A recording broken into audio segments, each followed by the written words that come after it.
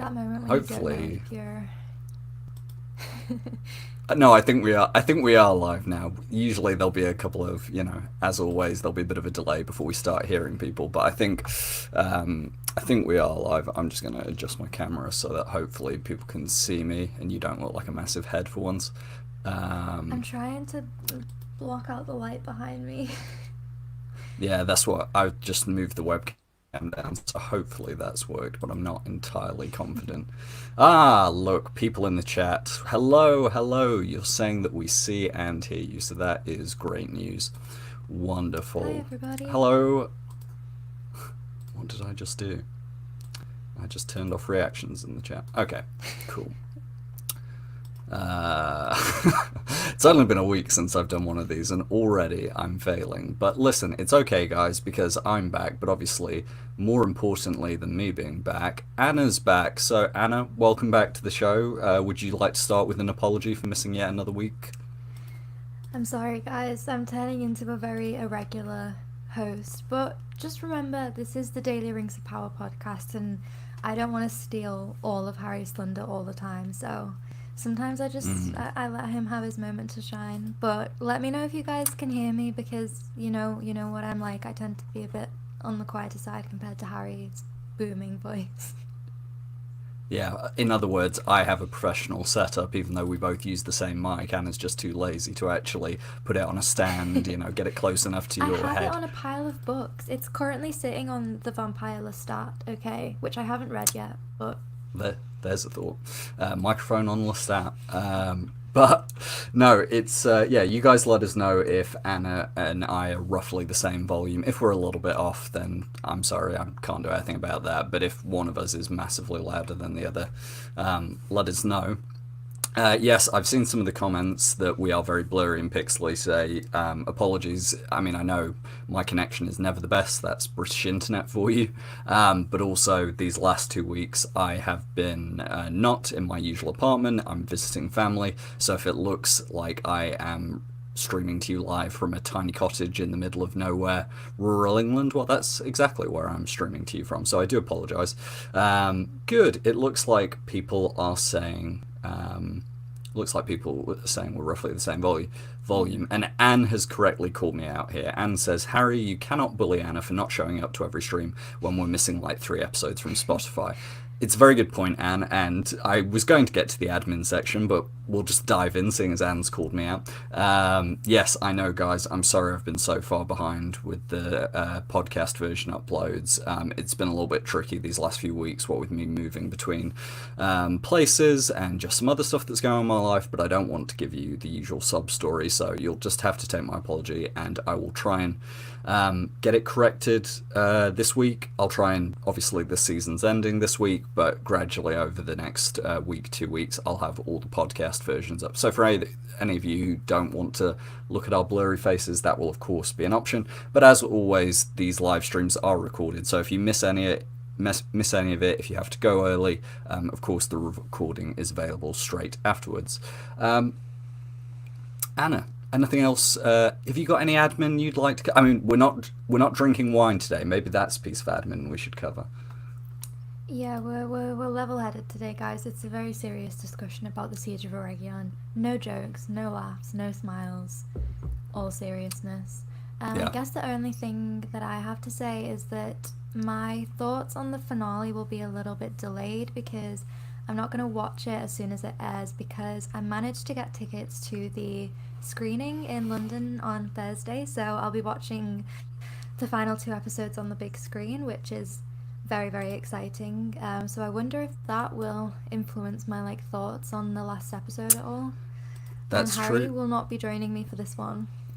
No, I know. And Anna has finally managed to escape me on going to the big screen. This is 3rd time's the charm. You've managed to go down to London and watch Rings of Power on the big screen without me. By the way, anyone in the chat who is going to the London screening, give us a shout in the chat. I can already see. I can see Halbrand's pouch.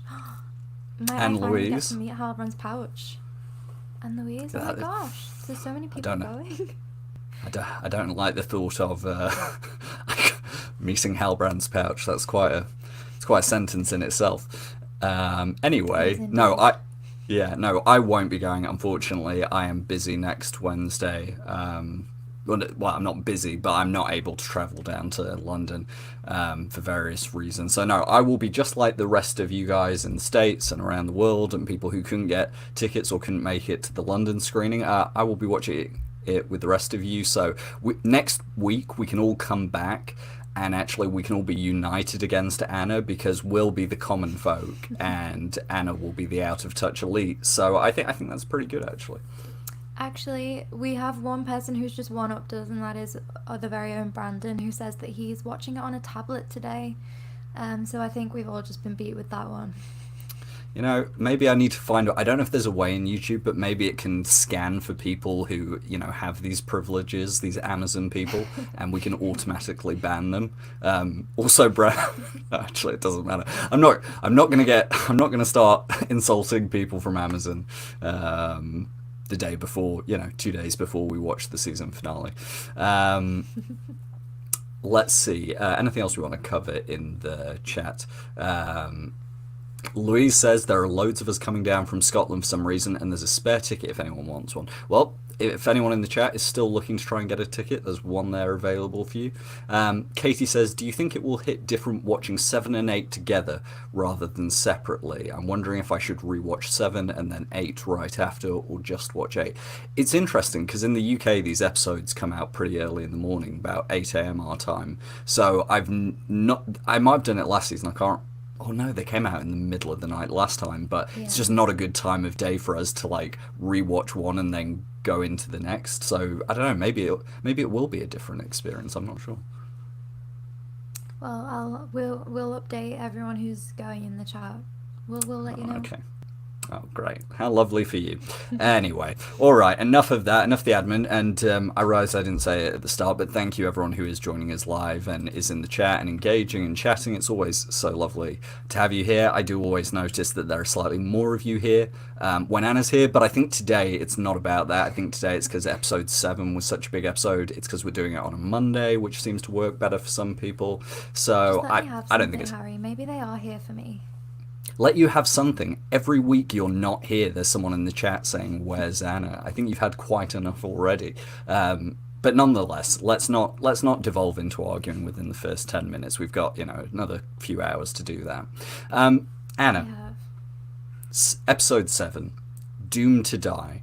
Let's start right at the top. What were your overall thoughts on episode 7, Doomed to Die? Like the first way that I described episode 7 kind of to myself was that I saw it as the opposite of episode 4, because my kind of opinion coming out of episode 4 was that there were a lot of scenes in it that I liked, but overall as an episode I didn't really enjoy it that much and I didn't find myself very engaged with it. But on the flip side with this one is that there were a few kind of individual scenes and a few nitpicks that I really wasn't a fan of. But as an episode overall, it was kind of like everything I wanted from an episode. It really feels like this is what the season has been building up to, And I think Charles Edwards gave the performance of the season in this episode. I mean, I think he's been doing that consistently, but in this episode, like, specifically, he just kind of blew it out of the park, Him and Annatar were definitely the highlight for me, and I think I could have just watched an hour-long episode of the two of them just interacting with each other. Just I think Bear McCreary tweeted out the other day that he sort of scored the scenes between the two of them as if it was almost like a boxing match, kind of the quips that they exchanged with each other. And it feels like you're almost watching a battle. It would cut away from the Siege of Eregion to the two of them interacting, but it wouldn't feel like you've left the battle. It would feel like you've just kind of shifted onto a slightly different battlefield. And it was just, the tone of the episode was just brilliant, and I think they really kind of hit their stride with the pacing as well. The pacing, the editing, everything. I loved it this episode. And again, I'm a half-foot enjoyer, but the more that they don't have it included in like episodes like this, the more that I'm like, we don't need it. At least not in this season, It's so much easier to fit everything we need in without it. Yeah, and I guess we'll probably be able to have a more rounded conversation about all the different storylines, the way they were divided, the Rune storyline, how that fit into all of it, once we've watched the season finale, and then maybe when we do an episode reviewing the season as a whole, and then we'll probably have a better sense of it. But I know exactly what you mean. As for my overall thoughts on the episode, I think I'm largely in agreement with you. I think it was probably, I don't know if I'm going to go as far to say it was the best episode of the whole series, across both seasons. I think it's very close. I think some of the other season 2 episodes might just pip it for me. And it's not because I don't enjoy big epic battle scenes. It's just that I think I had a few nitpicks this episode, and I think this episode works so well because of some of the hard work done in episodes 5 and 6, specifically when it comes to the Celebrimbor dynamic with Annatar, specifically as it relates to Eregion, Adar, Galadriel, Elrond. A lot of the stuff in this episode, as brilliant as it is actually achieved through all the hard work that's done earlier in the season. So I think this isn't me saying I didn't love it, because I really did, but I'm almost, it sounds like a weird thing to say, but I'm almost lowering the credit I give to this episode as a standalone, because I think that it is the beneficiary of a really good platform that it was given in the prior episodes. With that said, I'm with you. I mean, you know me. I've probably been the loudest voice for 2.5 years now, especially in terms of Tolkien content creators, I would say, in terms of praising Charles Edwards and, trying to actually fight the good fight on that. So it's been very difficult these last few weeks not to just tweet once a day, "I told you so, you utter mugs." But luckily I have a bit of self-restraint. But it has been, on the one hand, the thing is, on the one hand, it's been really lovely seeing all the praise for him, but at the same time, I'm kind of like, I don't think some of you deserve to praise him the way you've talked about him in the past. And at the end of the day, I'm just glad he's getting the praise. I'm glad that everything I hoped they would achieve with Celebrimbor, with Annatar, with this storyline this season, I think the only thing I could have asked for is more. And if that's my main complaint, then I think I have to admit I'm pretty happy, because if something's so good the only thing you can say is more please, then you can't ask for much more than that. I think I'm with you on the idea of more, and I know we've had this discussion before. You can't judge the show on the fact that it's only 8 episodes long, because that's all it can do, that's all it can give us. But there are times when I'm like, I think my main issue coming to the end of episode 7 was I have no idea how they're going to wrap everything up satisfyingly in like just over an hour. I just can't see it being done, especially when we have Rune and Numenor back in the next episode. I feel like this might be where the pacing kind of falls apart for me a little bit, just because they've got so much to do in episode 8. And I think in terms of wanting more as well, I've had a bit of an issue this whole season with, I wouldn't say the marketing, but things being given to us in the marketing and being made to seem like a lot more important to the story than they actually are when we see them. And it's things like Shelob, the Barrow Wights, even Damrod. And I love his scenes this episode, and I'll go into it like a bit more. But he's kind of gone as quickly as he's there. And I know that they're just kind of these plot devices, but when it's these things that are hyped up so much in the marketing and you see them for like a minute or two and it's gone, you're just kind of like, oh, okay. Yeah. And I mean, I'm not sure. Even the siege itself, I mean, I know it was just incredible, this off the scale battle, but and I think I'll talk about it a bit more because I don't think I'll explain myself very well now, but I did struggle at times to kind of keep up with the scale. And yeah, I don't know if I can explain it properly right now, but I really did. And that's what I kind of struggled with a bit with this siege. It felt a bit kind of inconsistent to me. Is that the word I would use? Yeah, I think, we were talking this afternoon, just kind of preparing for this call, and, talking about some of the things we want to talk about. And I said to you, I don't think my complaints about this are going to be the same as a lot of the discourse on Twitter. I think mine is more going to be about some of the structure of the episode and the way the siege was both. We will get into this obviously once we get into the specific scenes, but this is what I'll say to start the episode off in terms of that. The individual scenes of action and war and bloodshed and violence and and some of the stunt work and all that stuff all was brilliantly executed. Like, I have no problems at all with the actual action we saw, but the way, how can I put this, the way the siege was edited and structured was not always easy to follow. It did not always make a lot of sense, and I think in some ways the way it was edited actually undermined the scale of the siege. Yes. This will be easier to explain once we talk about the scenes as they come, because I can talk about how certain edits and cuts made me feel that way, but hopefully some people might understand what I'm going to say. But okay, we've talked about our overall thoughts. We're now going to go through the episode, and usually for those of you who've been to these live streams or listened to our breakdowns before, you'll know that we usually go through storyline by storyline. Obviously this episode is quite similar to episode 6 last year in a way, in that there's not much point going storyline by storyline because they're so interconnected. So what we're actually going to do today is we're literally going to go scene by scene. Maybe that will make things longer, maybe we'll go through things more quickly, we don't know yet, but it will allow us to discuss this in a way that is very structured, and that will help especially when it comes to talking about things like how the siege played out. So Anna, any other overall thoughts before we get into the scene by scene discussion?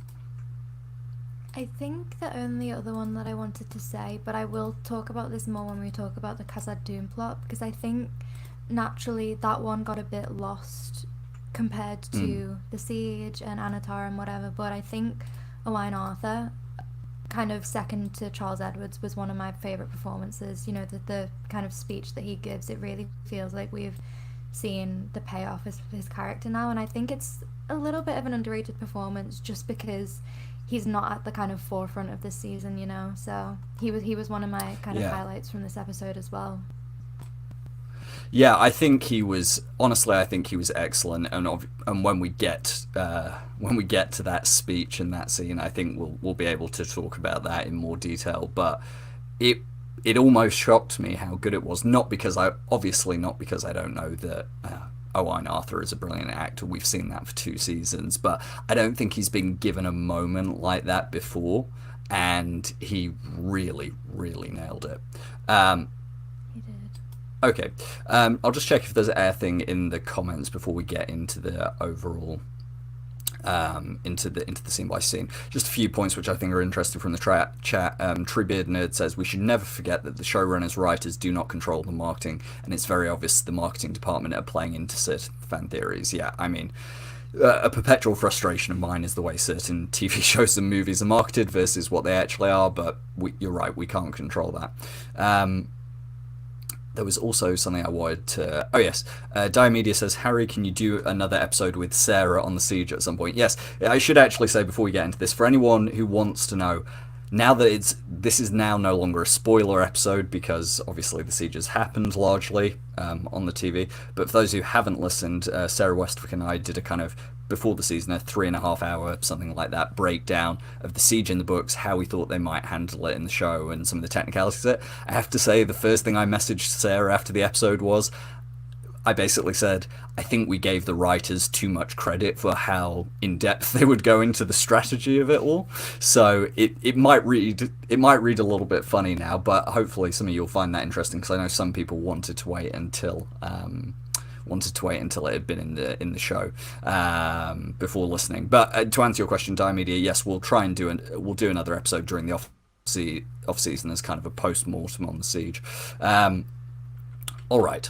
Okay, let's dive in, and we of course started off with what at first seemed like an unexpectedly wholesome scene. The camera, we have a cold open, it fades in from black.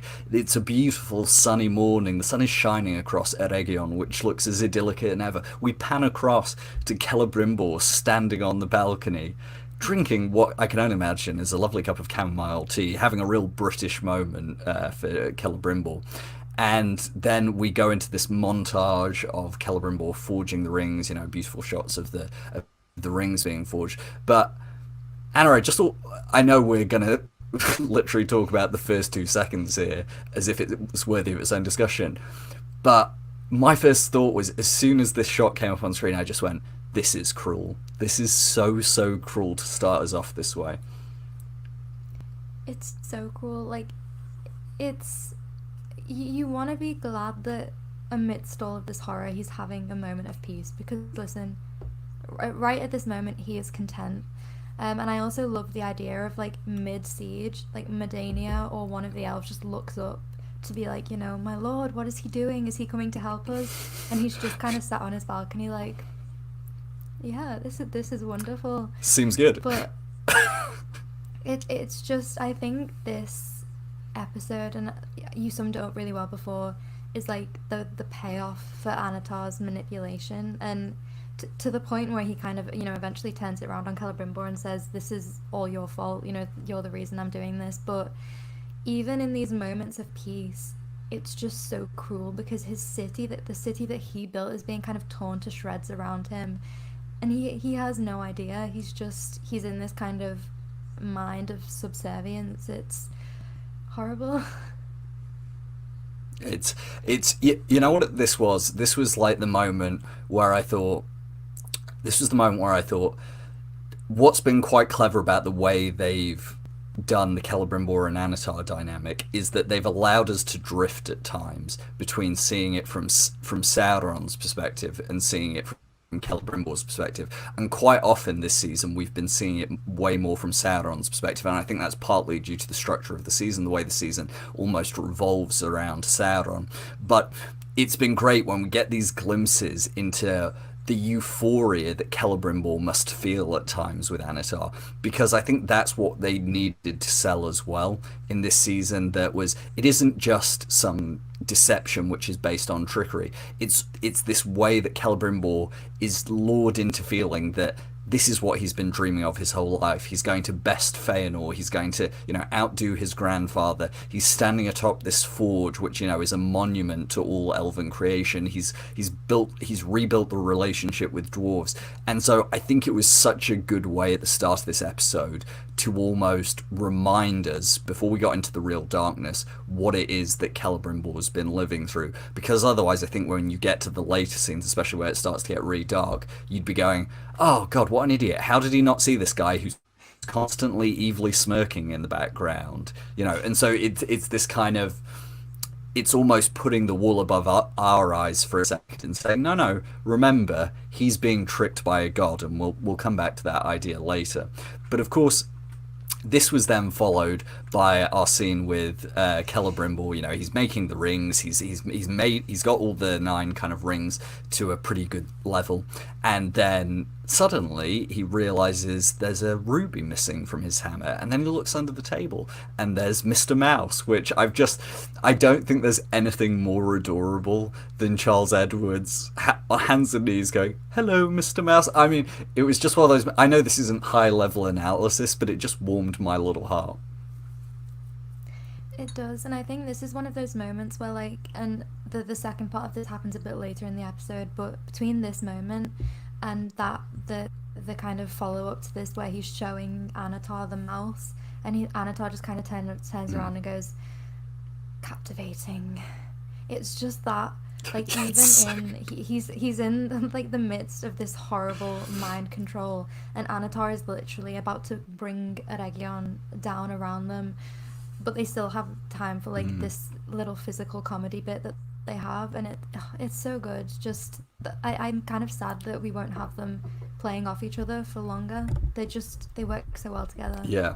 And Charles Edwards was just so charming. Oh, sorry. It's funny as well because it was a classic fandom thing where when I think the mouse was included, it was either included in a promo or next week on the episode, and people were going, what if the mouse is Sauron? What if the mouse is this or that? And it's a classic moment of fans over-analysing things to the nth degree, which is lovely, don't get me wrong. But instead, what I loved about it was the way it just immediately,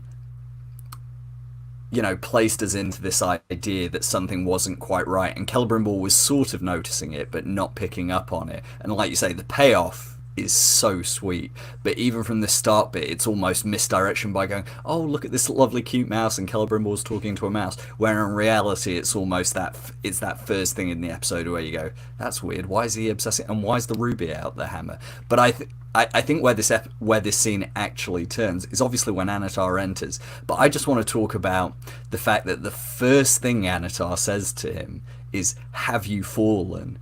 And obviously, in a literal sense, Annatar is saying, why are you kneeling on the ground? Why are you crawling around on the ground on your hand and knees? But the thematic idea of Annatar saying to Celebrimbor, have you fallen? As in, have you fallen from grace? Have you fallen from the light? Have you fallen into my clutches? I just thought it was such a barbed line and such a brilliant way to... Because I didn't know how they were going to start off this episode in terms of the dynamic between Annatar and Celebrimbor, but it was such a juicy little hook to get us into this scene. It's just that little nod, like it's such a subtle line, like have you fallen, because he's quite literally on the ground, but it's just that little kind of like, the eyebrow raise. And one thing I really like about this scene as well is the inclusion of the mouse is like, you've got to understand that like a lot of time has passed since Annatar got to Eregion. He's been there around Celebrimbor for a while, and I like the implication that he knows him well enough to know that in this kind of dream-like state where everything's perfect for him, he would have a little mouse companion on the floor who comes to visit him in his workshop and does like a little whatever the mouse does. But I like that he just kind of includes that in there. It's the funny thing, because obviously, like you say, when it comes back and it's the payoff, it's kind of like how much of it was intentional, how much can Annatar control down to the most minute detail. And I like that we don't really get the answer to this, because it's one of those things where often within Lord of the Rings, the small things which can come and save our heroic characters, sometimes it's quite ambiguous whether that's happening by chance, and usually when Tolkien uses the word chance or luck, what he's really talking about is divine intervention. And so I like that you can almost read this scene in a way to say, well, actually, was the mouse part of Annatar's designs, or was it outside of it and, a way of breaking Celebrimbor out of the loop? But I think what's most interesting, once you get past that, have you fallen moment, is this bit where Celebrimbor describes what it's felt like, what it's felt like to be in this loop, to have this peace, which he will later obviously regret. And he says, these past few weeks I have felt such clarity, and he talks about, when all the world goes quiet, he's able to just listen. And he has this beautiful line where he says, my work is but to let them share the secrets of their song, which I thought was a really, really nice way to kind of reference the music of the Ainur, the Song of Creation that started the universe in the Silmarillion. And it was, in a way, it does tell the whole, it tells what Celebrimbor, as we'll find out later, he always suspected there was something off about Annatar, but what he's lusting after is something very real. It's this idea of true creation. It's this idea of creating something that matters, that we've heard Celebrimbor say since Season 1, Episode 2, and that's one of the things I think I'll bring up pretty consistently throughout this episode. It feels to me like Celebrimbor, although he didn't get much screen time in Season 1, he's been one of the most consistently written characters across the whole show, in that you can go from his very first scene to any of the scenes in this episode, and we're almost hitting on the same thematic beats, the same character traits, the same things that are important to him. It's just, I think you are right that it's a very consistent performance, and I kind of hate that the casting issues meant that he was, I wouldn't say put on the back burner, because I don't think his story was integral to Season 1, but it's just one of those things where Charles gives such an impeccable performance every time, like delivering these lines with such impact that you're like, can we not just hold on to him for like a little bit longer?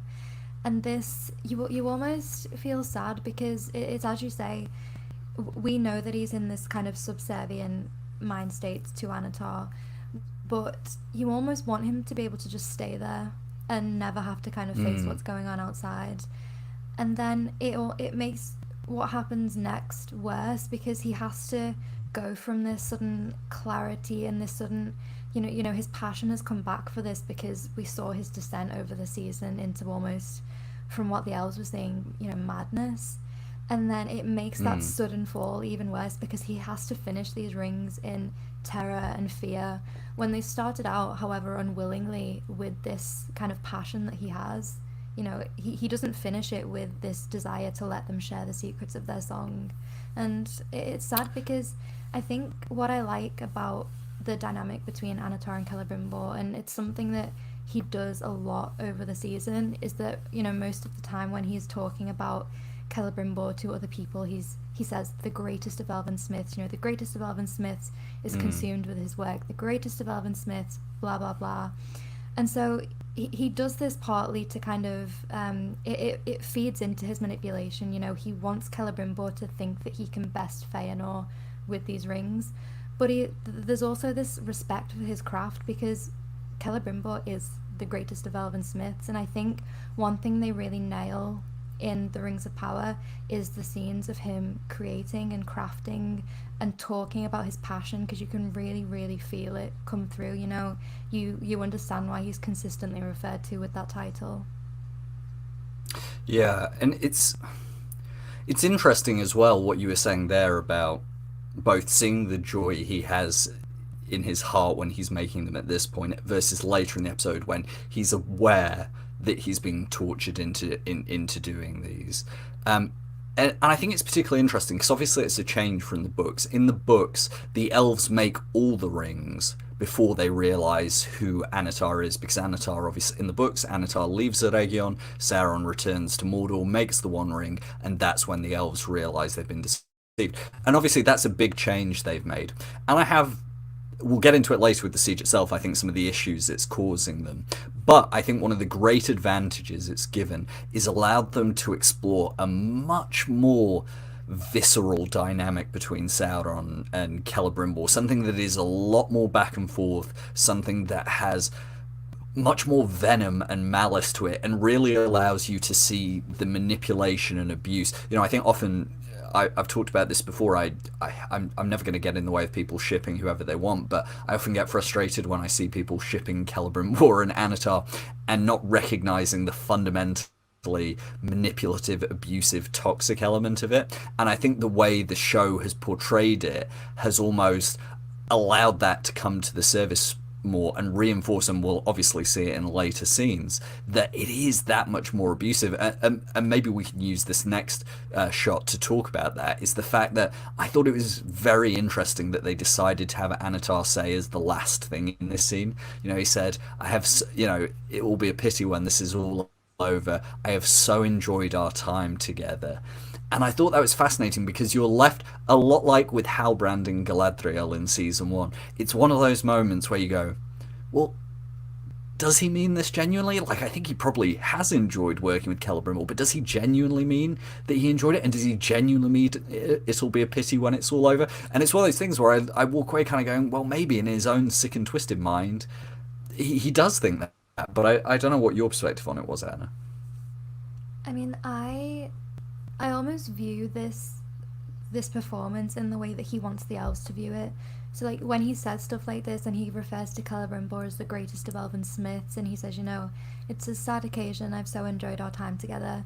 When I first hear him say these things, I just kind of take it as face value, and I'm like, oh, it will be a pity. And then I kind of have to stop, and I'm saying this whole thing is kind of this elaborate setup that he's intrinsically put together to get Celebrimbor to make these rings.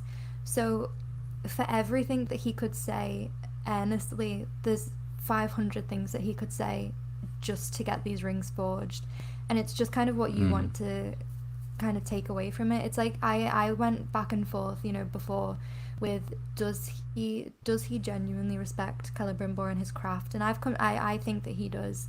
I think that the Yeah. sometimes when he says the greatest of elven smiths, there is that bit of like sarcasm and whatever in his tone, as if he's kind of saying this pompous title. But I do think that the thing about this is like the creation is such a big part of Tolkien's world that even characters like Sauron can't control the awe that they feel at the hands of it. Mm. And it's interesting as well when you think I like what you're saying there about there are lots of different ways to look at it, and he might mean it in a certain sense. And it's also interesting to consider that, as we've talked about in previous episodes, like when it seems that Annatar doesn't really understand how friends work, how friends interact Yeah. with Durin and Elrond, or when people are showing him physical affection by touching him on the arm. I think, when you look at the books and how Tolkien explains that when Sauron forges the One Ring and the elves realize they've been deceived, and they the way Tolkien describes it is from Sauron's perspective, they rebel against him and they betray him from Sauron's perspective. And so it's one of these things where you are, and we'll see this in a later scene, that I think he genuinely does think that this has been a wonderful time for both of them, and that he has been giving gifts and that he has been honoring Celebrimbor with his presence. And I think there is that really twisted sense that if you try and look through some of these scenes through Sauron's eyes, it's very possible he is being sincere in his own way, but I think there's a difference between him being sincere and us thinking that's a real, genuine emotion. I mean, it very much does just come down to what you want to take as face value from him. I mean, a few scenes after this, when Celebrimbor kind of finally pulls him up on all of this and says, whatever you've given me, this isn't a gift. He says, you sought peace and I gave it to you. And he says, I'm the one holding the sun above your head and keeping the storm at bay. And the thing about Annatar is that while he deceives, it's very rare that he outright lies. So he's not wrong. Celebrimbor wanted somewhere quiet Yes. to work. He's keeping the storm of Region at bay. He's keeping in Celebrimbor's mind the sun over his head so that he can go and enjoy a nice cup of tea on his balcony. But Celebrimbor never asked for it in this context. Do you know what I mean? So in Annatar's mind, he knows what he's doing is wrong, because Celebrimbor is at this point a means to an end for him. But there's probably like this kind of thought process of, well, I'm just doing what he asked for. This is how he wants to create the rings. He's having a great time forging them. What's the problem? Yeah, exactly. I'm going to go to the chat now because I feel like we haven't addressed the chat in this first 20 minutes too much. But just a few ones I picked out. Xenos says, I think Brimby saying, quote, these past few weeks is the line that is supposed to reiterate the siege has been going on for a few weeks. I totally agree with you, Xenos. However, I have an issue with it, which I'll come back to later, which is, up until this point, it seems like the siege has been going on for weeks, and then it feels like the rest of the siege plays out in 24 hours, which is an issue I'll come back to. But just some other comments I wanted to address. Halbrand's Pouch has an interesting one. Halbrand's Pouch says, I think what's key here is how Celebrimbor says everything has to end, as if he's eager to get out of this abusive relationship. See, I'm not sure I don't think the way Celebrimbor says it is in a particularly negative way. I think it's more he's unaware that he's walked into this trap. He's unaware that the jaws are closing around him, and so I think that line was more about him saying, everything has to end, and he thinks, well, everything has to end because we're going to finish this project, and that's going to be the end of the Rings of Power, our big project we were working on. But he doesn't know that the end that's coming to him is something much darker. Just gonna see if there's anything else we want to touch on in the chat.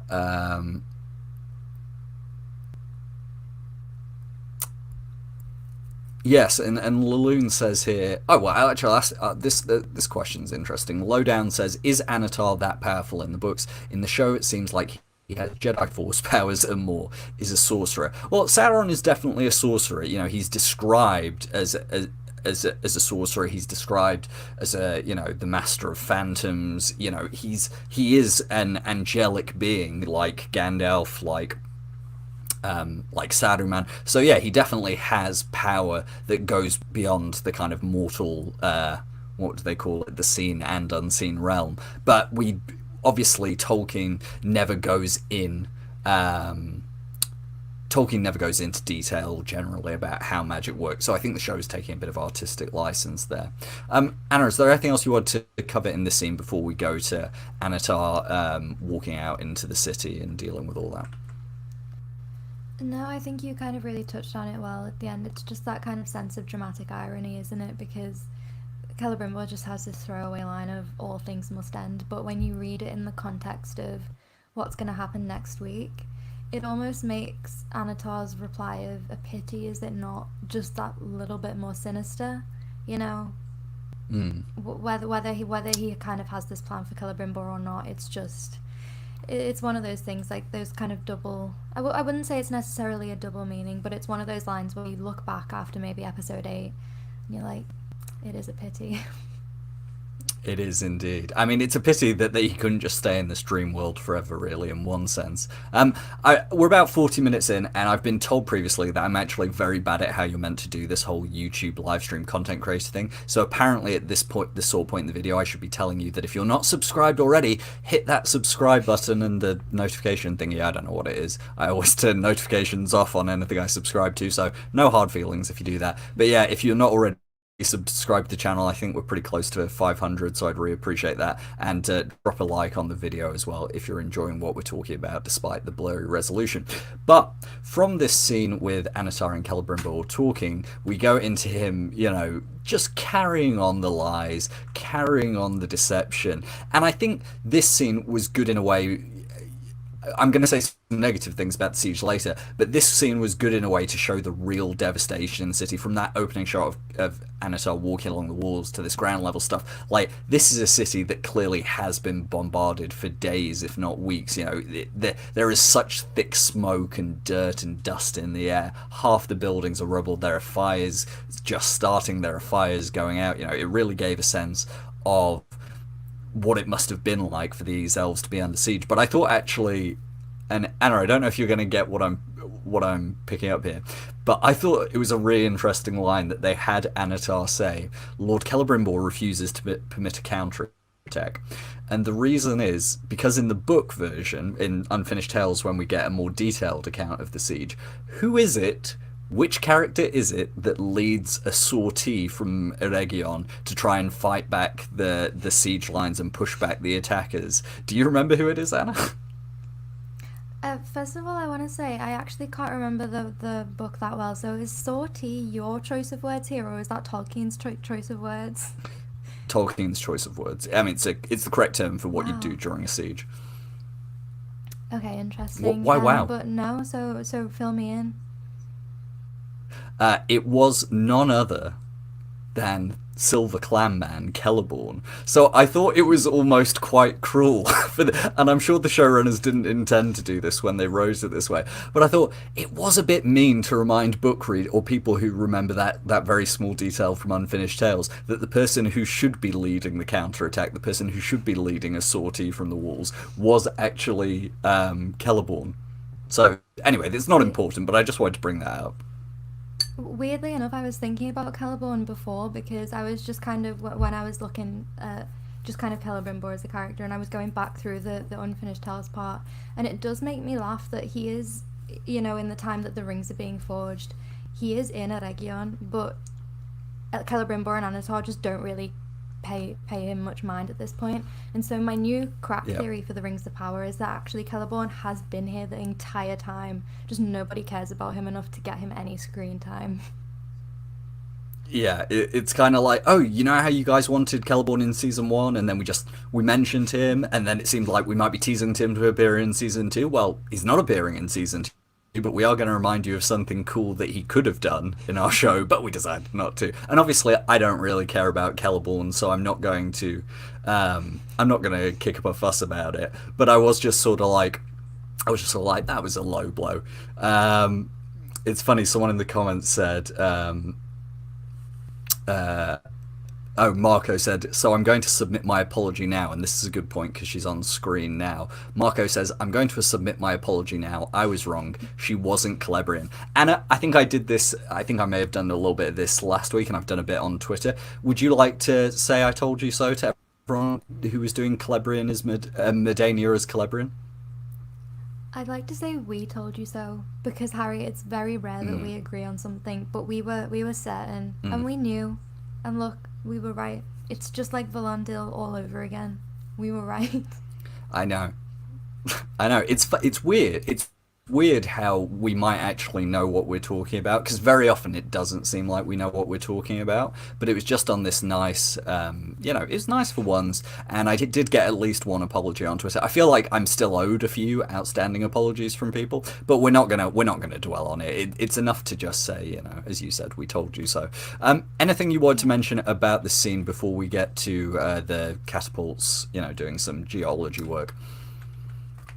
I think actually something I did want to touch on was kind of from what you've said about how this really set the scene for the siege for you and the kind of timescale of it, because I've struggled with the scale of the siege, but also the kind of time period, because I don't think the kind of throwaway lines about the amount of time that's passed do enough for me to kind of cement just how much has gone. And listen, I don't know what a real siege is like. You and Sarah kind of have all this knowledge about how they work and how it goes on and stuff like that.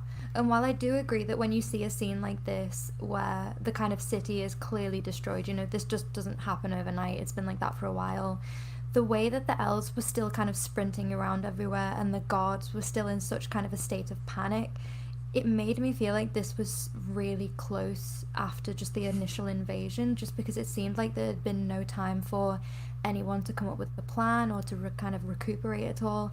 And I guess that kind of speaks to a region not being prepared for an invasion or a siege, and I understand that, but the kind of panic that was still here, like everyone running around, this could have been on like just the morning after the invasion in my mind.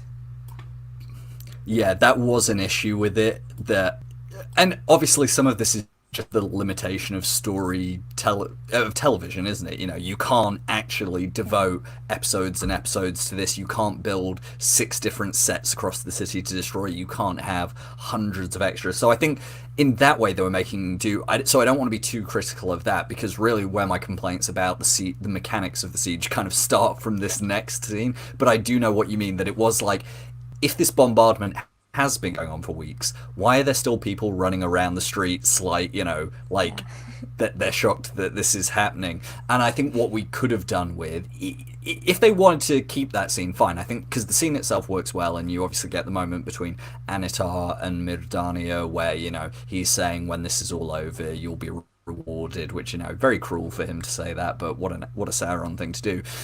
That would have all been fine if we'd also had, I think what we basically needed is, we needed a scene with Adar, because I always say it wrong, Adar and Glugor, the other orc lieutenants, basically saying, we've been bombarding them for weeks, the walls, are we ready to move on to, because basically what we just get is Adar saying, it is time, but you don't really know, say if you miss that line from Celebrimbor, then what you actually get as a very casual viewer is they started bombarding the night before in the previous episode, it's now morning, and they're like, we've done a night's bombardment, and now it's time to change to plan 2. So, it could have just done with a few extra things to basically have, someone in the comments, Louise is saying, there should be a mention of low food supplies, makeshift medical tents, like there could have subtle ways to show, whether it's dialogue between these guards and Annatar. So yeah, it needed a little bit more care and attention put to it. And I appreciate that some of this is budget issues, some of this is just time they have in these episodes and across the season. But yeah,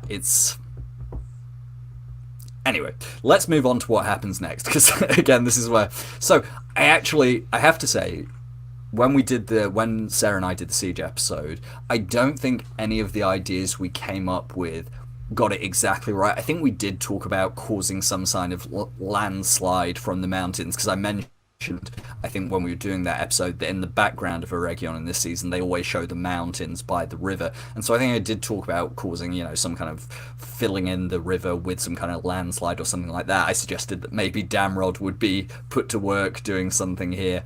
But I thought, in terms of, coming up with a creative way to do it, I mean, the VFX in these shots was gorgeous, amazing, like really, really well done. But again, this is probably something where it could have done with, like, they start bombarding the mountain and then it takes them a while. Like, I'm getting so nitpicky here, and I even feel really silly talking about this, but it was just a little. Yeah. It was like, I think for me it was a mix of, like, I like that they continue on with this almost natural approach to their problems. I really liked the way they did the eruption of Mount Doom in season 1, where it wasn't kind of like magic or anything. It was the rushing of water was the catalyst to make the volcano explode. So I like that they've kind of followed this idea of using the world around them in their advantage. The thing that made me laugh a little bit was that I was just like, those are very precariously placed rocks. Like, that's kind of perfect if you ever wanted to dam a river. So that's great. But I think, I will say, I think in terms of how else, sorry. No, I was just going to say that, in season 1, where we were basically, after episode 6, we were like, is that really how it works, like, in terms of blowing up a volcano? And then we had one of our followers say, actually, you could induce a kind of big explosive event through doing something like that. So that's, for those of you who follow them, Artanaro GG on Twitter. I actually saw Artanaro post again this week and say that this isn't completely unrealistic, depending on what rock it's made out of, depending on, lots of different factors. It might not be that difficult to actually cause a severe landslide. I think, like you say, that's fine. The only issue is that it does very much, especially in this shot, the way they framed it, it does look like there is one tiny rock holding up the mountain. And it's like, I know they were trying to sell the chain reaction, but it would have almost been better if we'd just seen a sustained bombardment of the mountain, which then, the rock face collapsed, rather than being like, wow, we really forgot to deal with that one rock there. Yeah, and I really like Halbrand's Pouch's comment of Adar has a triple PhD in geology and geophysics and morphology. And I think my favourite thing that we got from that scene, and I think that it was that scene, as they're turning the kind of siege weapons around towards the mountain.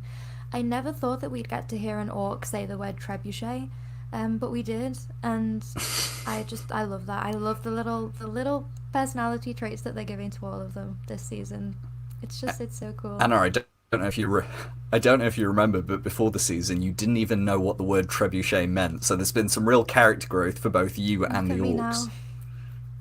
Look at you now. You and the orcs have been to school. Learning what trebuchets are.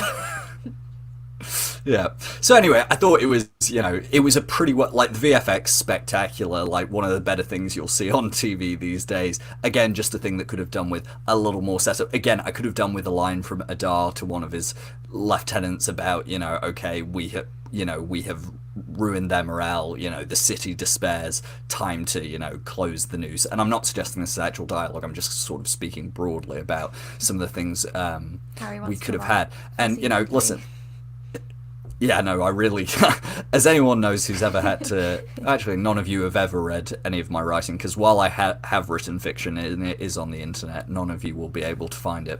What? Anyway, we're going to move on very quickly.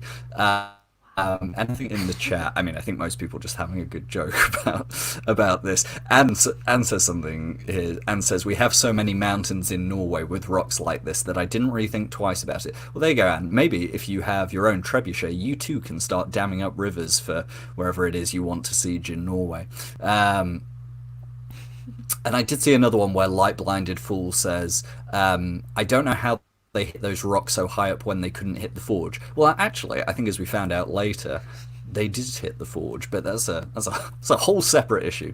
Anyway, so we then, the rocks fall, and from Arondir's perspective, we see, the water is flowing away, what's left of it behind this kind of man-made earthwork is slowly dissipating. That was great. I thought it was good. And they almost nailed this part, and I'll come back to it later. How they almost nail what should have happened here. They were so close. And by the way, everyone in the chat saying, Harry, what's your live journal? What's your way back machine? You're not going to find me on AO3 or live journal. It is elsewhere. But best of luck with that. So yeah, I thought this was all great, and I thought this shot was brilliant. This shot of the river draining away, and you remember that line, obviously, from Gil-galad. I think was it episode 3 with Galadriel, where he said, I have seen black clouds over white towers. I have seen rivers running dry, and obviously that was all meant to foreshadow this. But it was nice having a shot that was literally black clouds over white towers, rivers running dry. Am I going to talk about the wall? Jimmy, me and Sarah talked about the wall around Eregion in our 3 episode on the Siege of Eregion. Yes, it wasn't there in season 1. There is the line from Gil-galad talking about how the dwarf, there's 10 feet of dwarven stone protecting Eregion. So I think it's implied that as part of this building project where they made the tower, they also added walls. But also, it's a TV show. If they need to retcon a wall around a city to make a siege work, I don't care about stuff like, it's just fine. A little harmless retcon never hurt anyone. Then we got a very brief scene, which I thought was kind of lovely to drop in, which is where Celebrimbor first starts noticing something wrong. And I love this moment where he decides to mark the candle. And it was it was one of those, in a weird way, this whole plot line that's going throughout the first half of this episode of Celebrimbor stuck in this loop. I actually thought this is the first time I think I've ever seen a fantasy show introduce such a sci-fi plot well, because I almost felt like I was watching, The Matrix or an episode of Doctor Who, this element of being stuck in stasis, being stuck in a time loop. I just thought was really cleverly done, and I like that it was no one else who broke Celebrimbor out of it. It was his own intelligence and genius and kind of awareness that got him there.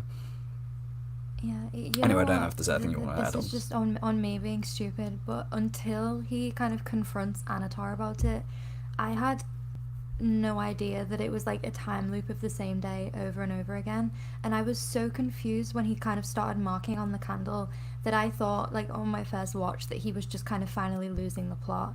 And I was like, okay, he thinks now instead of blowing out a candle, he's just going to draw on it instead. And I was like, that's okay. He's fine.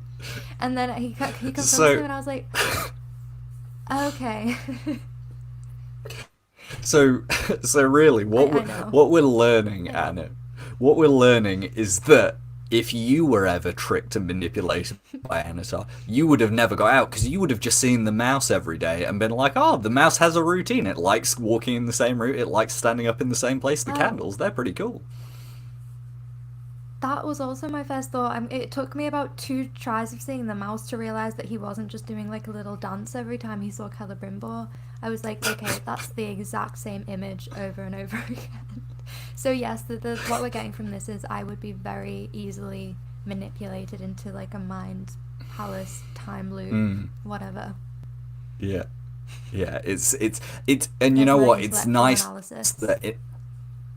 No, listen, I think that's great, but I also think that it was a nice way to put, because I know they did the whole kind of mind palace, torture dream sequence with Galadriel in season 1, and at the time I was like, oh, this is just a cool visual, but then reusing this idea, and I imagine they might use it again in the future as something Sauron does in terms of his manipulations, I think is a really nice recurring theme. But we move from there, and then we had this very brief, it's not that brief, but we have this sequence in Khazad-dûm where at first we have Durin talking to Navi about, Navi saying Eregion is under attack, the elves are calling for aid, and King Durin saying, it's more important now than ever that we get the mine, that we bring even more wealth so we can basically hold the world to ransom, go clear the mine out, don't care that my son and daughter-in-law are in the way, just get on with it.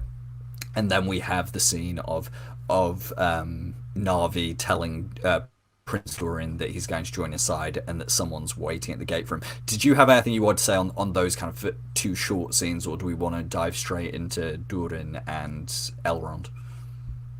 I think the only thing that I wanted to say on those was that was one of the scenes that I had to kind of look back on when I kind of got to grips with the timescale of these episodes, because I think the struggle to kind of grasp how long had passed in the siege also meant that when we kind of flashed back to Khazad-dûm, I was still a bit like, okay, how long has passed since the last scene we had with Durin and Disa?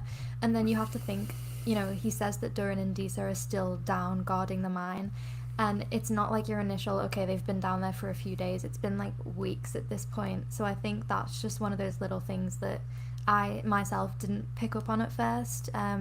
And I think we see more of the siege than we do of Khazad-dûm, but you've got to think that the mountain has been under the kind of grasp of this kind of king descending into madness for like weeks, if not months at this point. So I think it makes a lot of what happens a bit later in the episode make more sense, to me at least. Yeah, I think that's a really important point. Like, obviously, we don't know exactly how long it's been since the start of season 2 with Annatar arriving in Eregion, but I think, you know, we're meant to believe it's weeks, if not months, have gone by since that's happened. So in terms of the time that this ring has had, and I think one of the nice ways they've shown it, and it's not a small thing, but it is just a smart piece of set design, is each time we've gone into Durin's throne room, personal study, whatever you want to call it, his chambers, the pile of gold and treasure has just been getting more and more out of hand, to the point where it's becoming, you know, the Scrooge McDuck meme. We just get to see King Durin kind of doing backstroke through his throne room as he swims through piles of gold coins. So I thought that was a nice touch.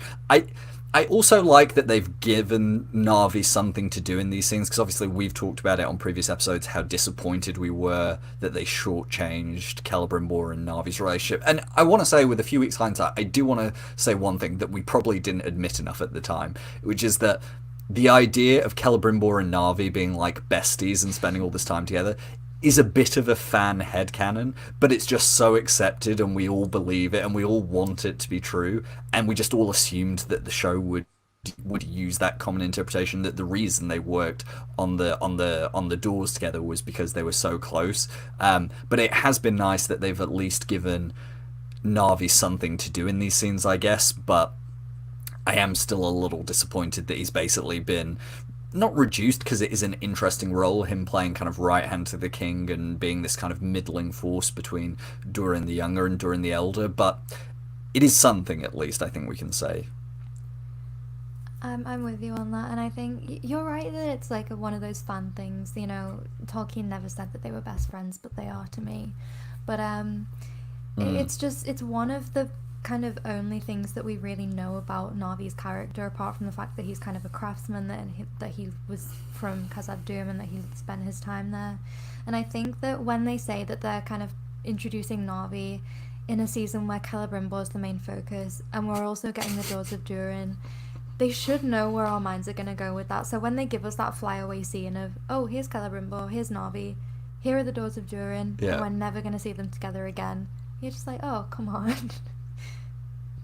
Yeah, and this will come back again, because I want to talk about later Elrond's company and Rian and Camnir and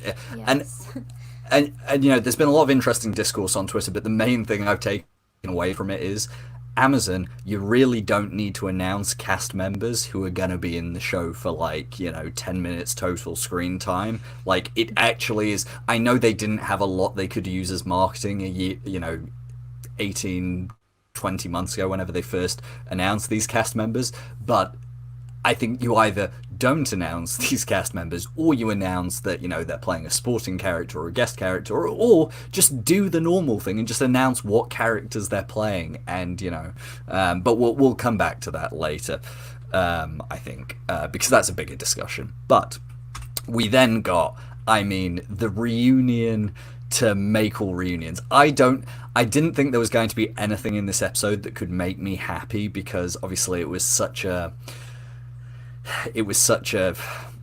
I don't know, when you see these two on screen together, when you see Rob Aramayo and Owain Arthur sharing a scene together, it's like whiplash in the best way, where you suddenly remember all those scenes again in season 1, and you suddenly go, oh my god, those were some of the best moments in season 1, and it's made total sense they haven't been on screen together in season 2.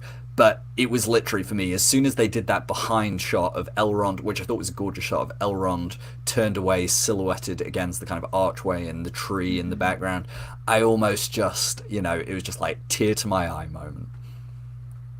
It was, and I know that it's a happy reunion, but when it kind of, as you say, you see that shot of him from the back with the tree, and the Elrond half-elven theme plays over the top, like just really gently. It really choked me up for a second, and I wasn't expecting it. And then you get Elrond with, as Durin says, his flowery-tongued introduction, and he says, "My heart sings to see you, old friend." And we get the "you tidal-haired, flowery-tongued flagpole." And I'm not gonna lie, my first thought when Durin said that is that I would love, I know that we won't get it, but I would love a scene where Elrond finally reunites with Círdan down the line and tells him that Durin said that I was tidal-haired. Círdan would love that. He would see it as such a compliment. But also, what a brilliant Middle-earth way to describe that someone's hair has got longer and curlier. Like, because Elrond's hair in the first season was kind of slicked, it was that more kind of coiffed, brushed back look. But now he's got these gorgeous, luscious curls. And I like the way that Doran's also basically going, oh, you've prettied yourself up, haven't you? You can't have been going through that harder time because you've been spending all your time filming a Maybelline advert. But you're right, it was really, really heartwarming, and I've seen people in the chat saying it made me cry, brought a tear to my eye.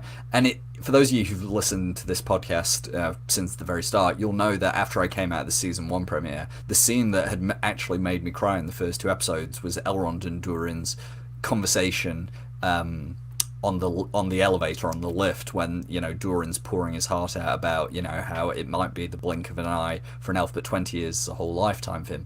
And I think it was probably about episode 6 or 7 last season, Anna, where we kind of had this epiphany moment where I remember it was halfway through an episode and we just said, are they a better friendship than, is it a better and more deeply and more, kind of intricately portrayed friendship than even Legolas and Gimli? And I think we arrived at yes. And I feel so comfortable about saying that now because we haven't seen them together all season, and it took 30 seconds and I was already like, my beloveds, thank you so much for getting a scene together.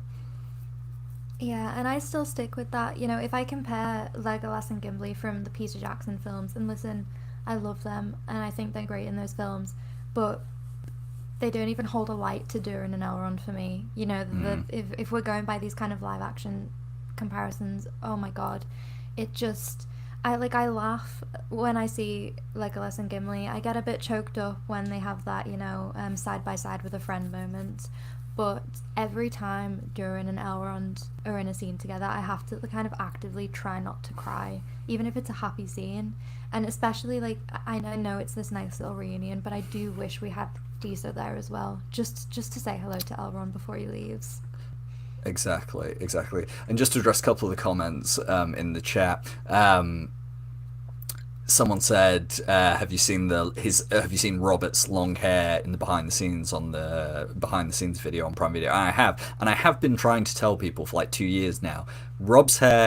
Elrond's hair in both season 1 and season 2 has never been a wig. It's always been Rob's hair, but for some reason people didn't want to believe this. So I'm glad people now seem to be realizing that this has just been Rob's hair both seasons, just in different styles. And then I think it's basically everyone in the chat agreeing with us, at least when it comes to the movies. And I know in the books you get slightly more depth, but I think whereas the movies kind of flattened the relationship between Legolas and Gimli, this show has, obviously in some ways it's an invented friendship, but it has so much depth that you just love seeing it in every scene. And of course this scene ends with what I think all of us were expecting, which was Elrond's going to go there, he's going to ask Durin for help, because as we know in the books at least, the dwarves are going to come to the aid of the elves at Eregion, and we'll come to this later because I still have some theories on how this might play out. But let me ask you this, Anna. At this point, did you just think, as I did, okay, they're just doing the plot from the books, or did you foresee that something was going to go wrong? No, because I like to think of myself as a bit of an optimist, and I thought they've given us this lovely, heartwarming reunion between friends, Elrond has gone to plea for aid with Durin. He tells him that Celebrimbor is in danger, and that's another moment where I was a bit salty about the lack of showing of the relationship between Celebrimbor and the dwarves. But I digress. We've talked about this already. Yeah.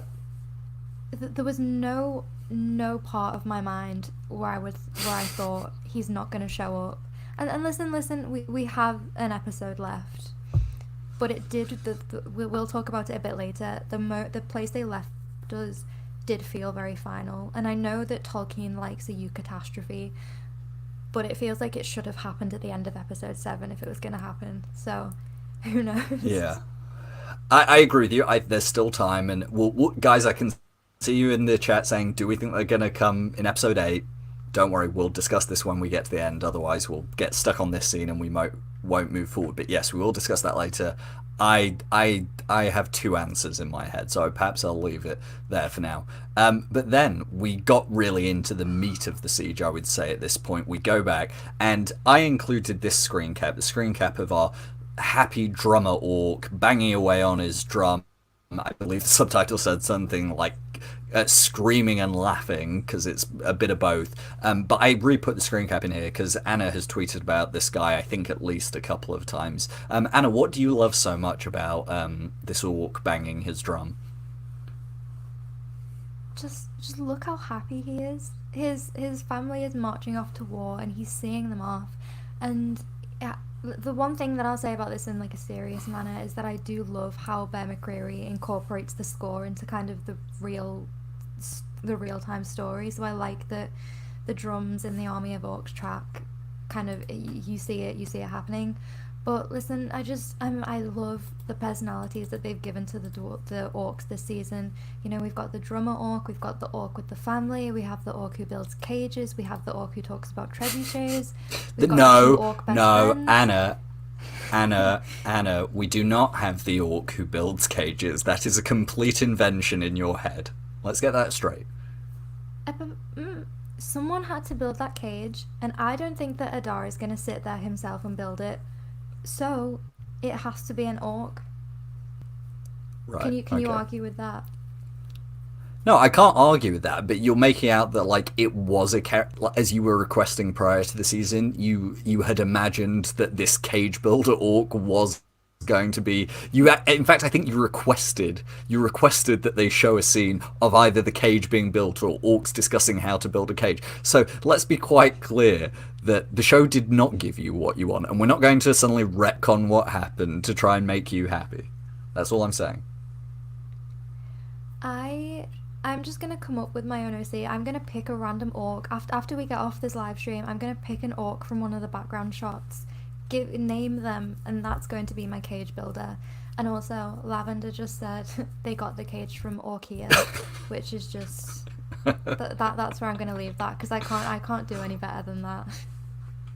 No, Orkia, absolutely fantastic. No complaints with that. So then, like I said, we get into the meat of the siege, and this is where I was like, okay, I think they're doing this bit of the siege really well. You know, they'd done a really good depiction of this kind of muddied riverbed. They were having to put down duck boards to move their siege engine across. And I obviously knew all of this because I'd seen the leaked behind the scene pictures of the set, so I wasn't shocked by any of this. But seeing it on screen, I was like, yes, this is a really good depiction. Like, obviously it's not perfectly realistic as a historical siege would go, but I thought they've put enough care and attention. Like, they've noted that the riverbed should still be re-muddy. But here is this, and we'll notice this later when Elrond's army arrives, they are a little inconsistent about how messed up this riverbed is, because it should be. And this is, again, going back to our problem of, like, it's not clear how much time has passed, because it's like, if this is literally the day of or the day after the river's been drained, no way you're getting an army across that. Never mind the siege engine, you're not getting an army across a riverbed that has only just, as the water has only just gone away. And this is the moment where, like, you know, in that previous scene when Annatar's saying, prepare for ground assault. By the way, I know it's a fantasy show and it's difficult to come up with the right term for this because you can't use modern military terms, but ground assault was not the term to use, especially not when you were then going to have the guard repeat it back to him. I was just like, it took me out of the scene for a second. I was like, why are you saying, like, just say man the walls, or, you know, prepare for siege ladders, or say anything. Ground assault made me want to throw up in my mouth. Like, I know I'm being so over dramatic and this is such a nitpick, but it was just, it was like I had a gag reaction to them saying, you know, prepare for ground assault. It was like, bleh. No, you know what? I know exactly what you mean, and I had a really similar reaction to something that Navi says later in the episode. And I actually don't know if this is something that someone says at any other point in the Rings of Power, because it might be, and it might just be the first time that I picked up on it. But Navi says, like, gunna, like Gonna. And I don't know why, but that, like, really took me out of the scene for a second, because I was like, gunna? That just doesn't seem like right. But yeah, I know what you mean. It's like, why is Annatar the Deceiver saying prepare for a ground assault, you know? But I like the comment that we got from who said it? Okay. Oh, Marco says kudos to the engineer orc who designed the Ravager, and kudos to all the other orcs who are, like, moving it along with the little planks. They're just they're working as a team. Yeah. No, I mean, like, like I said, they're using duck boards for the siege engine. Like, that was great. And I'll tell you what I will say I really liked about the way they shot this part of the siege as well. It had a very World War One feel, in terms of it very much looked like an army crossing no man's land. The mud, the pools of water, the bodies that were strewn across it. And obviously when we think of Tolkien's inspiration for the wars he writes about, World War One plays a big role in that. So I really do like the way this scene was depicted. Again, I just think, you know what I would have loved? Instead of Annatar saying, you know, prepare for ground assault, I wish you would have said, you know, it'll only be a matter of days before the ground has dried enough for them to advance across to the wall. You know, because then again, but if you just had a line like that, that adds, in the viewer's mind, that adds another few days into the siege timeline. You're already going, okay, when I next see the army assaulting, time has passed again. Instead, it looks like we got the scene of Arondir watching the river be drained, and the orcs were like, right, get your wellies on, lads. Time to run across the river. But yeah, I'm being again, I appreciate this is all very nitpicky, but this, like, as someone who spent 3.5 hours talking about how the siege could be trade, I'm not going to be one of these people who's going to nitpick over, like, other stuff. This is my, you know, actually moment where I push up my nerd glasses and get a little bit, you know, a little bit annoying. So Anna, shall I move on before I annoy people even more? Let's move on. Okay, let's move on. Because then we get on to, I don't know if this is the best scene of the episode, or one of the best of the whole series, but quite frankly, the next 5 minutes of screen time, you're just like, oh my god, this is everything this season has been building up to. This was a scene, like, we've talked a lot about pacing this season and how certain times the editing felt rushed or scenes felt rushed. This scene was so perfectly paced. The way it built from this initial moment of Annatar coming up the stairs, you know, trying to find out what's happening with the rings, Celebrimbor shushing him, which, by the way, what a lovely little moment to show the power dynamic had shifted. Having the first thing Celebrimbor does in this scene is silencing the Deceiver, not allowing the Deceiver to get another word in before he can make his point. And that's the moment for me where I was like, he's out, because he's not waiting for an explanation. He's not saying, can you explain, have you noticed this mouse? He's shushing him and saying, watch. And I thought, oh, it was like, it's such a small moment, but you just know that in that moment everything's changed. And I think they just play off each other so perfectly, because, as you say, you know from this moment that Celebrimbor is out. He knows, well, he's got a feeling of what's going on, but at the same time, you know, Annatar doesn't even say anything, but you see the twitches in his face and the twitches in his eyes, and he's not used to being shushed, and he's not used to being kind of brought up on things like this. And it's this moment where he says captivating, and there's this kind of, like, simmering anger behind his eyes. But I think what Charlie does really well in this scene is that he goes from, he has this moment, and we'll get on to what he says exactly, but where he's kind of like screaming, almost shouting at Celebrimbor, and then it's just like silence. And I think the silence is almost scarier. He's just, Yes. he shifts from something kind of unhinged to just something completely terrifying in this scene. And then at the same time, you have Charles Edwards just giving the performance of a lifetime across the room, and you're just like, this is the scene of the season for me. Exactly. And like you say, it's the way, Charles is brilliant throughout. I mean, they're both brilliant throughout it, but Charles is brilliant in showing this kind of the moment the kind of the last straw in Celebrimbor's sanity breaks, and that's basically what we watch across this whole scene. But in a way, like you say, it's almost more interesting to see what Charlie's doing as Annatar, because like you say, at the start of the scene, he's almost condescending, the way he goes captivating, and then he says, whatever this epiphany you've had is, we do not have the time for it. And it's almost, he's treating him like a child, he's treating it because he thinks that he's still his pet at this point. And I'll come back to this idea of Celebrimbor being like his pet later, because later in the episode there's imagery which is very much kind of reinforcing that idea. But so we get this moment that we talked about earlier where he says captivating, stop showing me your mouse, you simpleton. And then Celebrimbor shows him the mouse, he tells him about the ruby, he shows him the embers, and then he shows him the candle, and we have that moment, like you say, where Annatar says, you sought peace, I gave it to you. And I think this is the moment where book reader, TV only viewer, this is where you understand the whole double-edged sword of what Annatar is, when Celebrimbor says to him, whatever this is hardly a gift. And obviously in this moment he's referring to this illusion he's been given. He's referring to being locked in this time loop so that he can continue his work.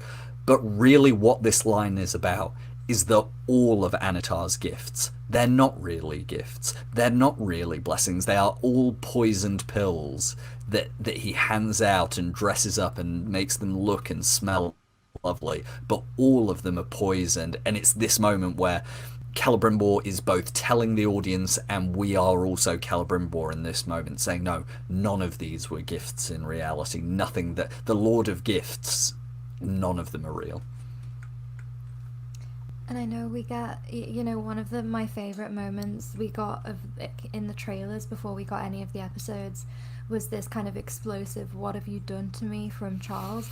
But it's this one just after he says, this is hardly a gift, when he just pauses for a second and you can just hear him breathing, and he just kind of whispers, what have you done to me. It's that moment that I just wanted to cry for him. And then I think it's just such a gut-wrenching line delivery. And then the response from Annatar, he says, done to you, and he looks genuinely confused, and he says, you welcomed my instruction, you practically begged for it. And he almost continues with that condescension, and it's like throwing that back in Celebrimbor's face now that he knows he's kind of emerging from this deception. It's just they're incredible, but I just wanted to punch him right in this moment that you've screen capped. And it is. And the weird thing about it is, obviously, he's not entirely wrong. And this is the whole thing with Sauron. There is a truth in there, but it is such a small grain of truth. Because, yes, Celebrimbor did welcome his instruction. Yes, he did want to learn these secrets from this Lord of Gifts, from this emissary of the Valar. But, of course, you can't accept a gift if it is falsely given. You can't be thankful for what was actually a betrayal, a manipulation. And so it's always the same. And we talked about this a lot in season 1, where people say, well, Halbrand never technically lied to Galadriel. He never directly lied to her. And you're always like, and the big frustration I always had when talking with people about that was that an omission of truth is still a lie. A white lie is still a lie. A deflection is still a lie. And this is the thing. And what's been interesting is seeing how people this season have been more able to pick up on it with Annatar and Celebrimbor. And I know partly that's because Halbrand was designed to fool the audience as well as the characters, whereas in this season the audience isn't being fooled at any point. But it's almost like the curtain's been pulled back now, and we're watching it be pulled back for Celebrimbor, but for everyone else, we already know it. And I think it was really interesting that they had Celebrimbor say, no emissary of the Valar would do this. And it's interesting because I think what he's addressing there, because at this point he still doesn't know about the mithril, that comes next in the scene. He doesn't know for sure, what exactly is happening. But I think the bit he realizes that's wrong about this is that he knows that what the Valar, or one of the representatives, wouldn't do is tell lies in order to bring something into creation. And I go back to the Silmarillion, where after the two trees are destroyed, the Valar ask Feanor to give up the Silmarils so they can maybe break them open and heal the two trees. Now, that was a huge thing to ask Feanor, and he says no, and he has his reasons, and we can talk about that another time. But the point is, even when asking something as great as that to create something, the Valar did not lie to Feanor. And I think it's that part that Celebrimbor recognizes, is that it's not that the Valar couldn't do something which is domineering or controlling or maybe something beyond mortal comprehension. It's that it wouldn't be done through subtlety. And the reason I use subtlety is because subtle in our modern language, we don't necessarily assume is a negative word, but in Tolkien's writing, subtle almost always means cunning or manipulative or deceptive. And I think it's that part that Celebrimbor picks up on. It's not that he recognizes that at this point that making the rings is evil. He recognizes that, as Annatar said to him a couple of episodes ago, trying to create something while engaged under a cloak of deception is fundamentally what's wrong here. Yeah, I was going to reference that actually because, you felt the horror in that moment when Celebrimbor realised that indirectly he'd kind of brought a creation into the world based on a lie. So I think he's realising that he's in front of someone now who's doing that intentionally and who's kind of forced him to do that as well. This is his moment where he's like, okay, all of my creations since the three rings have been tainted by whatever this emissary of the Valar has come here with. And because at this point, until he kind of throws the Feanor's hammer out of the window, he still doesn't know that the siege is going on outside. Yeah, exactly. And I think then where it, as we get to that moment where he throws it, there's two really interesting things that happen. One is this first line Annatar says, where he says, all to give you, I have given you, as you said earlier, where he says, I've been holding the storm at bay. I've been holding the sun still above your head, all to give you this one chance to prove your worth. And there's so many layers to all these lines. The holding your sun above your head is meant to extol his power as an emissary of the Valar, even because he's still trying to make out that he's in the right here. Because if you've read the Silmarillion, you know that it is the Valar themselves who set the sun and moon into motion after the death of the two trees. The sun and the moon are literally taken into the sky by Maiar, being similar to Sauron. So it's almost that reference to, no, I am a god. I am an emissary of the Valar, because the Valar, they set the sun and moon in motion, and all I've done is halted their progress above your head to give you this piece. And then he says, all to give you this one chance to prove your worth. And it's going back to this idea that the bait he has set for Celebrimbor since the very first episode, since his very first line when he's emerging from the forge, is that, no longer will be remembered as the mere scion of Feanor. And he repeated it again last episode when he said best Feanor, and he talked about, he keeps bringing this idea up. And he's still at this moment, because he realizes he's losing control over Celebrimbor. So his last gambit is to once again go, your heart's greatest desire is to not only live up to Feanor, but to go beyond him, to prove that you are a worthy heir to Feanor, and to even go beyond him. And I found it so fascinating that this was his last gambit, because I want to talk about the last thing he says before Celebrimbor throws the hammer, but I thought that, in terms of invoking Feanor one last time, was fascinating. It is really interesting because, there's this panic that's set in because he can feel Celebrimbor pulling away, and it's like, I think he knows that his illusion's falling apart at this point. And the thing I think we spoke about before this season came out is that the one thing we wanted from Celebrimbor is that he fights back, and he has that backbone, and he has the fire in him. And I think that that works in both ways because he uses that fire to kind of stand up for Annatar. You know, as we said before, he shushes him and he gets what he needs to get across. But that fire as well is kind of the Feanorian in him. So Annatar sees that kind of being stoked at this moment. And I think that's his last thing. He's like, okay, this fire he can either use against me or I can use it against him. And listen, he gives it his best shot, but... He does, and you make a great point there about one of the things we've wanted to make sure is that they retain that bit from the books, that Celebrimbor doesn't, you know, go gently into that good night, so to speak. He fights back, and he has resistance to him. And I've got some issues with the way the sieges play out in terms of how it might be reducing that aspect of Celebrimbor and Sauron's relationship slightly. But in this moment, I think it's a great way. But the thing that I think is interesting and it tips him over the edge, and for some reason I forgot to take a screen cap of it, is that the last thing Annatar says to him before he throws the hammer is now. And like you said earlier, this is where he's lost his temper and he's going unhinged. And he says, now, I want the 9.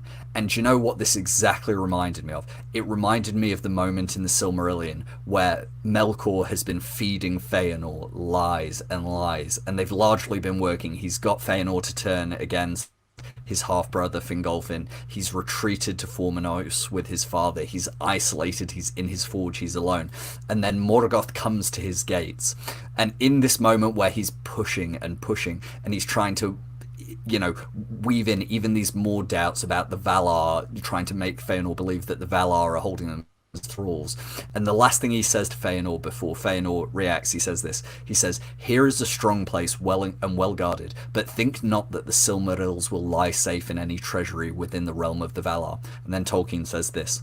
But his cunning overreached his aim. His words touched too deep, and awoke a fire more fierce than he designed. And Feanor looked upon Melkor with eyes that burned through his fair semblance, and pierced the cloaks of his mind, perceiving there his fierce lust for the Silmarils. Then hate overcame Feanor's fear, and he cursed Melkor and bade him begone, saying, get thee gone from my gate, thou jail-crow of Mandos. And he shut the doors of his house in the face of the mightiest of all the dwellers in Aer.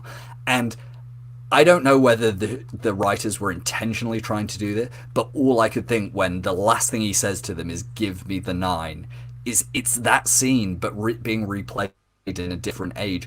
It is him showing his hand and saying, it's not that I want to make the rings, I want to possess the rings, and I want you to give them to me, not to the men, I want you to give them to me.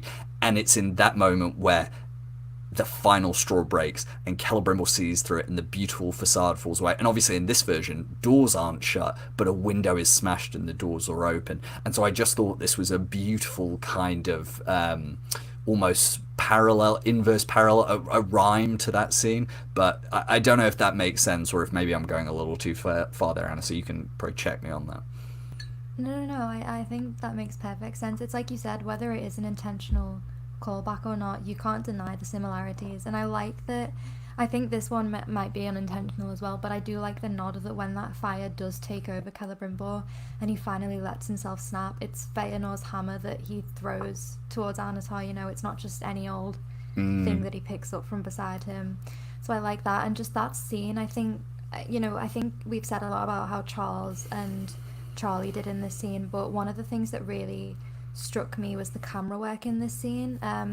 It's just a little bit before this, but one of the moments I really liked was when it kind of follows Charles around the forge, you know, from behind, and then it kind of loops around to the front of him and we get that shot of him crying. But also the sound design, you know, it's very isolated and quiet, and it's that moment that he throws the hammer and the sounds of the siege come through the window. It's like I don't think I realized how enthralled I'd been with that scene until that happened, because it almost kind of gave me a bit of a fright. I was like, oh my gosh. I think it gave me a bit of a visceral reaction, that sudden reminder that there's stuff going on outside this room. Exactly. it was really strange how you almost don't notice during that scene how quiet it is, and then the moment Yeah.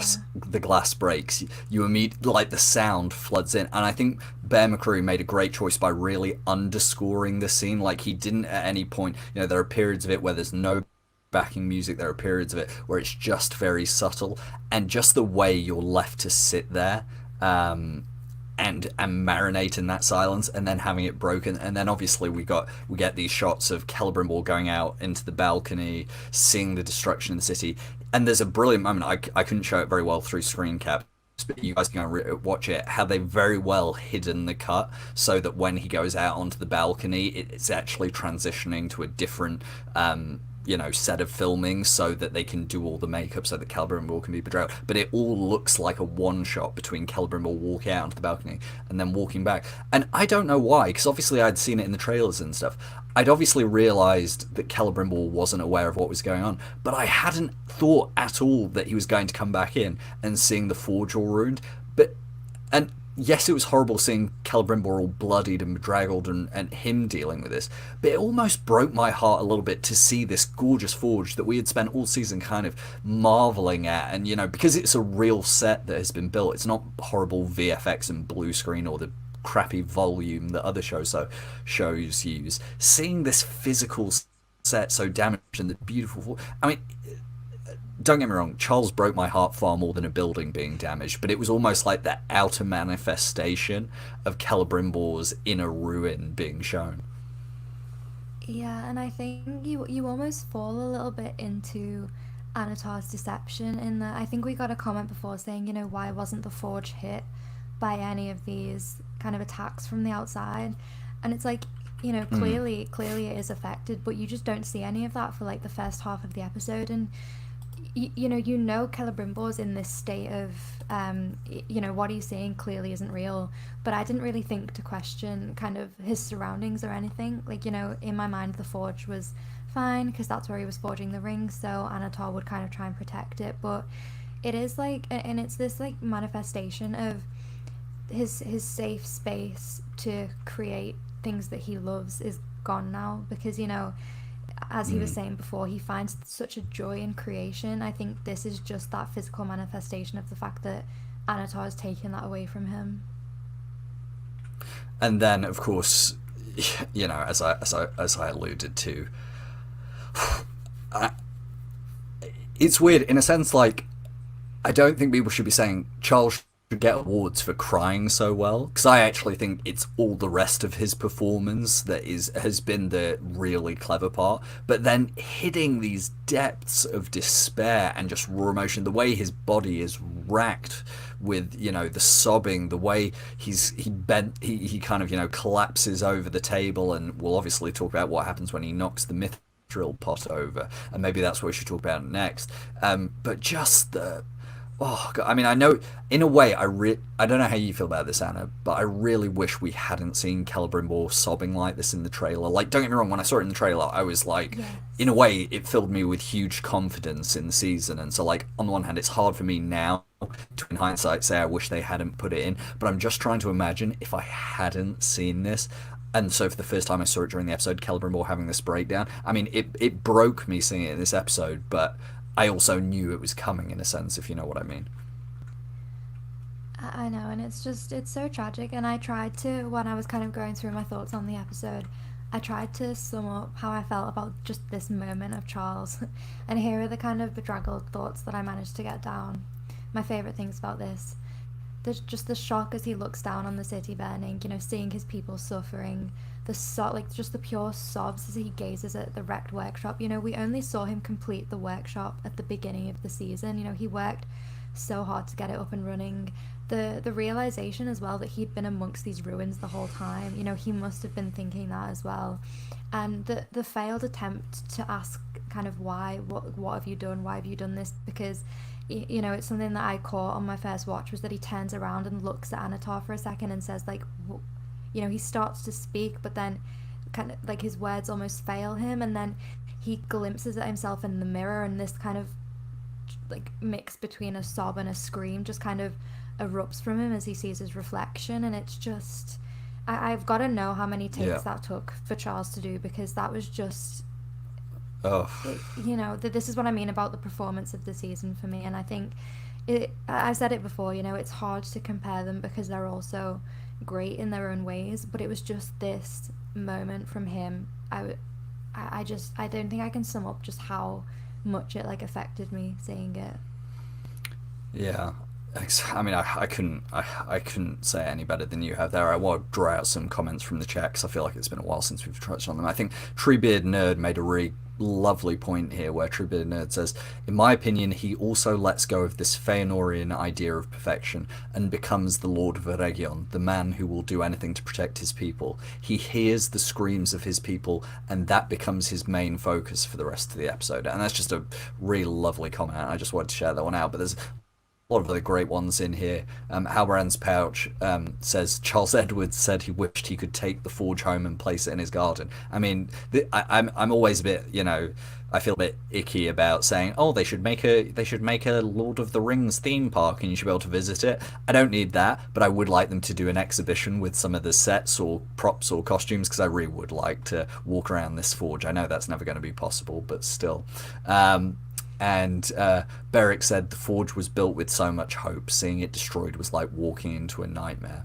And last one, Katie says, Harry, did you cry during the scene in the forge? I definitely teared up, so no judgment. I don't even know if it was tears or just I felt hollow. That's the only way I can describe it. I felt dead inside. I just felt like someone had reached into my chest and ripped out my heart. It was painful. There's a moment where I can tell you where I know that I cried later, but I honestly can't remember if I cried during the scene. I was just so devastated that I think I might have been shocked into emotional kind of numbness. But let's talk about this, what the reveal that followed that, which was, of course, the Mithril was not actually Mithril. And just like to say, and some people have quote tweeted it since to say, how does it feel to be so right? But I did actually call this on the day of the last episode, the same day it came out. I tweeted out a picture of Sauron slicing his hand and then the mithril in inverted commas, and I said I'm pretty sure that metal isn't what it seems. Now, admittedly, I make about 1,000 predictions every season and get about 2 correct, so I don't want to dance on it too much, and I do actually more just want to talk about what a horrifying realization this was. But yeah, I just want to shout myself out. But Anna, over to you. You've probably got something more insightful to say than gloating. Thank you. I like almost the horror aspect of it, because the sad thing is like his first concern is that he's knocked over the mithril. He's like, oh my gosh, the mithril, and then it's this like, he's covered in what he probably doesn't discern at first to be blood. Like it looks like slightly horrific, this black goop, and I'm not gonna lie, the first time I saw it, it did make me think of floppy goopy Sauron from episode 1, just kind of flopping his way around Middle Earth. But yeah, it was just this horrible shot of him turning around and saying, what does he say, you are he, or what have you done, what is this? And then like the horror as and it's almost this mirroring, he's holding his hand up and he's covered in this blood and he's so horrified, and then Annatar just slowly holds up his own hand, and you get that. I'm just gonna have to kind of read the quote out in full because oh my goodness. He says, I have learnt so much from you since I came to Eregion, but no lesson more lasting than this. True creation, and I think this is when he kind of raises his hand to show the cut, and he says, requires sacrifice. And oh my god, I think my thing about this scene as a whole is that every time I thought it had reached its peak and that it couldn't get better, they just did something like this. Yeah, I love what you say about it being filmed like a horror film, because I know you're a huge horror fan. I actually thought there's this scene and then there's the one later with the shall we say de-thumbing, both of which I thought were filmed exactly like you'd film a horror sequence. But what I particularly love that you said, and I hadn't even really thought about, but now you've said it, I can't unthink it, is that we get the shot of Celebrimbor with his hat, his arm facing towards him but with black goo on it, and then Annatar almost mirrors the gesture, and it's almost a way of showing how they've bonded in this sick and twisted way. Like, they've become one, that Sauron's corruption has literally infected and covered, his, and there's lots more interesting interpretations you could have on this if the show was brave enough to actually explore the queer elements to this dynamic. But this idea that Sauron's very essence is now enveloping Celebrimbor's own body, like this, like it's like an oil spill, it's like an infection, it's like a pollution, a virus, all these different ways you can describe it. And as people have talked about on Twitter, this idea that Adar brought up in season 1 to what was his name, Waldreg and Rowan, where he said only blood can bind, and then obviously at the start of the season, as you mentioned, with the black goo, all these ideas that keep reoccurring. But I think you're right. I think the key bit is the fact that he's saying to Celebrimbor, I learnt from you that true creation requires sacrifice. And again, going back to something we've talked about, it's important this relationship, this dynamic goes both ways. And so the fact, it's even more heartbreaking that the thing Annatar realized he needed to make the Nine Rings so dominant over mortal men is a lesson that he almost learns from Celebrimbor himself. But what it also shows as well is that Sauron is not this all-knowing perfect villain, which is really important. It's important because if Sauron knew everything and could do everything by himself, he would have never needed to go to the elves of Eregion in the first place to make the rings, to get their help. And so him saying that he learnt many lessons, and this one in particular, I think is really important, because in the books, and to a certain extent, we don't need an explanation why Sauron just doesn't make the rings himself, because part of it is that his original plan was to bring the elves under his sway through seduction and manipulation rather than force. But it adds another layer that, Sauron might be, a pupil of Aule and, second only to Morgoth as a Dark Lord, but he's still not a true creator, which goes back to Tolkien's whole ideas over subcreation, which we don't have time to get into today. But I agree with you. I think it was fascinating that it's a horrifying moment for Celebrimbor, but for the audience, it's a moment of realizing why Sauron needed Celebrimbor once again. I also love the mirroring of, we this is obviously a huge theme in season 1, is true creation requires sacrifice. And I love the kind of grotesque subversion of it to be like, as you say, this like almost invasion of Celebrimbor. He's covered in Sauron's blood, and Sauron's kind of mutilated himself to create these rings. And then you look back at the creation of the elven rings, which we know are the ones that are kind of untouched or freer from Sauron's influence, and the creation or the sacrifice that goes into these is kind of the culmination of Galadriel's arc in season 1, and she's kind of finally letting her almost bid for revenge go, and she's kind of pouring the love and the kind of heartache she still feels towards her brother into the rings by sacrificing his dagger. So it's that they're kind of skewed, even the skewed perception of sacrifice that he has, he still doesn't see that in the same way as the elves. Yeah, I love what you're saying there, and it actually mirrors something that Casey's brought up in the chat as well, who said holding up and saying it requires sacrifice, but he doesn't sacrifice a lot on the surface of the scene, just a cut in the hand. And that's the thing, isn't it? It's like what Galadriel sacrifices is her last physical connection to Finrod. It is something that is born out of love and loss and memory. It is a pure thing. It is a good thing. What Sauron is sacrificing is a part of himself to divest greater power over others. He's not sacrificing something that, I mean, yes, it has, his power and his essence has value to him, as we'll later see with the One Ring. It proves to be his undoing, but that's kind of his fatal flaw. He doesn't really understand, in the same way we've seen this season, he doesn't really understand friendship. He definitely doesn't understand what true creation is really about, and he also doesn't understand what sacrifice is. And it's just all these things of like,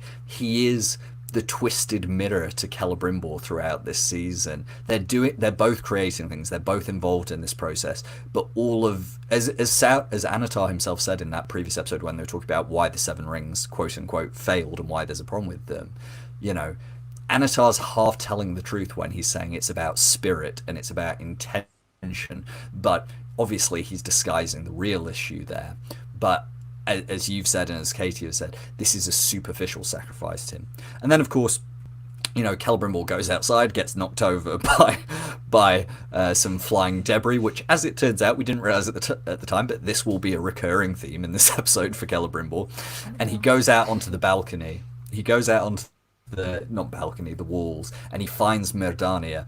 And this was, in a way, this scene was almost as, if not more, heartbreaking the previous scene, where he's trying to explain to her, he's saying, but he forgot the ruby and the mouse, he forgot it, he must have been busy with the seed. And of course you're listening to him and you're going, Celebrimbor, baby, you sound crazy as all hell. But of course he's telling the truth. And it wasn't the first time he says, you have to believe me. It's when Mirdania kind of shrinks away from him and he almost pleads with her. He says, you have to believe me.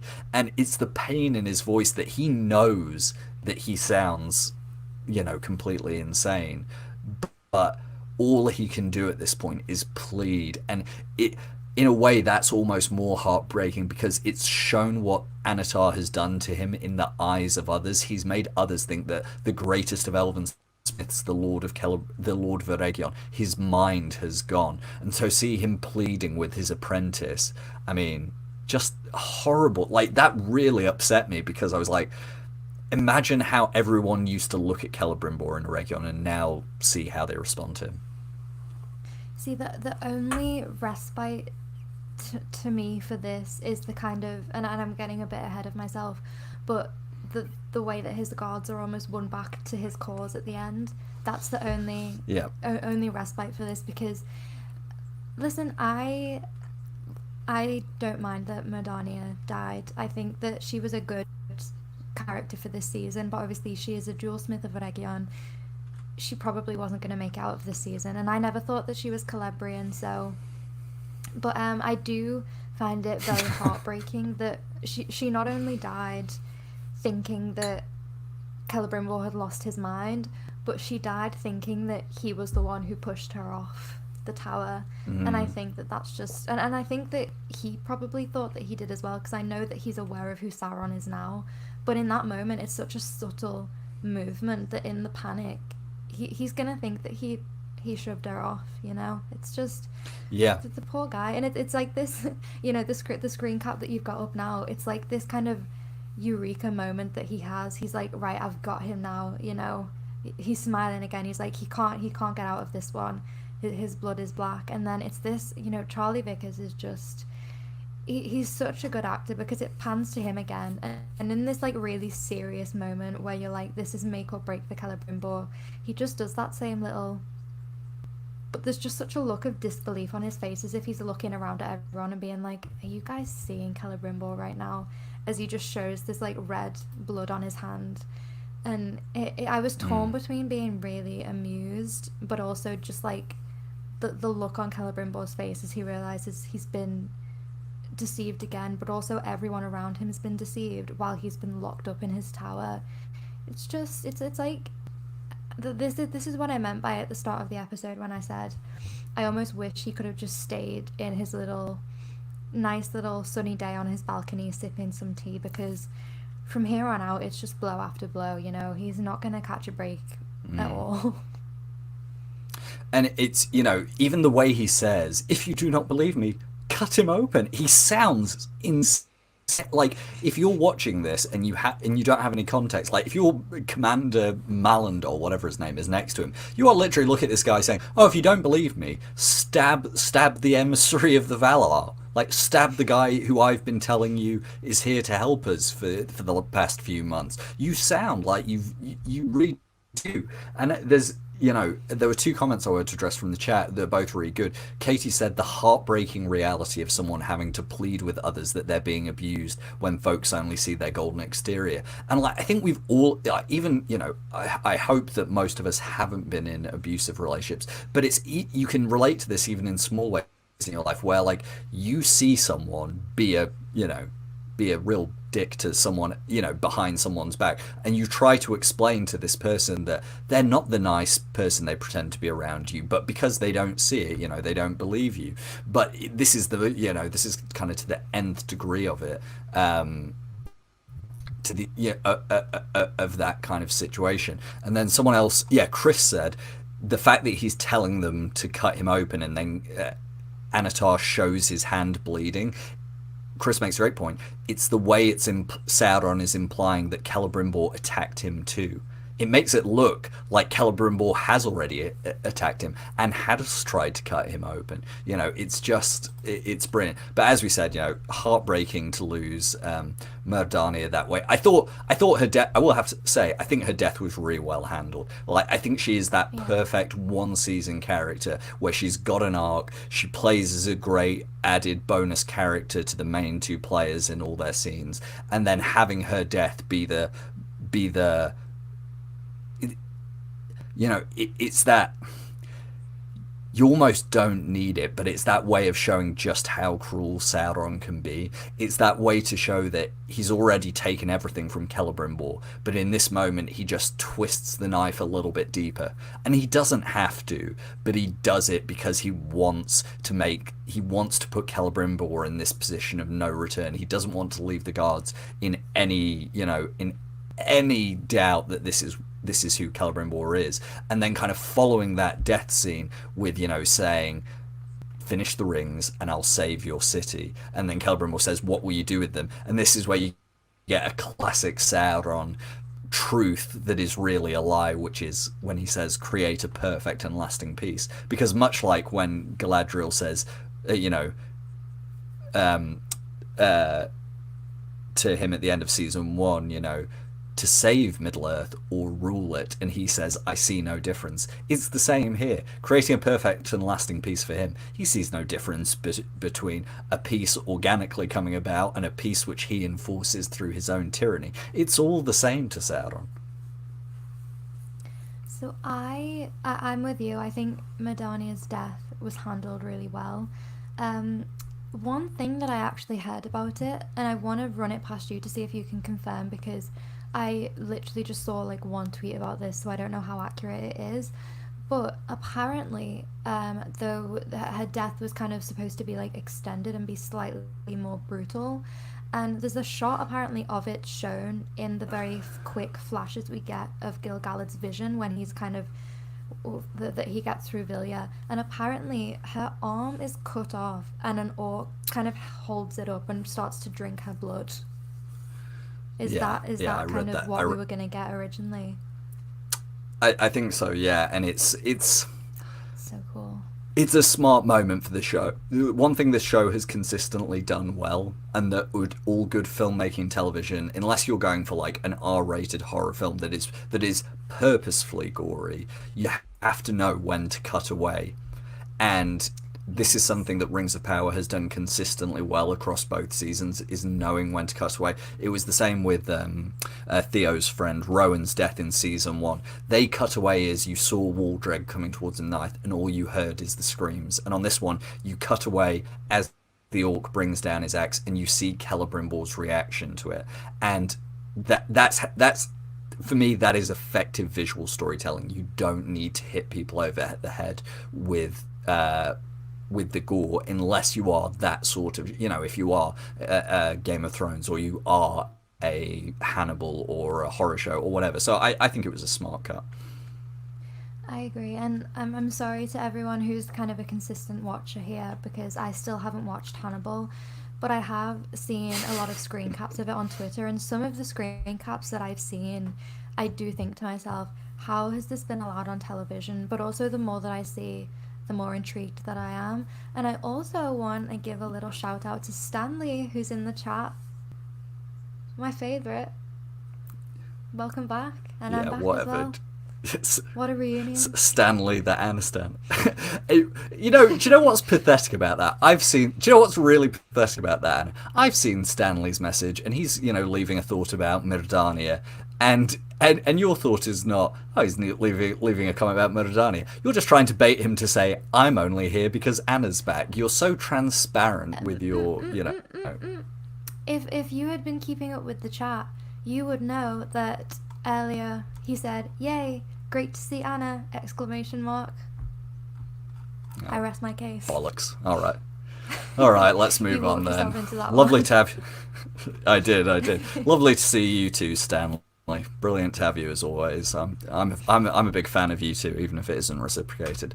Anyway, this scene is of course then interrupted by the arrival of Elrond's army. We get one of my favourite shots from across all two series of the lone rider, rearing into the air, blowing the horn. It's a majestic moment. Then you see the horses riding. You get the wide shot of all the horses arriving, and they form up. The orcs start to form up, and I also just wanted to drop this shot in here because I know you've been clamouring, Anna, to see Gil-galad in armour. So I thought, we didn't get maybe as much as we would have hoped of him in this episode, but it was you got to admit, it was a pretty good entrance in terms of this shot, showing him there on his horse, beautifully decked out in his armour. It was a great shot, and I'm not gonna lie, I don't understand really how, because I saw him kind of appear in this shot, and then I spent the kind of whole of the cavalry charge trying to place him somewhere in the crowd, and I could not for the life of me figure out which one he was. But I have very mixed thoughts about the kind of next scene that we get, because my first thing is that like the weird discourse that I've seen about this next scene has been over the lighting, as you very aptly put on here. Yeah. And yeah. I just think that some people have lost their kind of ability to appreciate whimsy and visual storytelling, and just accept that they're watching a fantasy story, because of course the Rings of Power team are not trying to say that the sun stops shining when it gets there and there's only pitch black darkness over the orcs. Of course it's not. There's like a theme this episode of light and darkness, and we'll get onto it a bit later, but this kind of scene here and the one we get where the light is sort of following the cavalry as they charge, it echoes kind of exactly what Celebrimbor says to Galadriel at the end of this episode. So I think if you're going to watch a show like this and get caught up on that, it might not be for you. Yeah. There was that great viral tweet that went around. It was actually made by a guy called Cerberus, who, fun fact for people who don't know this about me, I'm not a huge fan, but I'm a bit of a 40k fan. I read a lot of the books anyway. And Cerberus, who's a great content creator there, had basically screenshotted Critical Drinker, who's a complete moron, talking about this shot. And Cerberus said, I think this is the classic case of someone's brain being rotted by watching CinemaSins videos. And it's so true, because it's like this whole way of like watching movies or televisions and being like, and I know like I'm guilty of it sometimes too. I was talking about The Siege earlier, like a real kind of, actually viewer. But like this whole way of like trying to nitpick things and not be like, I wonder if the symbolism of the visuals is trying to tell me something here. It's like, what, are we going to go back to the Two Towers and complain about the way the light breaks over the hill when Gandalf rides the horses down, like the way that the sun seems to have been magnified like 10,000 halogen bulbs. It's just like, I don't know what we're doing here, like if this is a complaint. And it's like, if you want a show that is like brown and greys, and like this isn't me taking a dig really, this is just like a genuine thing, like if you want a fantasy story which has much more muted colour palette and is a more quote-unquote realistic in terms of the visual imagery, even though I don't agree with this, you can go and watch Game of Thrones or House of the Dragon. I love Game of Thrones, and I'm not like even using this as a diss, but if you want like that kind of like everything is kind of looks like a British autumn day, go and watch that. Like, but who looks at this shot and is like, I don't like this? Look at the ranks of elven cavalry. Look at the blue of Gil-galad's standard emblazed across the way the lights, right? Like, who is watching this and being like, actually, I would appreciate it if it was just cloudy all over, thank you. It's such a good shot and such a good scene. And however, I am going to turn into the nitpicky person now. Yeah. And this might just be because like I love a cavalry charge in a fantasy film or show. But oh my goodness, when they kind of unveiled the cage and Galadriel looks up and we see Elrond see her, I was like, he's not going to stop charging. he's not going to stop charging, surely. That they were in this kind of, I don't know the right word for it, but they're in this Wedge. kind of triangle formation. I was like, one, they're not going to stop charging, and two, can they stop charging without causing kind of casualties to themselves? And then they did, and they formed this like perfectly straight line. And I know that I've just gone on from this big tangent, this big rant saying, except like, you know, you're watching a fantasy show, accept this kind of symbolism and visual whatever. But I really don't like that they did that. It really kind of pulled me out of the scene that I really was kind of getting into. It just, I didn't like this not choice at all. for me. It's not that they stopped or that where they halted. It's again, it's like a minor nitpick with the way it's edited. Like they needed to have Elrond call a halt like a few seconds earlier, because otherwise it looks like they're about 10 feet away when he calls a halt, but then they actually come to a stop quite slowly. Like again, it's like such a nitpick that we don't even really need to follow. But like I had the same thought, and it's not like when people are saying this, it's like, we're not really making a serious complaint, guys. It's just a thing where you like go, it did pull me out of the scene for a second. Like it's fine. It's fine. Like I didn't mind it. Like if you want a real nitpick, I'll give you a real nitpick. Look at this shot. Look at the cage. Look at Adar standing next to the cage. What's missing in front of the cage? The orc holding the spear to Galadriel's neck. He's disappeared. No, shut the fuck up. I'm trying to. Sorry. I'll be quiet. I won't mention it. Ah! Right, Anna, you can read the chat for a minute. I'm going to go get myself another beer. That's what you've done to me. I'm going to grab a beer. You can read the chat for a minute. Okay, guys, can we make sure that when Harry gets back, the chat is just full of praise and like headcanons about the orc who built the cage? Because Harry thinks that this is a joke, but I'm actually very, very invested in this orc's life. So yeah, I'm going to have a little look through the chat. Yes, I think this is a good point from Katie, who says, I don't mind folks who can't help but notice details and talk about it. I despise folks who go out of their way to make money slamming the show for it. And I think it is one of those things, because you see some criticism online, and I think there's some spaces in this community where there's such like helpful discussions going on, and you know, someone doesn't like a scene and the comments will be full of people discussing why they did and why they didn't like the scene, but then you have people who clearly have just gone out of their way to find things that they hate, and that's where I think Katie is saying that she draws the line. But Harry, we've had some wonderful discussions while you've been gone. If you'd like to just read the chat really quickly. What, do you need to go for a second? No, I think you just really appreciate what we've been talking about. Oh, for God's sake, honestly. Last time I ever leave you alone on a live stream. What a bloody mess. Anyway, let's go on to it. That has definitely in no way caused any sort of discourse, but we actually first, before we get onto the discourse element, we need to talk about really the most important bit, which, question for you, Anna. Am I wrong, or is Adar incapable of speaking to someone without flirting with them within the first minute? Because he seems flat out incapable of not being a massive flirt. And listen, hey, I appreciate it, but I'm just saying, you can't go up to Elrond and within a minute be going, "You're as beautiful as your foremother, Melian of the Valar. You are as beautiful as a literal angel." What is going on? I like the idea that like that this is just fully my own thought, and I don't think that this is actually what's happened, but I like the idea that like we don't know how long Adar was with Sauron or Myron for, but I like the idea that he's kind of worked within the vicinity of this kind of deceiver and someone who kind of gets people on board with like flattery and tricks and stuff like that. And I like the thought that this is him trying to replicate that, but he just does it very awkwardly and like heavy-handedly, and he almost pauses just after he says it every time, as if he's like, did I just say that? But it's just it's really funny, and I like, listen, I'm a sucker for a first age reference, so when he did the Melian of the Valar, I was like, okay, I like this. And he's calling Elrond beautiful, which is Elrond's just been kind of complimented a lot this episode.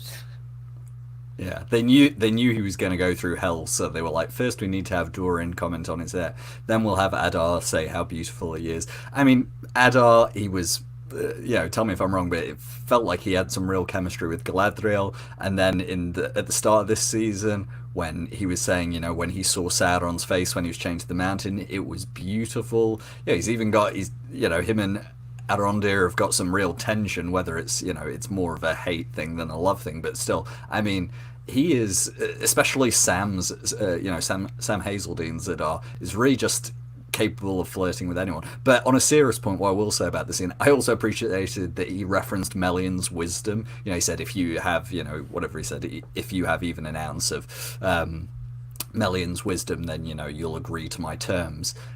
Which I thought was just quite funny, because anyone who's read the Silmarillion knows that the story of Thingol and Melian is basically Thingol being a big dumbass and not listening to Melian, and the story of the Silmarillion could really be subtitled "Everyone should have listened to Melian the whole time." Galadriel is an idiot around Melian. Everyone's an idiot compared to Melian. So I just thought it was nice that it wasn't just a way to flirt with Elrond. It was also a way to say, if you're actually as wise as the one person who was making sense in the First Age, this could be a really helpful moment for us. Yeah, and I think one of the things I want to talk about now, because I just kind of want to get this one out of the way, because weirdly I've been talking about it a lot recently, like after this last episode, and it's because there's this shot we get a bit later of Adar and the sun shining on him a bit, and his hair looks a bit gingery, so naturally Twitter has been like, oh my gosh, it's Mithras. And I just want to say it here. Maybe you agree with me, maybe you don't. I don't think there's going to be a reveal about Adar's character later on. I don't think he's going to be kind of a first age character, and I hope that he isn't, because I love what they've done with him as an original character so much that I think it would be a bit of a disservice to say, oh, by the way, this is someone we've known the whole time. But yeah, I just want to get that in here now, so that maybe one day I can come back and be like, I was right. No, I mean, I feel like we talked about this last season. I know we definitely talked about it in one of our episodes before. Do you remember when Sam did his first interview as Adar, and he talked about, taking the red pill and making this deal with Morgoth and, basically make a bad deal and being damned for it? We talked then about how they were drawing on elements of Maeglin's story. Him being chained to a mountain is very reminiscent of Mithros's story. There are elements to his character which feel very Maglor in terms of the burned hand, a hand which is covered up because, maybe it's burned, and the hair. But the point of all this is, as you say, they're referencing famous elves from the First Age to make this character feel Tolkienian. And because they can't tell the story of the First Age, it's a way for the fans to go, yeah, I recognise these traits in this character who is meant to be, yes, a fallen elf, but an elf of the First Age. But he's his character in his own right. And me, I always hate when I bloody hated the Mirdania as Celebrimbor theories.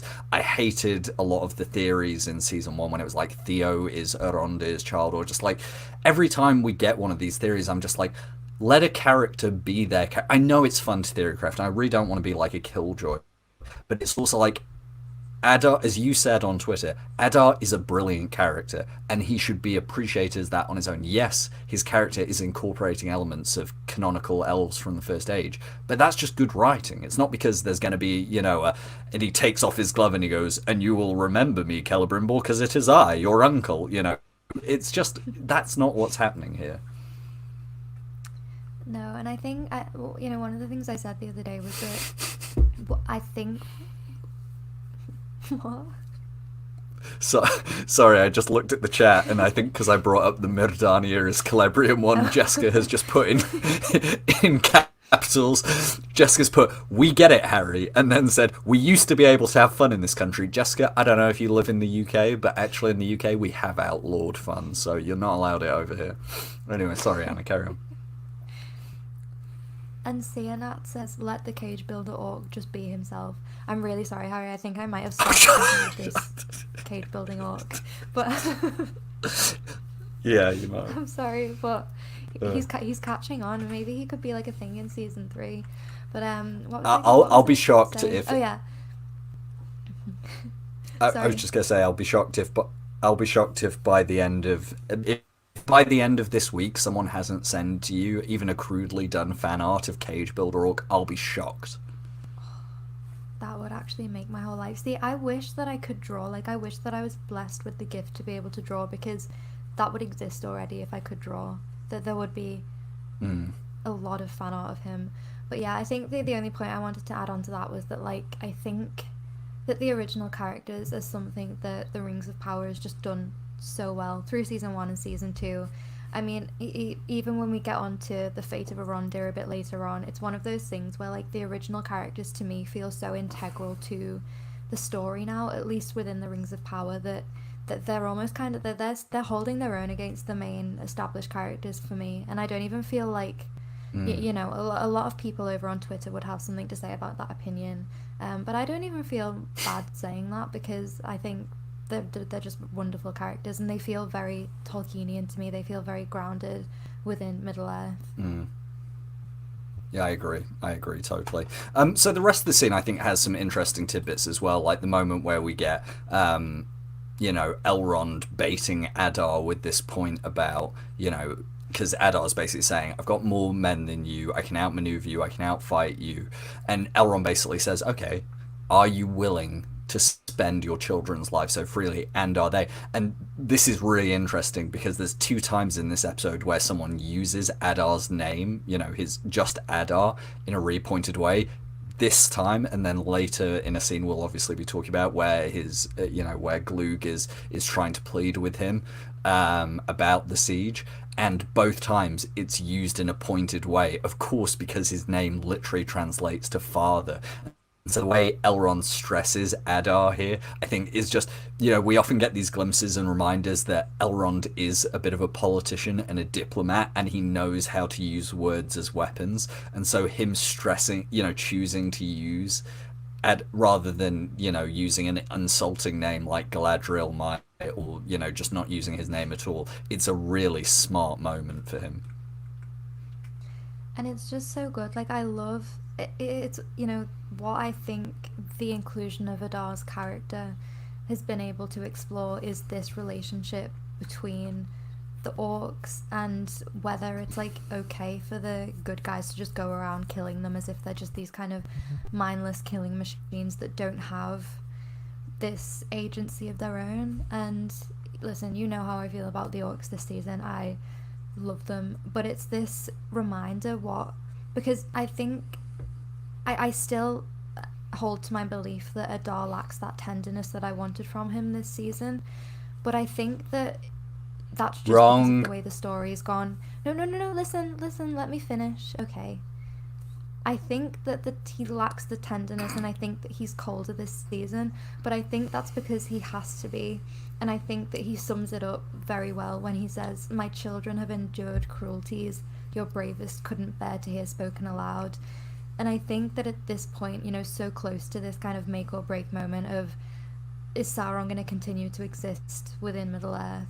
He can't spend this time listening to his children say, we don't want to go to war, we just want to go home. Because if he lets that tenderness back in and he agrees to it, Sauron's going to come back, and they're going to end up as these kind of tortured, horrible killing machines. So I'm sad that tenderness isn't here, but I do think now that it makes sense, and it just doesn't fit in with where he is in the story now. Yeah. Okay, all right. I don't agree with you that we haven't seen the softer side to him. I think particularly in this episode, when we get to the scene of the kind of funeral for the orcs, like, I think we genuinely have seen the soft side. Here's what I'll say. I think the way his character has been written this season has allowed the actor to have more range. Like, I liked Joseph's performance, and don't get me wrong, like in that scene with Galadriel in season 1, I was very vocal about how brilliant I thought it was. But I think the character and the performance are more dynamic this season, and I think last season was more one note. Not in a bad way, like, it was really brilliant, Adar, last season. But I think just getting to see more sides of him has allowed for more emotional freedom in the performance, which I like. But then, of course, we get as you know, Elrond and Adar are kind of sharing their final words, and Elrond's telling him to meet him on the battlefield, and Adar's saying, meet me, I'll meet you there with Galadriel's Helen Pike. what I want to do is, before we get to what we're actually going to be talking about, I just want to show the stills, which are literally the only things that matter in this sequence. One, as Elrond walks behind Adar's back, you see him, clear as day in the centre of the frame, take the pin off his clasp on his cloak. Then, when he goes up to Galadriel to say his farewells, he says, "Forgive me." Now, obviously, he's not asking her to forgive him because he's not actually going to leave her to die or, just give up on her. So he says, "Forgive me." And then, as there is this kiss, you see in the, when we cut to the wide shot, we see Elrond placing the pin into Galadriel's hand. Now, let me say a couple of things on this. I am perfectly fine with people saying they didn't like the decision to have this written in. I'll be honest, I wouldn't have written it. I wouldn't have if you just want my honest opinion, I would have had her kiss her on the forehead, or kiss her on the cheek, or bring her hands up to his mouth and kiss her on the hands. Fine. Got no problem with that. I also completely understand people saying that the way it was shot could be argued to be a bit misleading in terms of the intention. Now, what I will say on this is that some people have said the music in the background is also done to make people think it's a romantic moment. Can I just say, I don't mind people who aren't close watchers of the show saying this, but people who are in this chat and in the fandom, it's just Galadriel's theme, played in that major key. It is a Galadriel musical moment. It is not some... I don't know how else to say this, but the music is not trying to tell you it's romantic. The moment is meant to tell you this is going to be Galadriel's keys to freedom. So let me say once again, perfectly fine with people saying the way it was shot, it can be misinterpreted or interpreted in a romantic way. But here's what let me just finish what I'm going to say about this scene. I think it was incredibly clear what they were going for here, which is Elrond is providing a distraction while he passes her the pin. I don't know what the writer's intention truly was. Was it put in there to be a bit of a titillating thing for the casual audience? I don't know. This is the whole problem when you get into, what the Tolkien professor always calls crit fic, where you're your criticism is based on, in your mind, deciding what the writer's intention was. Now, Rob and the showrunners have talked about this idea that, the way elves communicate is not the same as humans, and that, expressions of love and even physical emotion can be displayed in different ways. Fine, whatever. But, I don't even need the showrunners or the writers or Rob to tell me this. For me, this scene was Elrond creating a distraction to pass Galadriel the pin. Now, as I know that Elrond one day marries Galadriel's daughter, would I have written it this way? No. But and Anna, I'm sorry because I've been going on, but I'll hand it over to you. But can I just be honest with you guys, and I'll tell you my real thought on this scene. I don't care. I don't care. I do not care about, the discourse. And it's fine if you do. I'm not telling you not to care. But I'm just going to tell you now, I don't care. The scene was so unimportant to me, I don't care. But, Anna, I've monologued way too long. You tell me how you felt about it. I mean, it's not a part of the episode that stuck with me, and I think probably the funniest part of all of this discourse has been that Elrond's distraction kind of worked on the audience more than it worked on the orcs, because people just breezed right straight past that brooch pass and just only talked about the kiss. And I was like, listen, that's what he was going for. However, I do think that it was just wholly unnecessary. There was no need for it to be a kiss. It could have easily been a forehead kiss, or as you said, kind of a kiss on the hand, of a very intimate embrace.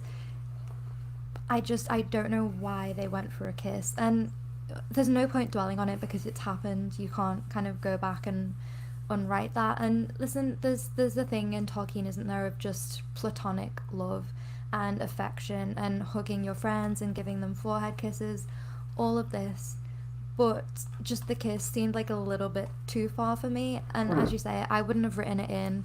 But I think I'm on the same page as you, where all of the tweets that I saw about it, I was just I don't care enough to kind of weigh in on this discourse, but I think it was very unnecessary. But, Yeah. I think we're like largely on the same page that like we wouldn't have written it like if we were writing the show, yeah, in this imaginary world where someone trusts us with the TV show, God help anyone who would do that. But like in this world, we wouldn't have written it that way.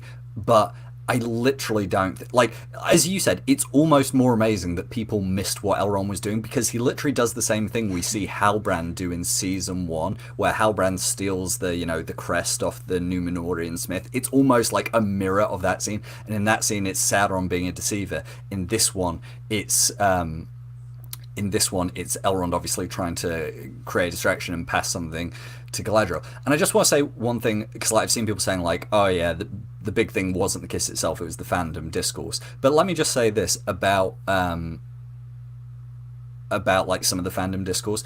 I do think it's been slight, and like I'm not here to tell other content creators how to do their job. People do it a lot longer, a lot better than me. But I'll just say this: I did see a few people who were making content about this moment saying, oh, the show, they shouldn't have put it in because this is all that people are going to talk about. And let me just say this: if your concern is that this is what people are going to be talking about, don't make content about it. Don't use that scene as like the clickbait thumbnail for your video. Like, it is up to you whether you want to discuss it or not. There is a reason why I haven't like rushed to talk about this. There's a reason why I didn't even put the still of them kissing. And there's a reason why we're going to move on from this in like 2 minutes. Because guess what, guys? We as a fandom get to decide what we spend time talking about. And I don't care to talk about this, and it's fine if other people do, but don't complain that people are talking about it if you're driving conversation about it. That's all I'll add. Yeah, and I think maybe my last point on it, and you can say that I'm reading too much into this, and maybe I am, but I just think that it's what you referenced, you know, in season 1, off the top of my head, we get 2 examples of this happening. You know, Halbrand hugs Elendil and steals back Galadriel's dagger off him. And then, as you say, he kind of, I think he like embraces, like puts his arm around the Númenórean and kind of pats him on the shoulder and steals his brooch. And both times it is Halbrand doing it, but they're very subtle moments, you know, these slight distractions. So why, when it's Galadriel, does it have to be a kiss? You know, and I get that it's 2 different characters having this interaction, but I think that's where I'm a bit like, okay, they've shown that they can do it in other ways, so it has to be a kiss now. But again, I think we will end up dwelling on this for a while, so we can move on. Yeah, I agree. And I think thank you, by the way, Jessica, for highlighting someone who needed to be removed from the chat. They were annoying last week, but this week they've crossed over into just being straight rude. So yeah, I've removed them, don't worry. But yeah, no, I take your point. Like, I think if people want to have a conversation about the gendered element, I think that's perfectly valid and understandable. And I think, as you know, I think Katie said this on Twitter, like, I'm not here to stop other people talking about it. If other people want to talk about it, that's fine. I'm just letting you know. And the reason I haven't tweeted about it, you know, it's been 5 days since the episode came out. The reason I haven't tweeted about it is because I don't care. So I apologize if anyone came to this stream hoping for me to have a hot take. I don't have one, but we'll move on. Because then we got onto this, and Anna, I know you were excited to talk about this, so I'll probably hand it over to you here. But I mean, we've had some good dialogue in this show. We've had some good speeches. We've had some, you know, great moments of characters showing who they are. But I mean, correct me if I'm wrong, I don't think we've had a better speech in this show than Durin's speech to his people about why they should go and fight for Eregion.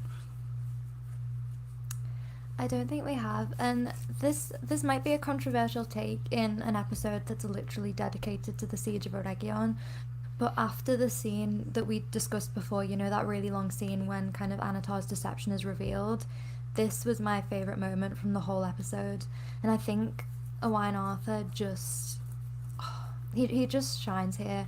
And one of my favourite parts of it is that they give us this quiet moment with him just before he kind of gives the speech, and he's tensing he's kind of clenching his fists, and he's clearly nervous. He's kind of psyching himself up to give this speech, and he starts it off with, at this moment the great tale of our age is being written. And that's still, you know, we got that phrase in one of the trailers, and it's still one of my favorite lines from the whole season.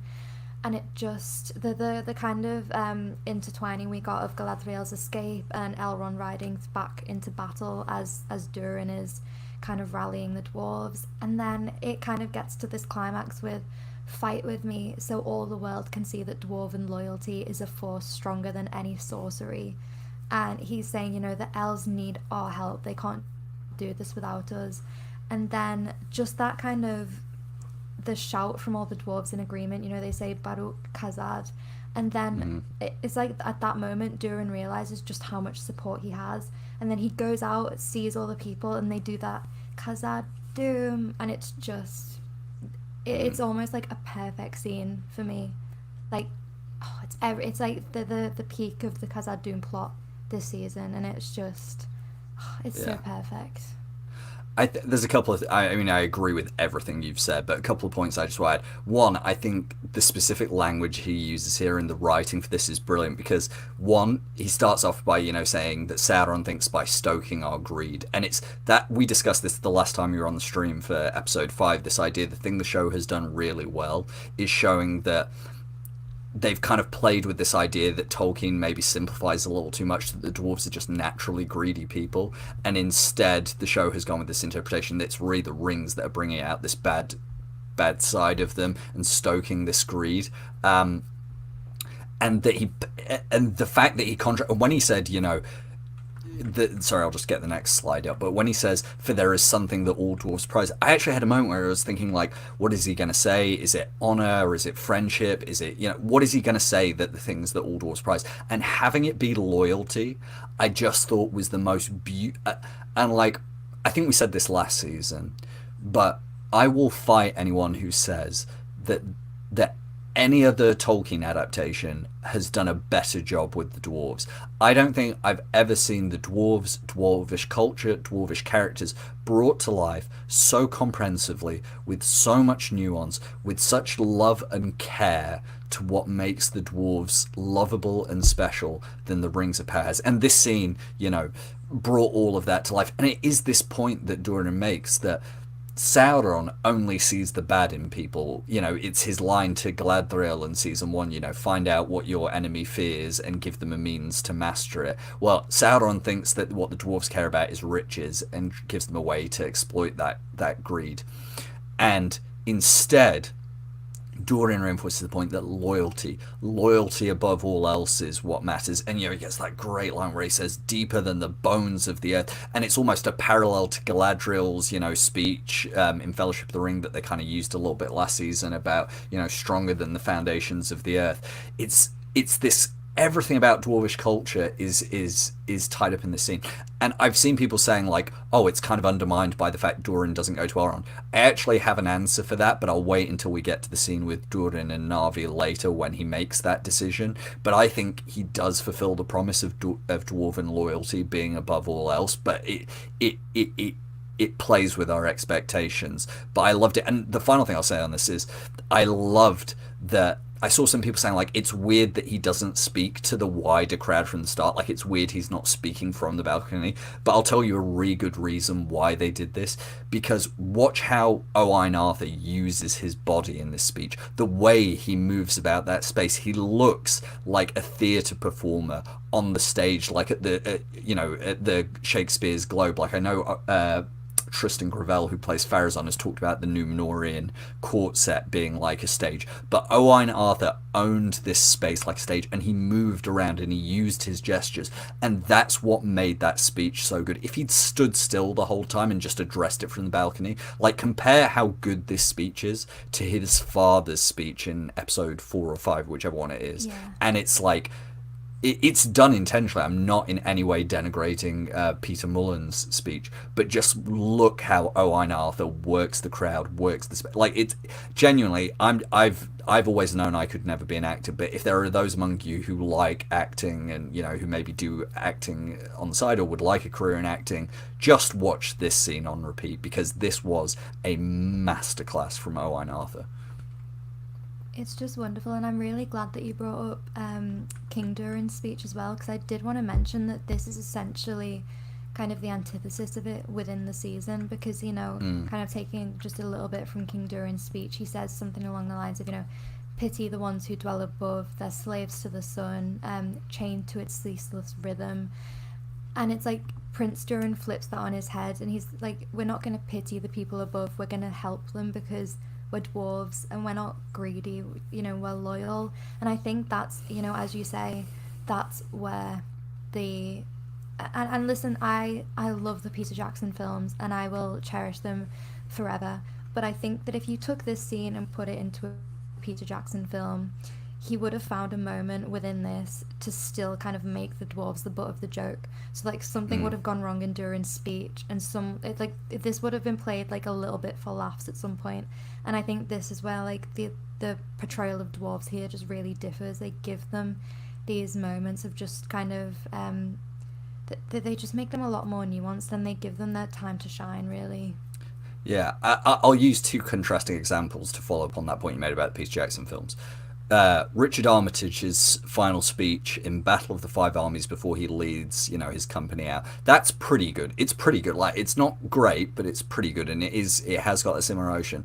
But a real contrast with this speech is the one, Billy Connolly gives as, it's like you hire a comedic actor, you have him ride a CGI pig, like it's... Yeah, so I will dig into the Hobbit films a little bit because I really have problems with them. But yeah, it was a brilliant speech, and I don't think we need to, I will stop myself from going into dragging the Hobbit films unnecessarily because I know a lot of people enjoy them. We then go from this to, Elrond leading his forces into battle with the orcs.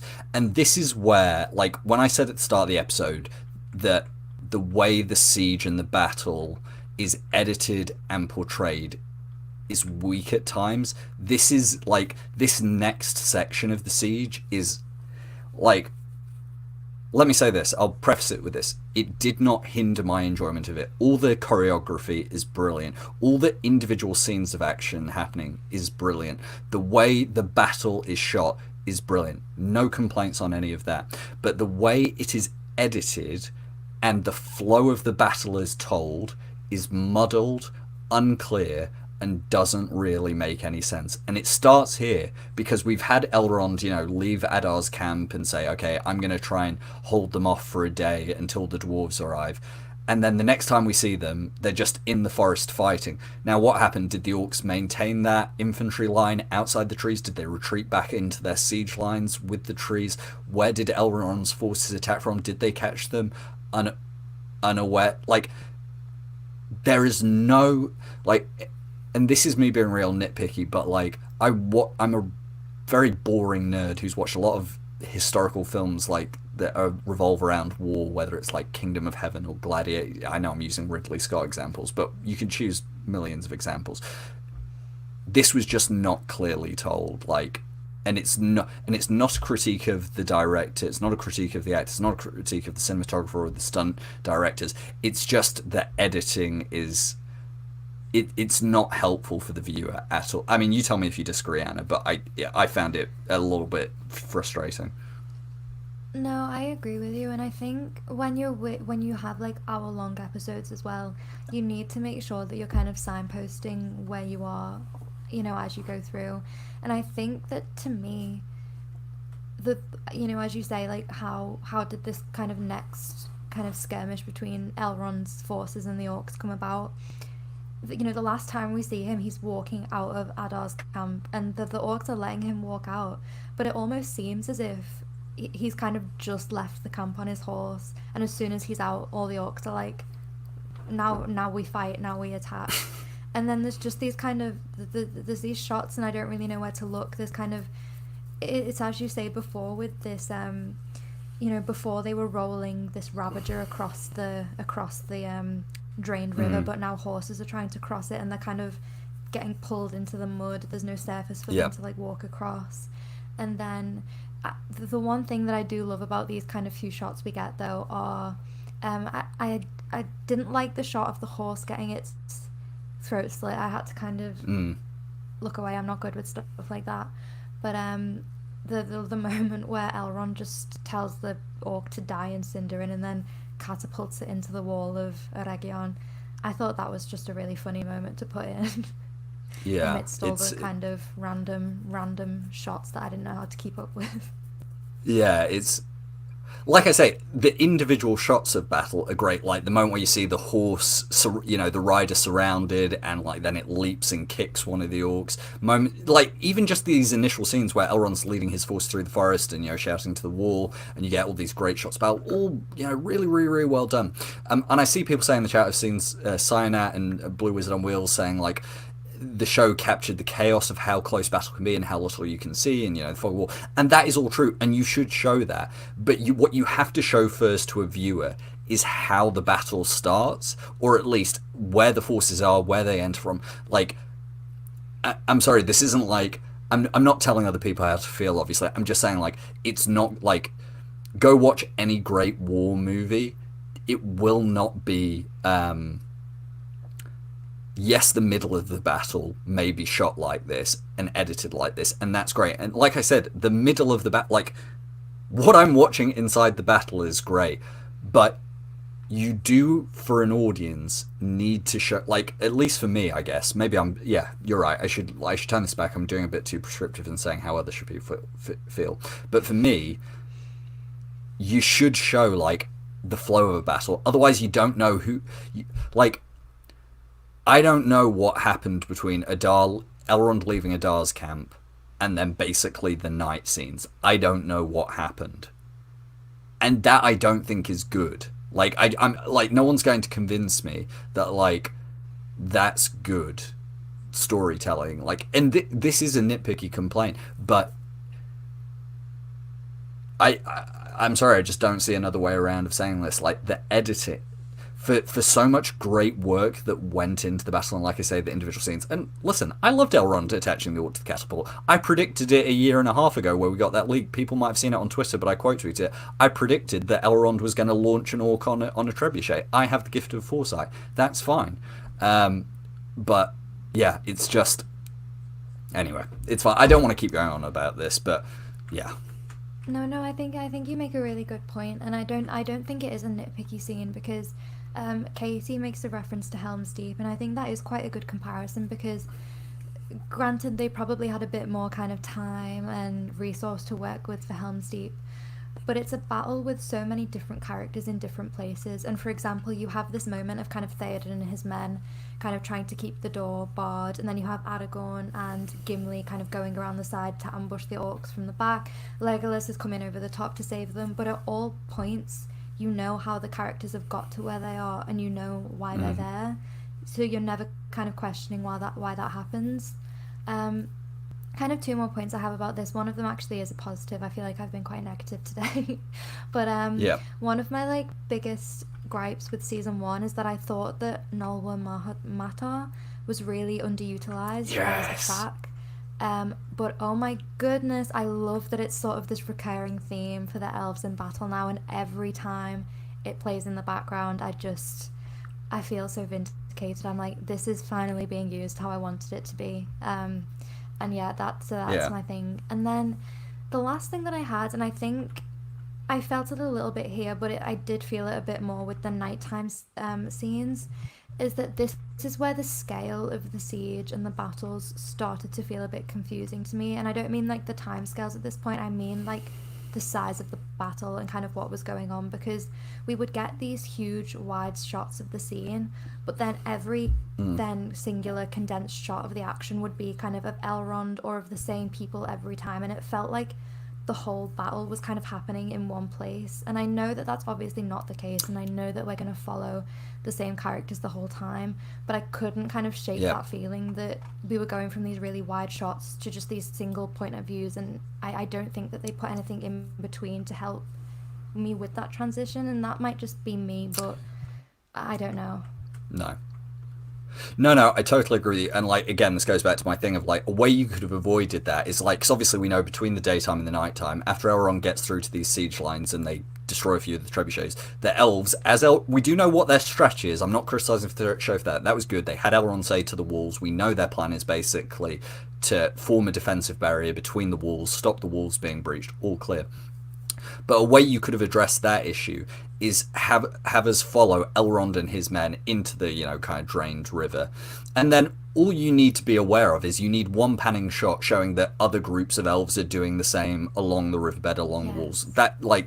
That's all you needed. One wide shot, and you could have done it mostly CG. You could have done it overhead, wide shot. You could have done it, and we'll come back to this in a minute, but the bit where you needed that the most was you needed a scene of the elves doing that, probably as the sun was going down, to show that we'd gone from day to night, because a little bit later, basically in the next scene, it becomes very confusing.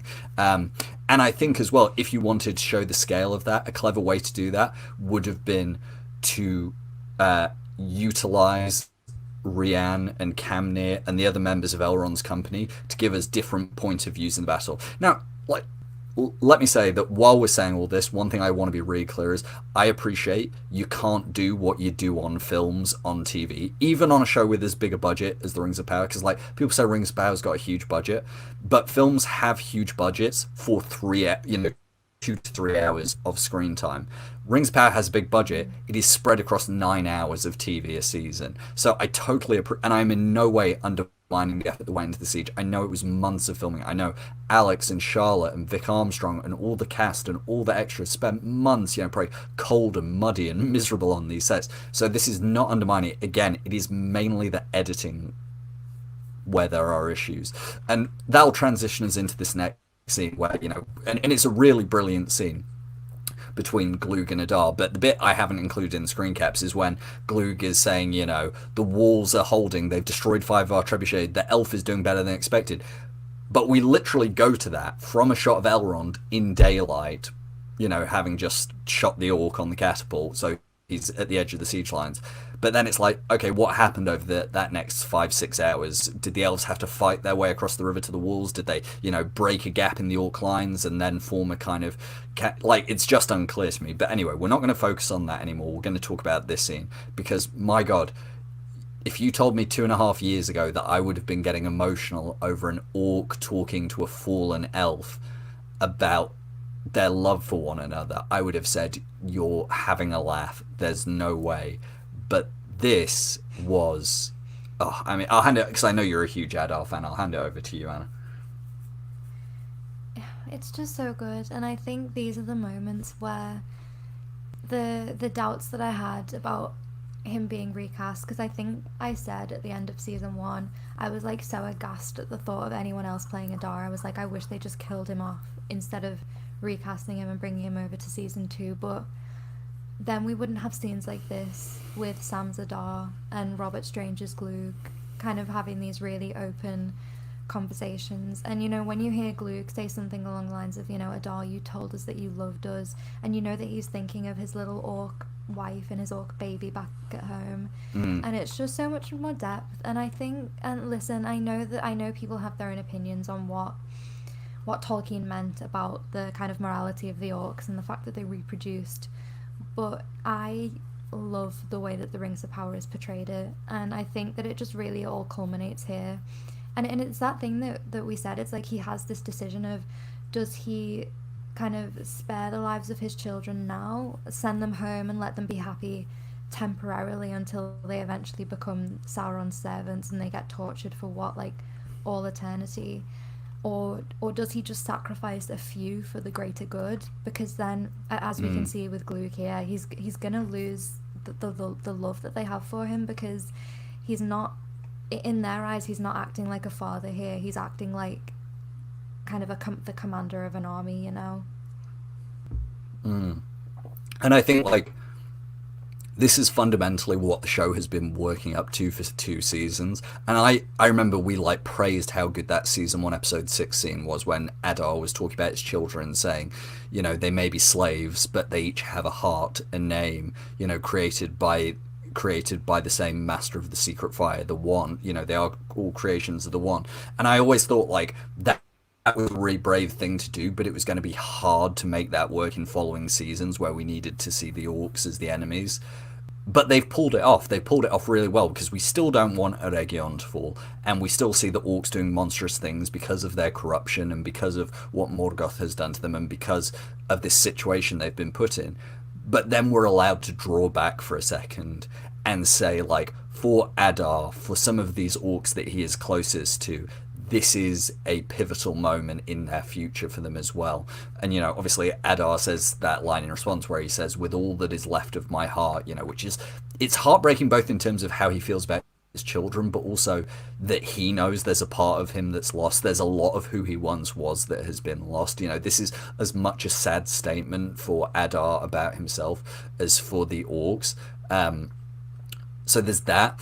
But then but he says that he loves them so much that he'll do anything to stop them being Sauron slaves again. And this is the thing, it's like, is it better for these orcs to be killed and die free, in inverted commas, or is that any difference to them eventually being enslaved and used as meat in the meat grinder of Sauron's war? And there's no real clear, and like Adar is a complicated figure himself. Like even Galadriel clocks him in season 1 when he says they're his children and she says they're slaves, and he admits they're slaves. And let's be clear, Adar and the orcs do terrible things. We see them, enslaving humans across both seasons. We see them killing and it's not, and this is the thing, what I will say is bad faith critics of the show don't get. It's not about making the orcs to be good guys. It's about realizing that there is a tragedy inherent to the orcs. And, Tolkien encapsulates it best at the start of the Silmarillion when he says, the orcs hated their master, creator of all their own. The orcs hated Morgoth, above all others, because he was the creator of their torment and their pain and their suffering. And it's this that fundamentally that like Tolkien himself struggled with, and we talked about this a lot in our reviews of season 1, that like something the show has really understood is that Tolkien himself was conflicted about the nature of the orcs, and the show isn't coming here to try and tell us therefore the orcs are good. It's trying to tell us that this is what it means to be conflicted about the nature of evil. Yeah, and I mean, maybe this is just me being like a bit ignorant about Tolkien's works, but I don't actually know how long the orcs live for. Like, I don't know if their lifespan is more similar to men's or elves. So, at the start of the season, we see this scene where, in the prologue, where the orcs are very clearly choosing to risk their own lives to overthrow Sauron. They would rather die than be under his rule for any longer. Now, we know that hundreds, if not thousands of years pass while Sauron's kind of reforming himself and Adar's kind of regrouping and taking charge of the orcs. So whether a lot of these orcs have actually had that experience of living under Sauron, or whether it's just stories they've heard from maybe other orcs and stories they've heard from Adar himself, it's things like that that's quite interesting. And like Adar himself, I think he's seeing it from the perspective of he would rather die than serve under Sauron again, and he would rather his children die than serve under Sauron again. But he's technically not asked them what they would rather do, and Marco makes the really good point. Is it not for the individual orc to decide if they would rather die than be a slave? It's, yeah, I mean, it is a great point. I couldn't put it any better than that. I mean, I think the greatest expression of this as well, the complexity of Adar's character, I don't think we need to say much about Galadriel, having her Assassin's Creed / Shadow of Mordor cutscene as she tries to do a stealth mission through the orc encampment. But it's this scene where she sees Adar grieving over the dead orcs and they're burning them on the pyres, and he's saying, in flames they return to darkness. But what a beautiful choice to have that camera just hold that extra moment in this close-up of Adar's face, and to show one thing I thought was really interesting in season 1. We often saw Adar being quite teary-eyed, quite emotional, but we never saw him actually cry. And I thought it was so amazing to save this moment until this pivotal point where he's losing everything, and we know as the audience that Sauron is going to win and is going to regain control of the orcs, and Adar probably isn't going to survive it. And so to just from a narrative choice and from a writing choice to wait until this very last moment for us to see Adar quite literally shed a tear, I just thought was beautiful. And it didn't make me upset watching it. It was more, I thought it was beautiful and poignant. And I really like I don't know if the choice of words, that in flames they return to darkness, because I think I touched on it before, but what the biggest theme I think for me in this episode is the idea that Celebrimbor brings up of light being the biggest kind of contrast to dark, and it not being strength that you need in the face of darkness, but light. And I like to think that this is sort of the orcs and Adar's own version of that. You know, it's not in light they return to darkness, but it's in flame, and they're touching the darkness, but there's still that light within them, because they're not wholly evil. We've established this at this point, and I like that little touch. And I know it's a literal sense of that they're literally, their bodies are being burned, but I like to read into stuff like that. No, I think you're 100%. I think that line was put in there for that exact reason. And then, of course, we get just this very brief scene with Galadriel and Elrond, and I don't think we need to overanalyze this one because it's pretty surface level and straightforward. But I did just love this one line that Galadriel says to Elrond, and I think the scene in general is Galadriel seeing herself in Elrond. She's seeing how she was last season when she was obsessed with revenge and consumed by her grief and her trauma and was so single-minded about Sauron, and she sees that in Elrond now.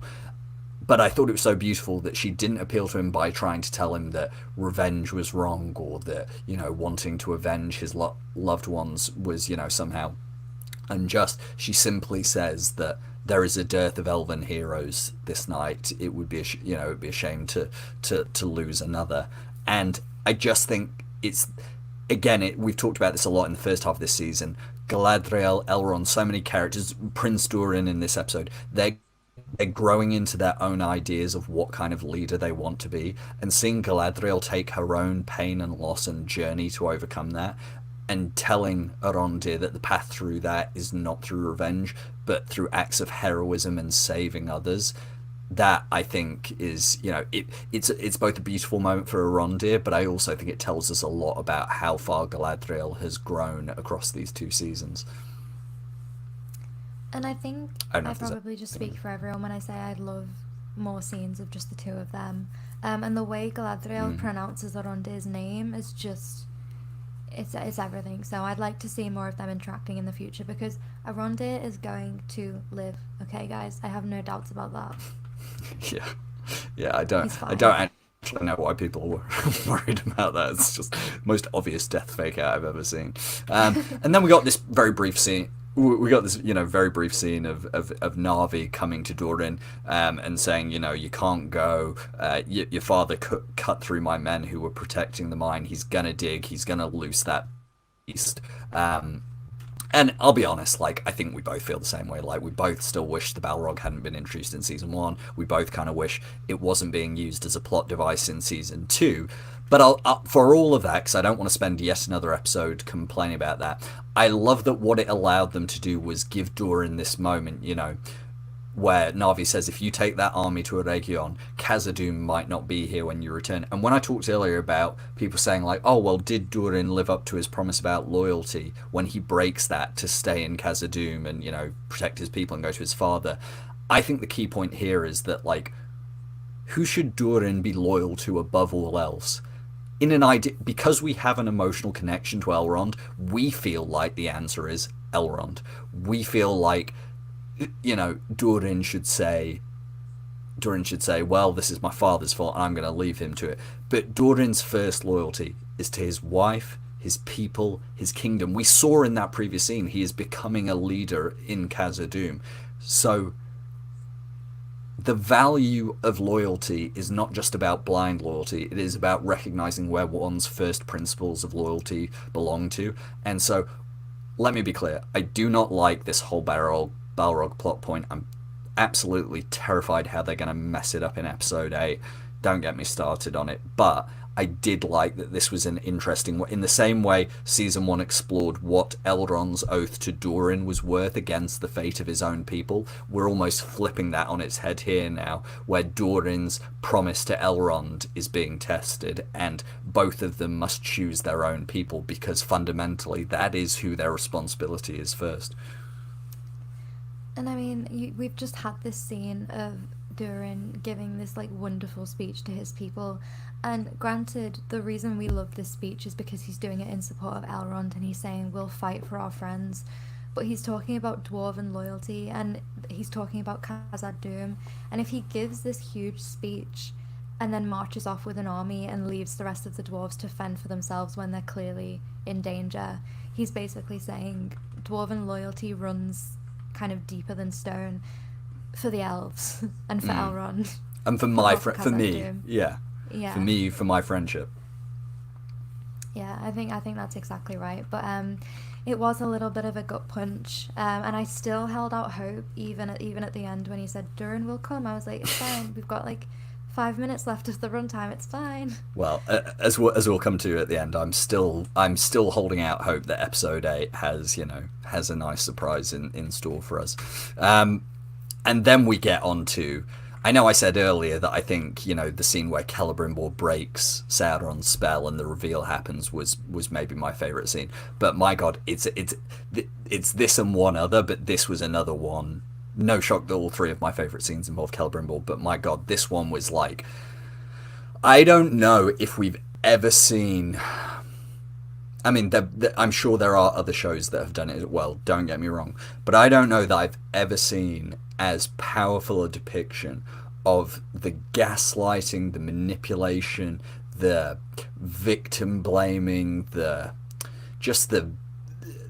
real horror of what someone manipulating and abusing someone in a domestic setting can look like without showing physical violence.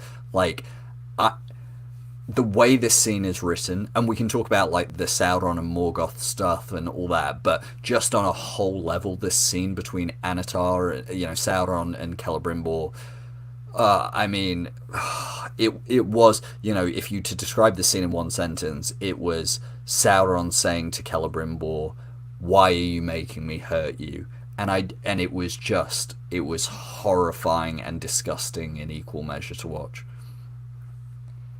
It's really interesting as well, because I think you made a really good point before about during the kind of previous scene where Annatar says, I'm the one keeping the sun above your head, and he almost equates himself with his natural form and his angelic being here. But then he flips that around and he almost makes himself seem smaller in this scene by saying, like, do you know what it is to be tortured at the hands of a god? Because I do. But a few scenes earlier, he was almost putting himself on that level compared to Celebrimbor, and I don't think he even realizes he's doing it, because there's obviously manipulation going on here, there's gaslighting going on here, but I don't think he wholly disbelieves what he's saying as well, because he says, since you forced me to torment you to bring them into being, I am but a victim of your obstinance, and you, the true author of your own torment. It's one of those things where if you'd given me that kind of line out of context before the season started, I would have been like, no, I don't know how we're gonna get there. But it is just this culmination, and it's heartbreaking, and you almost, there's this moment where, and I've seen some people read it as almost sarcasm after this bit where Celebrimbor says, no, I don't know what it's like to be tortured at the hand of a god, but I read like sincerity into that. I think at the end of this, Celebrimbor is still trying to sympathize a bit with him and say, no, I don't know what that's like, because he might have broken out of Annatar's spell now, but he's been manipulating him and gaslighting him and torturing him for months at this point, and that's not something that you can just snap out of. So like the things that he's saying to him now, Celebrimbor is taking them on, and Celebrimbor is registering them, and it might be some things that he even believes. He thinks deep down that this is his own doing, this is his own fault. He let Annatar in, and by the time he realized what was happening, it's too late. He says it himself to Galadriel. Yeah. He knew, but he wanted the rings, and he wanted to best Feanor, and he wanted the power. So when Annatar says stuff like this, you're the true author of your own torment, he's gonna believe it, and it's horrible. Yeah, I think I'm somewhere in the middle between your interpretation, which I think is like totally valid, and I really do see where you're coming from. I don't go to the opposite end where I'm like, oh, Celebrimbor is just, dismissive of all of this and, sarcastic when he says, I can't imagine, in response to, do you know what it is to be tortured at the hands of the god? I think it's less that it's sarcasm, but I don't think it's full. Yeah, I don't think he's fully unaware of the irony and the cruelty of what Annatar's saying. I think it's more despair, honestly. I think when he says I can't imagine, and I talked about this, I know you weren't here for last week, but there's a bit in episode 6 when Annatar starts telling a new lie where he's like, oh, the Valar didn't send me here, I came here myself. And Charles does this thing as Celebrimbor where he stutters, doesn't get out any words, and then like rubs his head, and it's like there are so many lies at this point he doesn't know what's true anymore. And I think it was a little bit of that. So I don't. It's so difficult though, because I can read it in both ways. Like, I don't think he. For example, when Annatar says, because he says you are the true author of your own torment. Celebrimbor comes back at that point and says, you truly are the great deceiver. You can even deceive yourself. So I very much take that as Celebrimbor is aware that Annatar is still trying to gaslight him and still trying to manipulate him. So I don't think he believes Annatar in that sense. But I think it's like you say, in a way, I do think he feels in a really, and it's heartbreaking to think about. I agree with you. I think Celebrimbor feels that he did walk this path himself, in part knowingly, not totally, but in part knowingly, and in some ways he is the author of his own torment. But I guess I would push back on you a little and say that I still think he's well aware that Sauron is trying to feed him a load of self-pitying rubbish, and and while it might not be sarcasm, it is almost despairingly dismissive. This idea that Annatar, after all he's done to him, is still standing there trying to smooth talk him. So I think it might be somewhere in that middle of that kind of like, he doesn't even know what to believe anymore, but he's just despairing at the fact that Annatar is still trying to play these games with him. Yeah, and I like the idea that there's a bit of kind of bravado in there, and maybe a bit of reluctance to let Annatar win in this situation. And what I mean by that is that I think you're right, when he bats back with that Sauron the Deceiver, and it's one of those things like when he shushes him earlier in the episode, where still Annatar just doesn't expect to be spoken to like that, and it still makes me laugh. But it's like he has this bravado in the moment, and then he goes outside to Galadriel and he talks to someone who understands, and I really love the way that they did that scene. And it's like he lets himself be honest for a second, and he's like, I did know. And I like, I'm going really ahead, but he says, I built this city, and there's almost that kind of unspoken implication of, and I'm part of the reason why it's kind of crumbling around us as well. And it's just, it's as you say, it's heartbreaking, but we knew we were going to end up here. Yeah, and I also want to touch on this thing, Annatar, where he's contrasting himself with Morgoth, and he says, I saw the end from when I first awoke, but my end was different from Morgoth. For what he wished to destroy, I wished to perfect. Now, part of this is Annatar telling the truth. Tolkien tells us this, that Sauron was not wholly even evil in the beginning, unless all reformers are evil. Because, Tolkien has this idea that Sauron's thing is that he wanted to reform Middle-earth into something more perfect and peaceful and ordered, but the way he goes about that is obviously horrifying and evil. But I think, to Celebrimbor's point at the end where he says you can even deceive yourself, this is another one, because Morgoth didn't just want to destroy. What was Morgoth's number one thing from the Silmarillion? He wanted to find the secret fire, the spark of creation, the thing that Eru has that allows God, Eru Ilúvatar, God, to create living beings. That was the thing above all that Melkor Morgoth wanted to have. Morgoth wanted to create things, and when he couldn't, he destroyed everything in his path to get them. And I think the reason Sauron is saying this is because he wants to believe he's different to Morgoth. Maybe because of all this pain and torment he went through. But they're really the same. They both wanted to create worlds that they were in charge of. They both saw it as a better world for them to be in charge. And I think it's fascinating because I'm like, I've seen some people say like, oh, Annatar's right, or Sauron's right, he really is different to Morgoth. But I'm not convinced. I think this is more evidence that Sauron deceives himself first of all before he deceives all others. And, you know, it's interesting to think about, like, how truthful is Sauron being about Morgoth torturing him? Maybe it happened, maybe it didn't. I was wondering whether some of the writers had read some Sauron/Morgoth fanfics, because if any of you have ever read any Angbang fanfics, which is by far the best ship name ever invented, there's a lot of that in there. Not saying that I've read it, but I am aware of it. And so it was fascinating because I'm like, as we've just said there, it's open to interpretation how sincere Celebrimbor is being in his rebuttals to Sauron. It's also, for me, completely up to interpretation whether Sauron, A, is telling the truth, B, is lying, and C, is aware he's lying. You know, is aware that he's deceived himself, is deluded. I mean, I don't know if you come down on either side of that. I think the show kind of touches on this a little bit in the fact that Sauron reforges Morgoth's crown to fit himself. And there's this like really good shot, obviously, in the prologue where he's looking up at it as if he's almost like, do I kind of fit into this role? Is it too big for me? Blah, blah, blah. But I think I'm sort of on your side with this one. And I don't know. I think the torture aspect of it is like, you know, you mentioned before that when, you know, he feels Celebrimbor slipping away, he kind of tries to appeal to this kind of striving to best Feanor, and that's what he kind of tries to grasp on.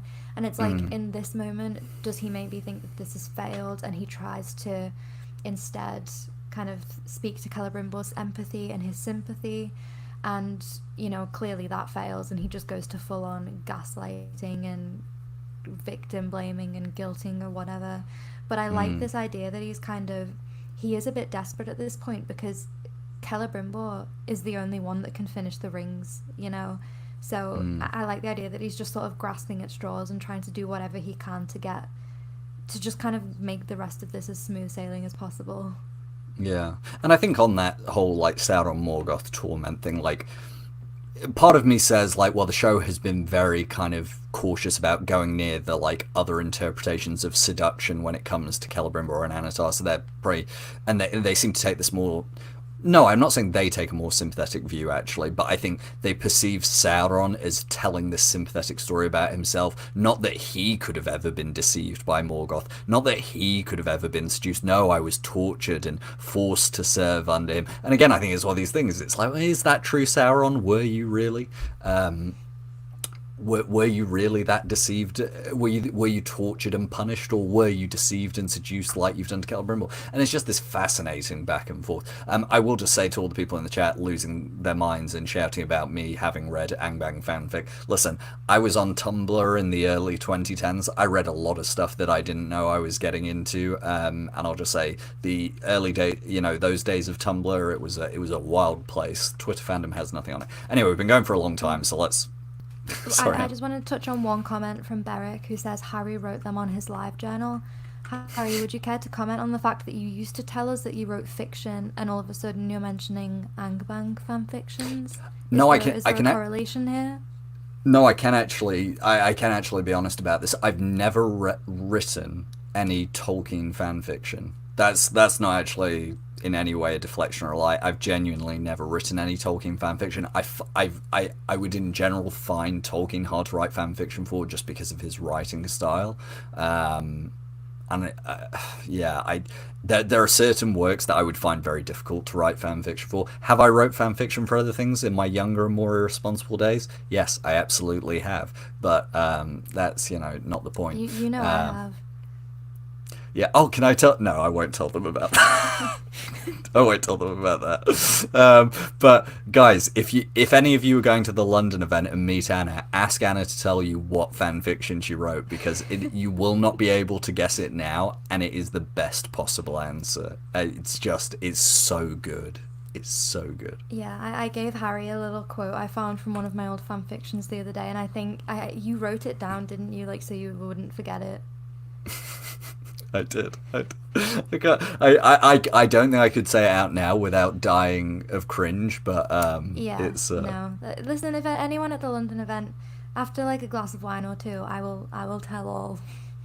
yeah, there you go. Exactly. This is Anna's story to tell, not mine. And apparently there were many stories that Anna's had to tell. Anyway, so we go. I love how we've got away from the trauma and the horror of this domestic abuse situation by talking about fanfic. I think that's just us needing a break from the horror of this episode. Oh, I love Beric's. Beric's How does Coronation Street fanfiction? Can I just say, how the fuck does Beric know about? Isn't Beric? You're American, aren't you? How do you know about Coronation Street? I mean, Coronation Street is the best soap. you know, this is You could write a fan this, fiction about the cage orc. Oh my gosh. what working in the Rover's return in his retirement.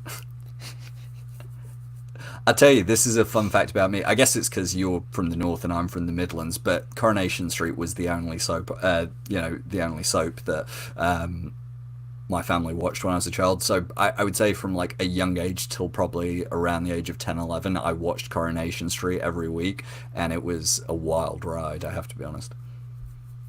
It was so good. Like, I think I used to be like 10 years old, and on the weekend I would just watch the Coronation Street omnibus. I was too young to be watching that, but it was like the highlight of my week.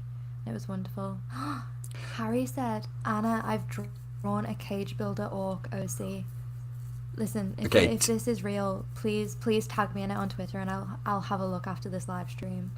And tag me in it as well so I can block you. No, I'm joking. I'll retweet it as well. Anyway, we got to get on because there's still, the final sequence of this episode, and we've been going for 3 hours, and it's almost midnight. So, and I've got to get a train back to Manchester tomorrow morning. So, yeah, this is all going to go well. Anyway, we then get on to Celebrimbor. Sauron leaves him. Celebrimbor has his moment of resolve. And again, as we were talking about earlier, and this is one of the moments we wanted to see. We wanted to see Celebrimbor fight back. And in this way, while in the books, because Sauron is outside the walls, Celebrimbor is fighting back against him with an army. In this, I love that it's so personal. We've talked about this on so many episodes, whether it's about Numenor or any other story. When the show does a great job of bringing a macro conflict down to the micro, I always take my hat off to it. So we see him trying to destroy the rings, and then it doesn't work, and then we get to welcome back Frodo Nine Fingers, or I should say Brimby Nine Fingers. My God, I mean, like I said to you, the dawning realization of what he was going to do with that metal, whatever you'd call it, metal press, metal slicer, and then the way it was filmed, the way we took that tight shot on his hand in the press and then slowly panned up, and then nothing made me, this felt like something like as Tolkienian as I could imagine. Celebrimbor in this moment of defiance, using Sauron's own words against him and saying, whose will is the might, saying, okay, Sauron, you thought you were in a contest of will with Morgoth, and you think that you've made me the subjugated one in our relationship, but let us see whose will is the mightier. And I just thought, horrifying to watch, obviously, but I could have stood up and clapped for Celebrimbor in this moment. Horrifying, and I also love the moment of silence afterwards, and you just get to be with Charles as he reacts to that, and it's just it's very visceral. I feel like you can feel it almost. And what I really like about it is this idea that Celebrimbor is a creator, he's a crafter, and he's the best at his craft, and he's having to maim his hands and the things that he uses to create, and it's such a stark difference to that really nice kind of montage we get at the start of the episode of him really meticulously creating the rings. It's his thumb. He's got to use it for this process, and it's almost this moment of he's kind of realizing that his dream to create anything kind of special is now gone, and he's marring himself, and it's horrible, but it is almost this giant fu to Annatar, because he's like, I'm not a creator anymore. Yeah, it was And as well, like, I've seen people in the chat saying it was like Mythros in the Silmarillion, where his hand gets cut off to free him from the shackles where he's chained to the mountain. But I think the key difference here, and I'll bring this back when we get to his last stand with Sauron and his speech to Galadriel, here again he differentiates himself from his ancestors, who often failed their final tests, because in Mythros' case, he had to be rescued by Fingon, his best friend. Celebrimbor is alone. He has to make this sacrifice himself, and it's a moment of just, as someone in the chat, I think I missed, oh yeah, it was Barry who said, I totally understood the power and might of the first age elves in this moment. And I agree, this is the moment when you understand that Celebrimbor is an elf who was born in Valinor, who saw the light of the two trees, who saw the failures of his grandfather, his father, his uncles, lived through that and realized that sometimes the only thing you can sacrifice is yourself, and it is better to do that than to stick to, the principle of what you believed in as his forefathers did. And it's just a moment of, like I said, you just want to cheer for him. And then obviously we get, and I'm not kidding, I think this might be my favourite shot from the episode. And yes, as I said earlier, it's kind of funny that a recurring theme is every time Celebrimbor goes outside, he gets knocked off a ledge by an explosion. But this shot of him silhouetted by his burning city, Feanor's statue in the background illuminated by the fires as he's hunched and descending the staircase. He's descending into the carnage, but in a way this descent is also an ascent for him, because it is truly the first time he has broken free of Sauron. He has escaped. He has done it through sacrifice and perseverance and the strength of his will. And seeing him do this was just, it made my heart soar. And I mean, I don't know if you want to say anything on this, Anna, or just go straight into his conversation with Galadriel. It does just make me laugh that this heartbreaking shot is followed up by his which I found a really funny shot, him looking up and all his guards just looming, peering over at him hello, this is the second time you've fallen off a ledge today. Stop going outside, Celebrimbor. But yeah, oh my god, where do we even start with this conversation with him and Galadriel? I mean, I was getting riled up by that, by order of Annatar, Lord of Eregion. And I felt like I was ready to be Galadriel in that moment, come in and say, excuse me, that is Lord Celebrimbor. And she kind of repeats that, the greatest of elven smiths, and it just feels so much more sincere when it comes from Galadriel. And she says, this is the Lord of Eregion, release him. And just the way that she grabs his face, and he doesn't lean into her at first because he thinks that she's an illusion, and it's so heartbreaking that he thinks that Annatar would conjure up this vision of Galadriel for him, but that moment when he realizes that his friend, because I know they haven't shown it that much in the Rings of Power, but Galadriel and Celebrimbor and even Celeborn are very close friends, and the fact that his friend is here for him in the end, and she clearly knows that he's been deceived and she's on his side, it's everything that I wanted for him before the end. And we'll talk a bit about what he says here, but it's just what a scene. And it's the fact that, as you said, the first thing he thinks is that it's an illusion, it's false hope, and that broke my heart. It isn't, I'll tell you the moment I started crying, but this is the one that broke my heart, because I thought, imagine that. Just imagine thinking that any good thing you see is false hope because you've been so deceived for so long and you're so broken and you've just cut off your own thumb to escape, and yet you see one of your dearest friends and your first thought isn't salvation, I'm saved. Your first thought is this another cruel trick?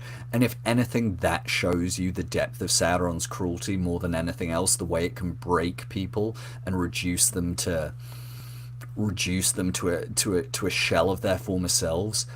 And then we get into the dialogue where I think, I didn't love in season 1 that Celebrimbor was such a side character, and obviously there were behind the scenes reason for that with the recasting and all that, and that's fine, we don't need to go over that now.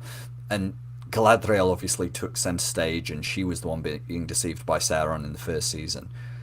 But I'll tell you what, for all my complaints about that, how well has that paid off now to have this moment where they're each going back and forth saying, I saw what he offered and I accepted I shut the part of my mind that was telling me to be cautious and to ignore the concerns about him, because a part of me, and this is the thing about Tolkien's elves, they are not these perfect creatures. They are vain, they are ambitious, they are ego driven, they have so much complexity to them, and it's this real rare moment of honesty where the descendant of Feanor and Galadriel, who was, such a hater of Feanor, to put it in basic terms, but both in each other see the same weakness that took Feanor and realize that the shadow too fell on their hearts, and they are not better, and they have both come out from under the shadow, but the point is that they've been there and they recognize that they are fallible, and it has cost them, in Celebrimbor's case, everything. In Galadriel's case, it almost cost her everything. And it's just, Tolkien doesn't give us much with Galadriel and Celebrimbor in the books. They have one nice scene kind of prior to the rings being created, but and we know that when Sauron's, this is where we don't have time today because we've been going on so long, but in Unfinished Tales, in one version, when Sauron's deception is revealed and he makes the One Ring, who does Celebrimbor go to? He goes to Galadriel for advice, to ask what they should do with the rings, and Galadriel's the one who counsels that the 3 rings be sent away.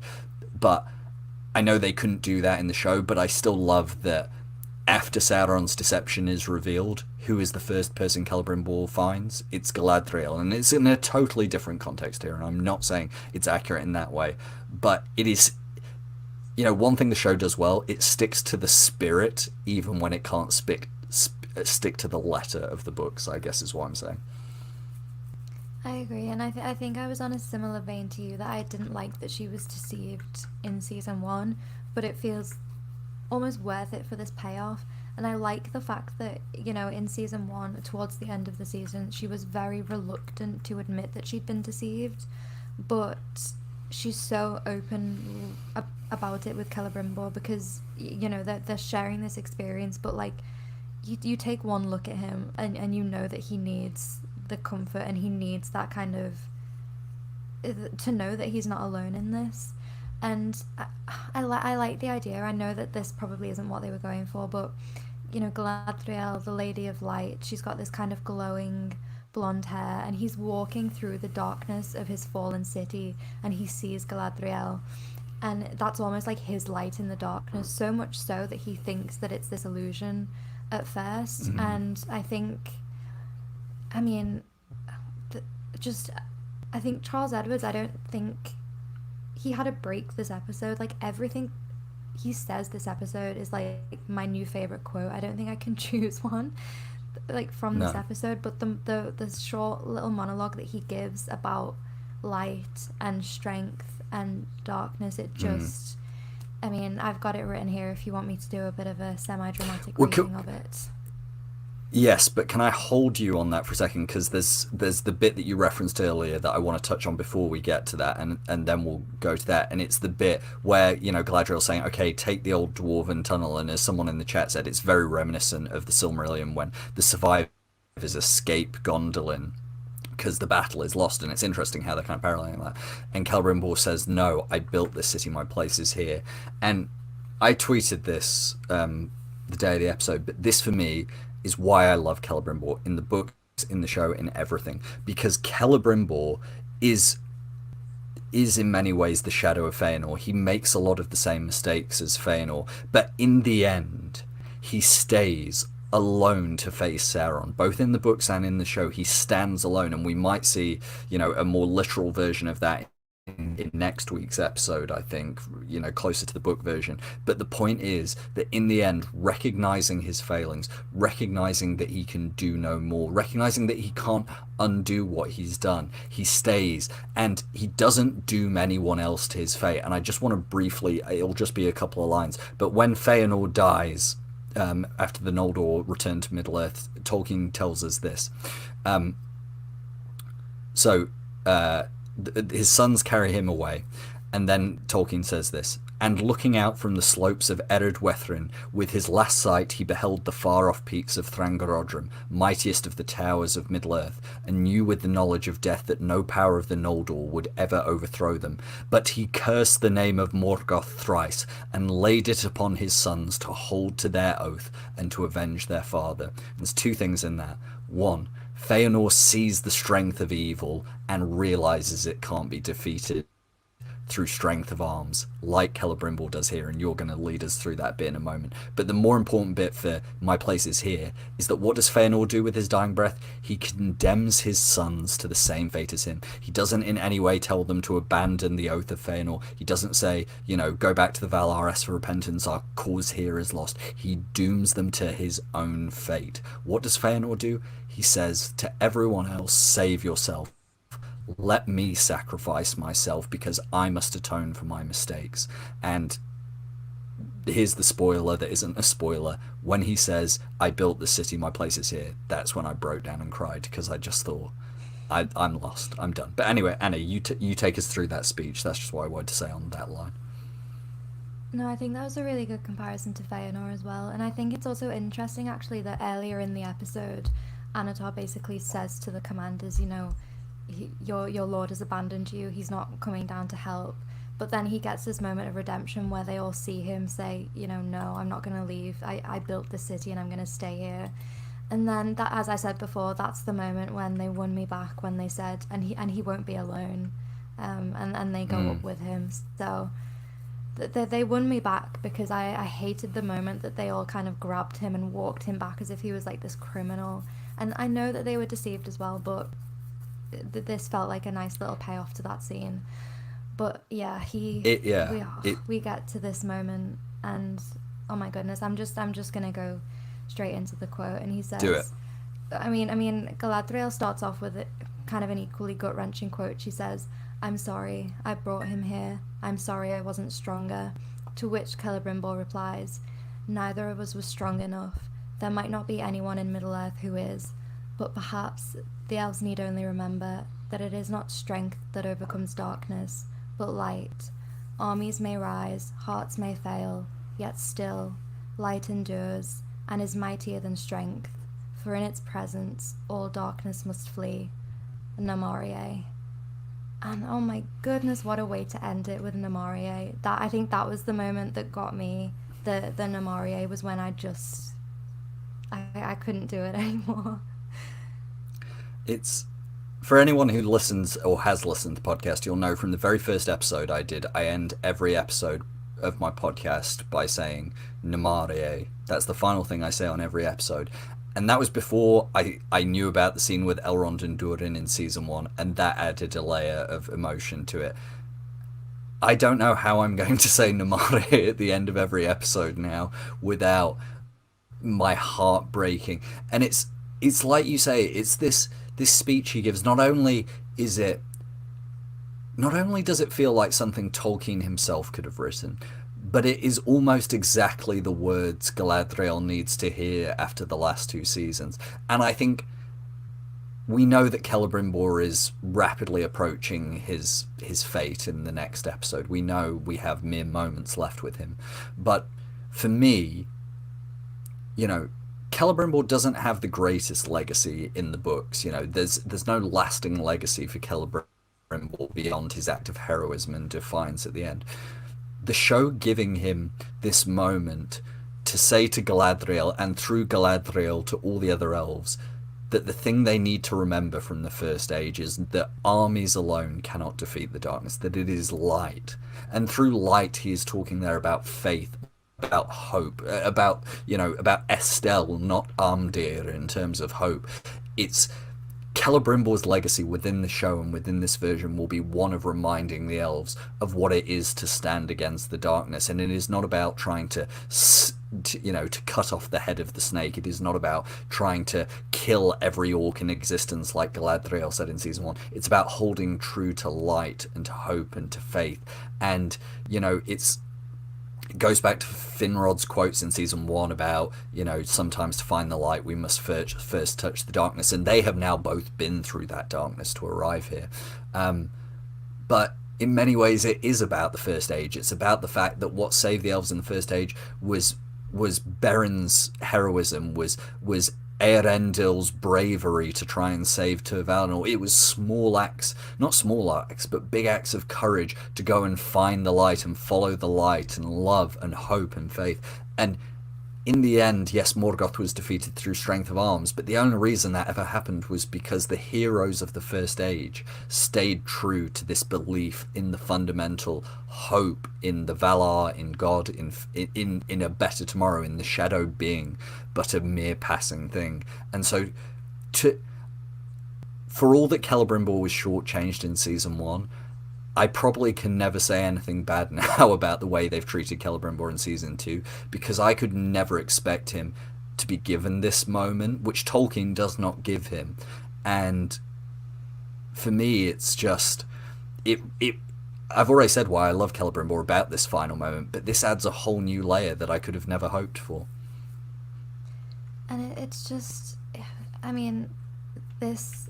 I think I've said this a few times, but I just wish that we had Charles Edwards for longer. And you said it before. Yeah. There was issues behind the scenes that we couldn't they couldn't help in season 1, but it feels kind of cruel to give us this character and this performance and then just rip it away from us so quickly. But it's just we spend the episode and kind of the whole season watching him go through this kind of unimaginable torment and have his spirit broken to the point that he's kind of maiming himself. He's trying to destroy his creations. He's second guessing everything he sees in front of him, but he still has that hope in him, as you say. He's still good, and he stays with his people. He wants to protect his people, but not only that, he still has the wherewithal to provide that hope to Galadriel.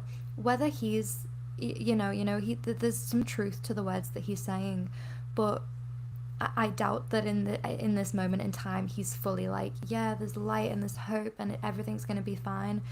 But as you said, he knows exactly what Galadriel needs to hear in this moment. And it's almost this kind of antithesis to Annatar, because he also knows what people want to hear and what people need to hear and what he needs to say to manipulate them. But Celebrimbor's almost doing it to just be like, it's what Namarie means. It's like, go in peace, be well.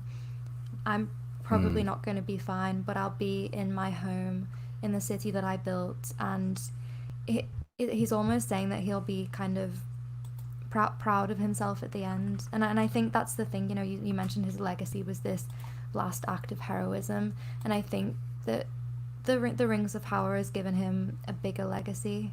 Not even a bigger legacy, actually. A more sincere legacy, a more impactful one. I don't know how I'd phrase that, really.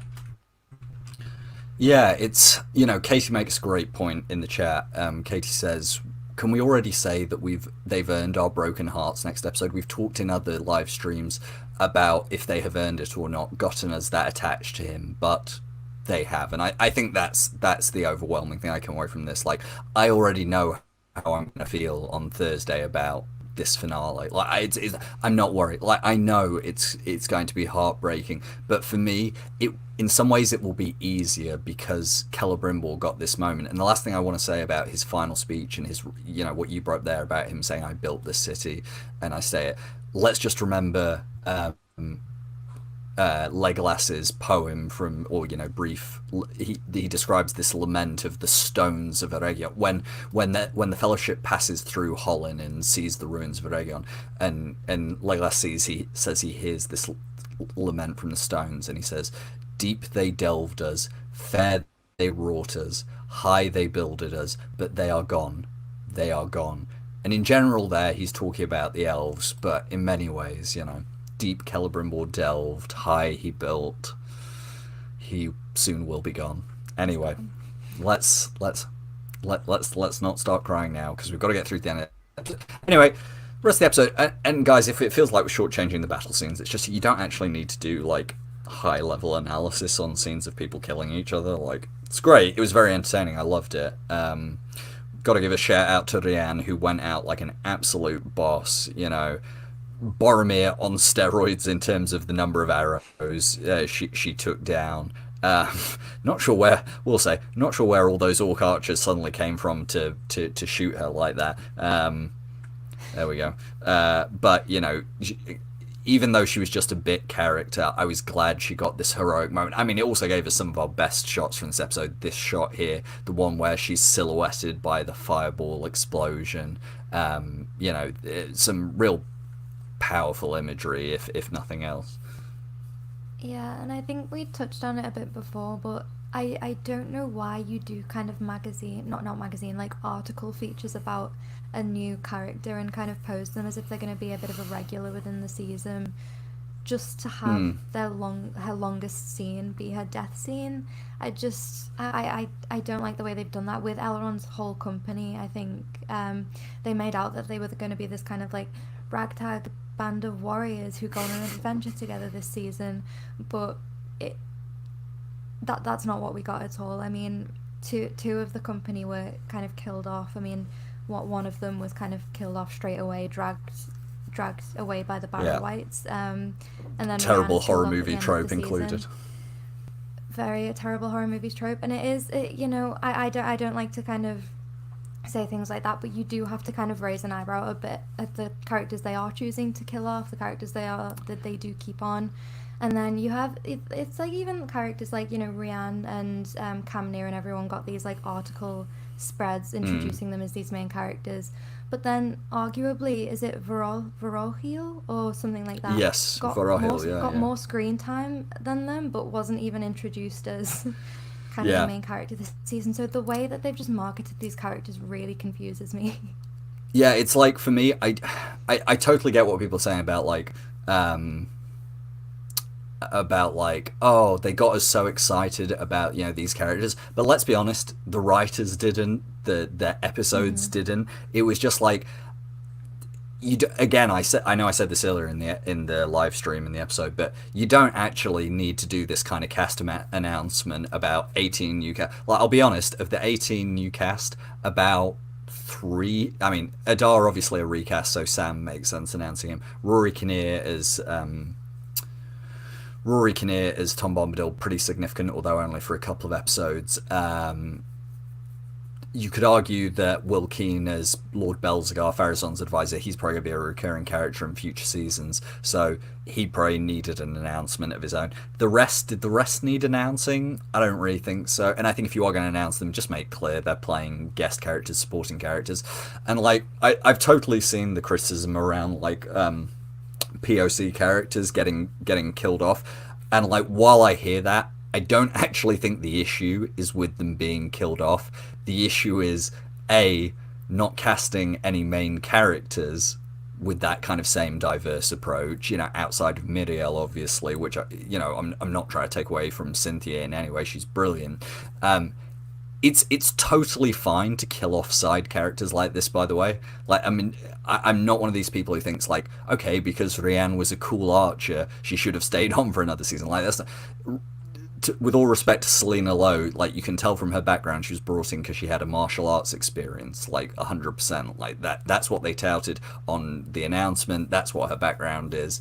She was always going to be a bit character. That's fine, but like, I think they just need to have a think about A, the way they're marketing it, B, the way they're casting canon characters versus non-canon characters, because it's like, you can't take away from the brilliance of what they've done with Arondir, Miriel, Disa, like fully fleshed out characters, but at the same time, it's just, again, I genuinely think it's more of a marketing issue than anything else. But again, there are more canon characters they can still cast in a Second Age story, and I think, we've often talked about like Dev Patel being our dream Celeborn cast, or other, we've talked about other ones like this, and so I think, like, again, it's just one of these things where, like, I don't think it's an issue with these characters dying. It's an issue of the marketing and just about their approach to casting canon characters more than it is these side characters. Yeah, I agree. But listen, it was a cool scene, but it just dedicating full spreads to these characters and then killing them off straight away. And also, speaking of these articles, where's Camnir? Because the fact that he wasn't here to die makes me think that maybe he will be the recurring one out of the bunch. Which, Listen, out of all of them, he's probably the least interesting to me. So I don't I'm know not how I feel about that. I'm not going to throw any shade, but the whole Callum is Celeborn thing is deeply funny now when he appeared in like one episode and then just isn't here for the big battle and he's just a random map guy and it's just like, it does make me laugh a lot. Anyway, so other things we had happen in this battle, Adar sends in Damrod, this is another breaking point for Gloog. We then get the showdown with Celebrimbor and Annatar, and just, another great scene of... another great scene of Celebrimbor getting another moment of defiance. I mean, we don't need to overanalyze this scene apart from how kind of horrifying it was when, even though they spoiled it with the trailers, of Annatar taking control of the soldiers, and forcing them to kill each other. But I just love that this is yet another moment of Celebrimbor's defiance. And if you think about it, where he ends up, and I don't think if I have a still of it, so I might just have to go back, but the fact that Celebrimbor technically is at the top of a set of steps in the house of the Myrdain, and by the end of the scene he is alone. Technically, they have set up episode 8 to begin with Celebrimbor desperate alone withstood Sauron on the steps of the Myrdain, but he was grappled and taken captive. So I still technically have a chance that they are giving me the exact canon version, even if it's in a little bit of a, roundabout way. Listen, Harry, if you speak it out into the universe, you might get it. And I also love in this scene, when he says, you think it was only you who put yourself in my power. So even at this moment, at this final stand, he's still throwing the blame at Celebrimbor. He's still saying, you put yourself in my power and so did they. It's not like I pulled you into my power, it's you put yourself there. And it's the audacity to just keep on with this. And I think, you know what? They did spoil this scene in the trailer, and I wish they hadn't. But I still think that it was really impactful. Just watching it happen, like in real time, was really horrifying. And it's the imagery of the scene as well. Like this overhead. I mean, I imagine this might have been in Charlotte Brandstrom, Alex Dissenhoff special, because they love their creative camera angles. This overhead one of Sauron in the center of a circle, like he's at the center of an eye or a ring. The fact, I saw someone else say this on Twitter, which I thought was really cool. If you count the commander and these 6 guards, Celebrimbor has 7 companions, like Feanor had 7 sons.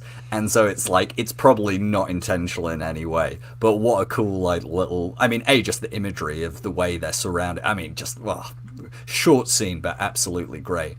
And, kind of leading us into episode, again, going back to that idea of they might give us a version of the Unfinished Tales, brief paragraph about Celebrimbor's last stand.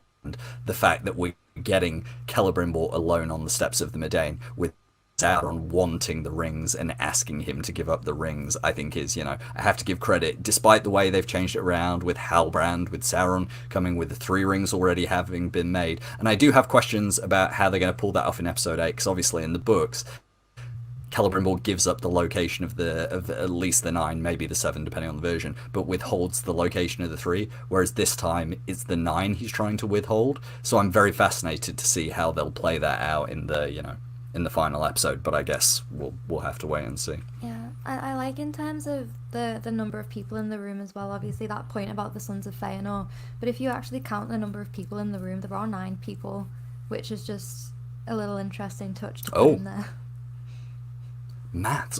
I like how we've gone from like really astute textual analysis in the first 3 hours to now we're like, now if you look at that, there's 7, and there were 7 Sons of Feanor, and now there were 9, and it's just like we've gone full like the pyramids were made by aliens, and here's how the numbers show it.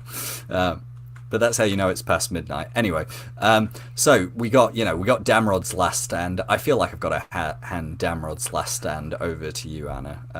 I don't have much to say about it, but I think, I can't explain how excited I am to see this in the cinema, if not just to hear the score in the background.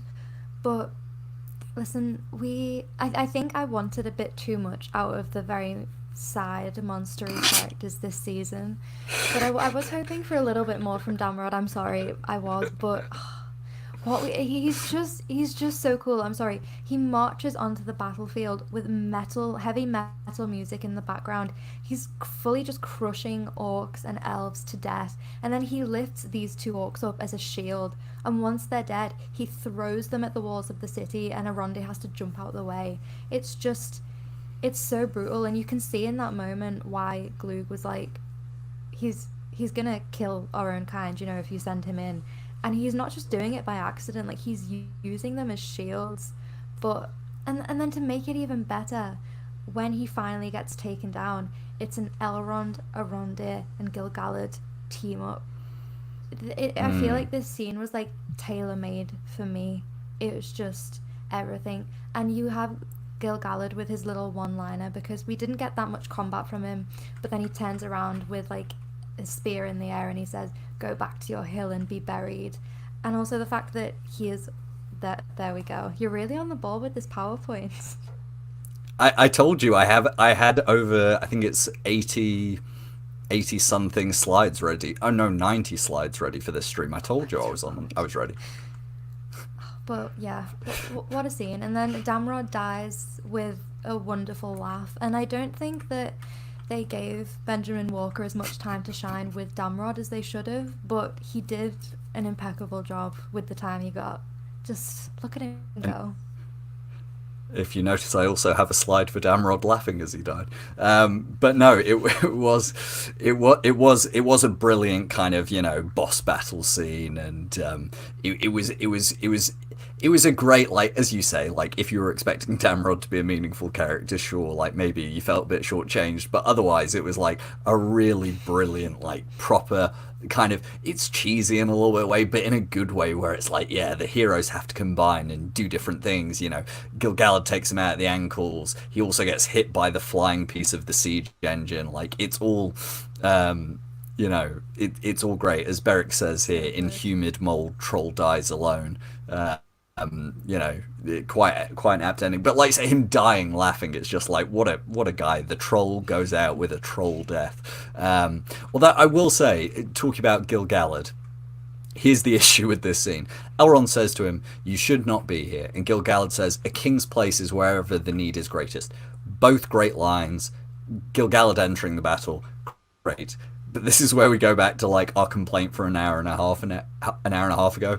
When did they decide that Gil-galad was going to be outside the battle? Was he just overlooking the whole time? How did they... Again, this goes back to, like, that first scene where we see Elrond's forces have begun the battle. It's like, we could have just done with one more scene of, Elrond saying what happened in Adar's camp, talking to Gil-galad, and Elrond saying, "I will buy as much time as I can before Durin's forces arrive." And Gil-galad, Gil-galad places his trust in him to be the commander in this scene, because like in reality, Gil-galad is the more experienced of the two, and I would have expected him to be leading. I totally buy that he's let Elrond do this because it's important for Elrond to lead this, assault and to take this position as commander, but it was a little bit like Gil-galad rides into the scene and Elrond's like, "You should not be here," and I'm like, Elrond, my question is not you should not be here, it's like, where have you been? Yeah, because it's like you get the shot of him just before the cavalry charge, and then he just disappears, and then it's like, oh, he's back, like, have you been here the whole time? Have you been fighting across the battlefield? Have you just decided to come and help now? It's just that little bit of missed context, I think, that would probably help out quite a lot. Yeah, exactly. It's like, I've got no problem with the scene. I'd just like to know why. It's like, it's not important. It's just like, it's little things they could have done to improve it slightly. And unfortunately, I'm going to go straight into another nitpick, which is, they've stopped the siege engine, the troll is down, they seem to have, like, held the line, although they've obviously taken horrendous casualties, and so Adar decides, okay, it's time to go, this is really the moment where we see Adar's lost all patience. He's like, right, I've got to do this, I will finish them off myself, and he tells his children to march with him. But here's the problem. As you can see, middle of the night in this scene, their conversation is interrupted by a war horn. We turn to Adar. It still appears to be middle of the night. My children, march with me. Glug decides to stay behind him. That obviously reflects all the conversations we've had, and who knows what role Glug is going to play in episode 8. Is he going to betray Adar? Is something going to happen with him? But here's the real problem. We go from that lighting, this lighting, this lighting, we go from all of that to the sun is rising. And it's just like, I feel like something got lost in the edit. Unless they're on the equator and the sun rises really bloody quickly in Middle Earth, I don't have a clue how the sun rose that good. Like it's so clear something got lost in the edit. It feels like we've just lost hours of combat. Like they just want us to think like, oh, Gil-galad's here. They've just taken down Damrod. But then in that same vein, it would mean it's taken Adar and the orcs hours to just march across the riverbed. So maybe I like the idea that they're just walking very slowly into battle. He said march. I like this. He didn't specify how fast they were going to march. Yeah, it would have been good if he said, "My children, prepare to march. We will finish this off." And then you've got a bit of will. I do like Light Blinded Fool in the chat saying, "You're not quibbling about a few hours time skip in a 3,000 year condensation, are you?" Listen, Light Blinded Fool, I said earlier in this episode I realized these are like such nitpicks, but I'm gonna do it because I'm enjoying myself. And obviously this is the horror. To be serious for a second, this is the really horrifying moment where Elrond realizes that Durin is not coming in. When he says to Verohil, or Veronhil, whatever his name is, there must be a mistake. It's like he can't believe that Durin would have let him down, and that broke my it obviously breaks my heart even more when he's just muttering to himself, Durin will come, Durin will come. But it was when he said there must be a mistake. I just thought, oh, why does everyone in Elrond's life leave him? His parents, his brother, his adoptive slash kidnap parents, and now Durin, and it's just like everyone leaves him. And it was just to see him smiling, going, look to the north, the dwarves are coming, to go from that to there must be some mistake. I was like, you poor baby. It's really interesting to have this recurring theme through the episode of light kind of driving away the darkness, and then you have at the very final moment we have this sunrise, and Elrond says at some point at the first ray of sun, or at the first light, that's when Durin and his armies will be here.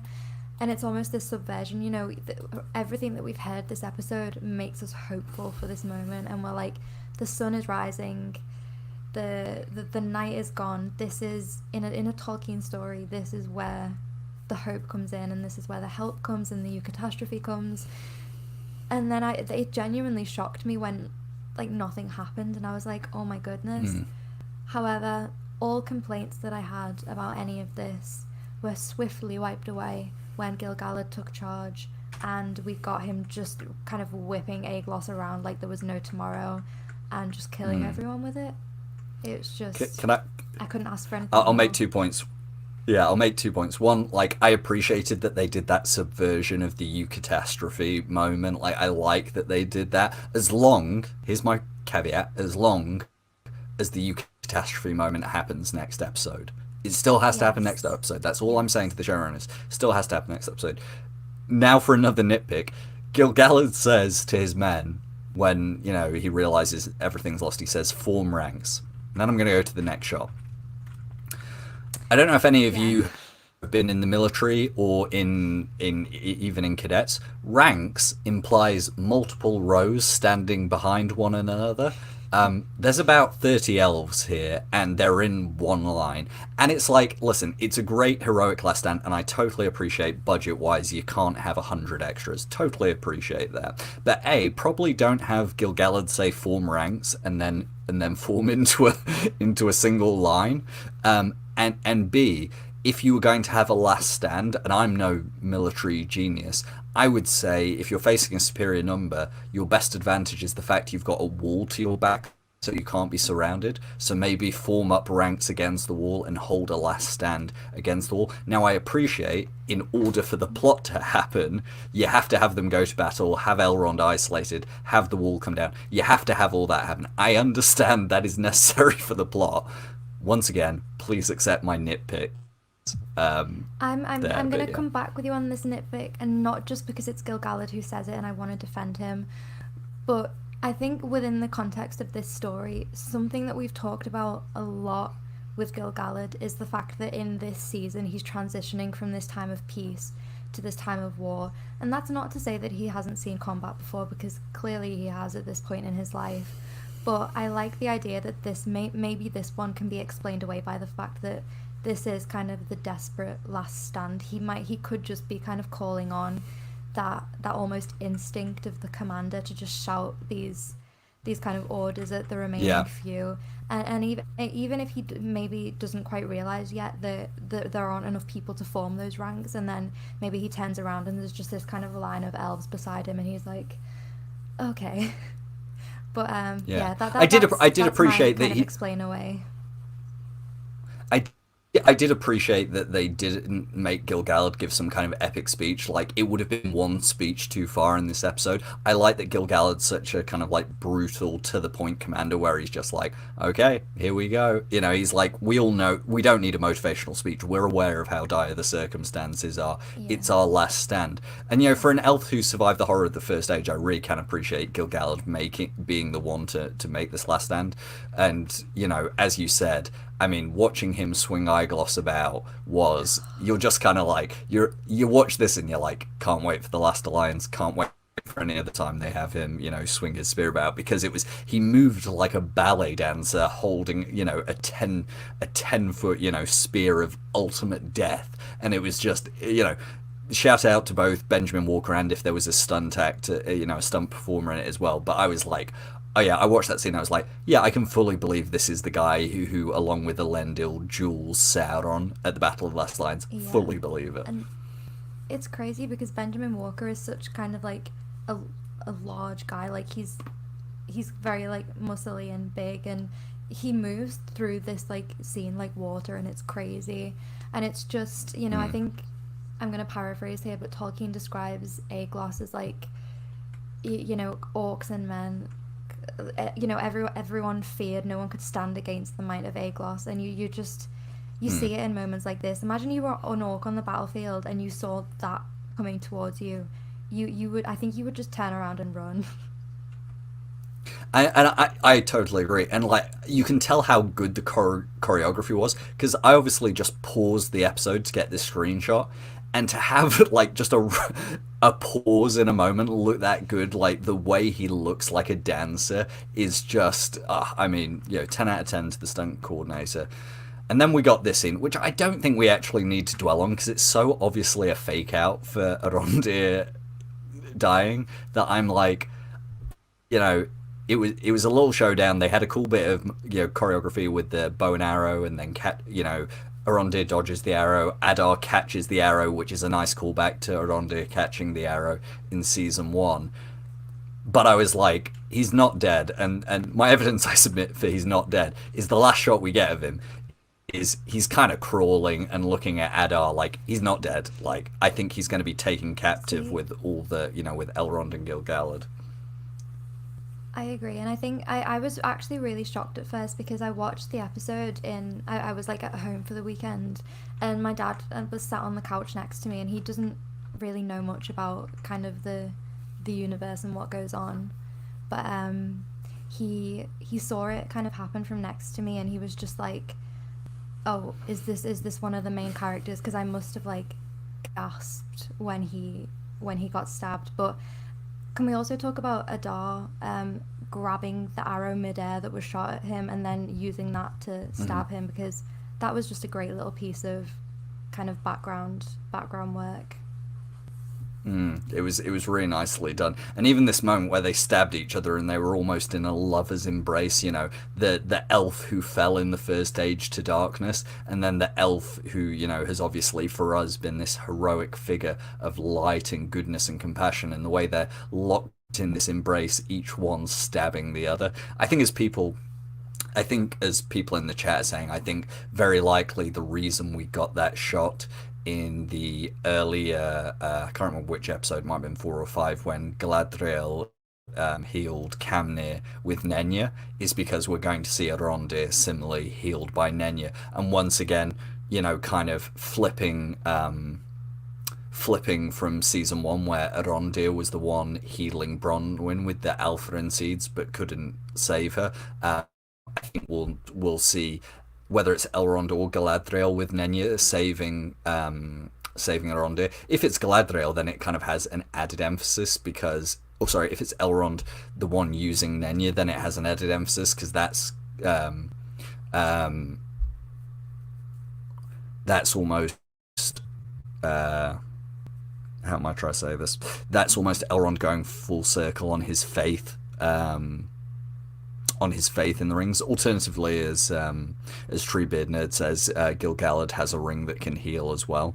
But yeah, no, there's not a chance. There's not a chance that Elrond is dying. By the way, I know Anna's had to drop out because of her connection for a second, but I really don't appreciate multiple. Light Blinded Fool says Anna's gone. Oh well, show's over. And of course, Stanley, one of the first people to say, "Where's Anna?" Yeah. Sorry, guys. Oh, I think she's back. I'm here. The show isn't over, guys. Can Look, I hear? Anna's back. Yeah, unfortunately. Sorry, I wanted to Anyway. give you a moment, Harry. Whatever. Anyway, we've talked about Arondir and Adar. Unless there's anything else you want to add, we can talk about the very final scene, which is the sexy, hot, sexy moment of Adar choking out Elrond and teaching him some elvish wisdom. I just sort of appreciate how feral everybody went during the battle scenes. I mean, I feel like this just kind of sums everything up. But I mean, actually, I haven't talked about this a lot because I feel like there's just so many performances to kind of dwell on in this episode. But Robert Aramayo as the kind of warrior, battle-torn Elrond in this episode was just incredible. And then there was just that really drastic shift to just the kind of hopelessness at the end. It's just he's he always delivers, but it's crazy how he shifted from that kind of summer Elrond in season 1, but we still get the little tease of it when he goes to see Durin. And then I just wanted to give him his moment. No, it's I think it was who did I see on Twitter saying it? I can't remember, but someone on Twitter I remember saying, I was aware that Elrond was going to be feral in this battle, but I don't think I was quite prepared how he was. And obviously I didn't take a screen cap of all his moments, but that moment, for example, where he chopped through the orc's arm, the orc falls away and then he shouts destroy it as he charges forward. Like, it was a really different side of Elrond to see, and as they told us in those interviews pre-season, they clearly worked on having the fighting styles differ. Gil-galad is all grace and balletic, Elrond is fluid and artistic with his movements, and then Elrond is like, I've never been in a war before, I'm just going to hack everyone I can. And there's a really good visual storytelling. I also really appreciate that obviously we had Círdan reference Rúmil as a drunkard, and it was just a fun first stage character reference, but then to have it come back in this penultimate episode with Adar quoting Rúmil back at him, this elvish wisdom about never make war in anger, I thought was just such a nice kind of rhyme across the season. And yeah, I mean, it was a powerful scene. But can I just say, never has there been a more obvious post-production pickup shot. Oh my God, this one of Adar. I've looked at it like a dozen times. I still can't tell if this is like a digital double of Adar's face. If this looks like CGI.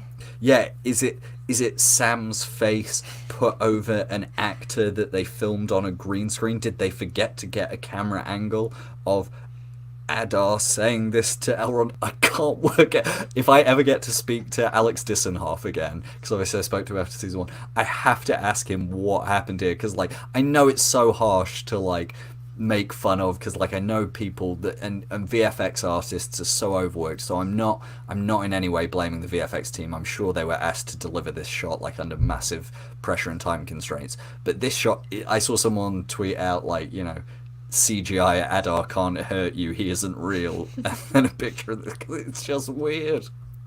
Well, I thought I was alone in this because I went online after the episode and someone did one of those like, oh my gosh, isn't Adar so hot tweets, and this was one of the pictures in it, and I was like, are you sure that that's Adar? Because this is just like, you know, Uncanny Valley, where I'm like, I know that I'm looking at Adar, but I feel like I'm not looking at him at the same time, and I don't like the feeling that it gives me. Do you know what it looks like? It looks like Adar was stung by a bee on his face, and like his face is really swollen up and it's all puffy. It just looks like he's had a terrible allergic reaction to touching Elrond, and his face is swollen up. And it's so weird because like I don't think I have the shot, unfortunately, because there is another shot from this angle where it's like the real shot of Sam Hazeldine as Adar, and it looks great, and you get this beautiful orange lighting of the you know, the sunrise behind him, and he looks amazing in that shot, and that is why it's so jarring to go from that to this one where it's like you know, like I took a picture of Adar and then I stretched it in Microsoft Paint, and this is what happened. It's an unfortunate place to end on, but as you said, it's one of those things where it's probably been done on under a time constraint. And listen, could either of us have done this any better? No. No, so.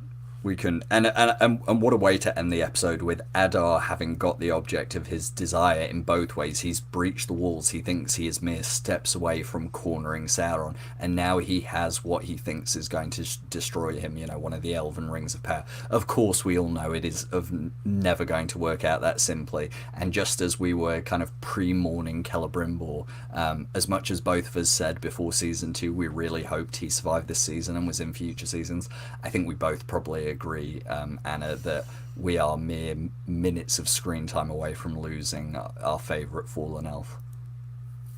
I think we are, and I'm very sad about it, but I think I've given myself time to prepare, because I always thought he was going to die at the end of season 2. I still hope that he gets a death that kind of mirrors his in Sauron's at the start of the season, but just the way the season's going, I don't think they're going to do that.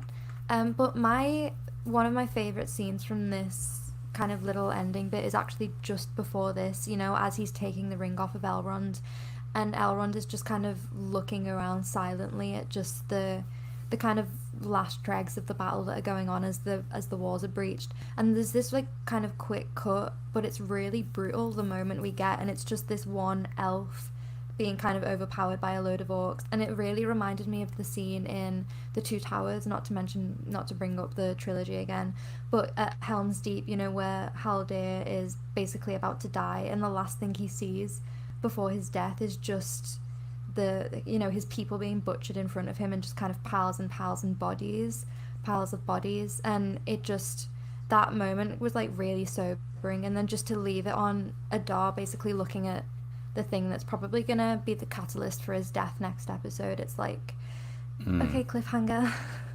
Yeah, and I think as well, it's, you know, as you said, Elrond having that moment of despair, you know, think about that line from Fellowship of the Ring where he says that, you know, I have witnessed many defeats, and it's kind of like, obviously it happens slightly differently in the books, but regardless, the Siege of Eregion is not some great victory for Elrond, and I'm sure we'll see that, you know, as well next episode, but having this moment of Elrond despairing, still with the hope that the dwarves are going to show up next episode. You know, I think it was a great, you know, this was your classic good TV. How do you leave your penultimate episode? Do you leave it with all hope seeming to be lost?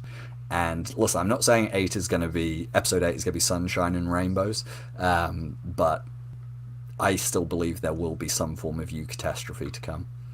I mean, I guess they have to because, listen, whatever we theorize about how Adar's story is going to end, about how if Durin's going to show up or not, the one thing we do know is that we're going to have to prepare to say goodbye to Celebrimbor next week. And I think that regardless of whether it's a banner episode or not, the way he goes out is not going to be fun to watch. So I think that they're going to really have to balance that out with some sort of hope to leave us on, because you Well, can't give us that much devastation with nothing to kind of prop us back up.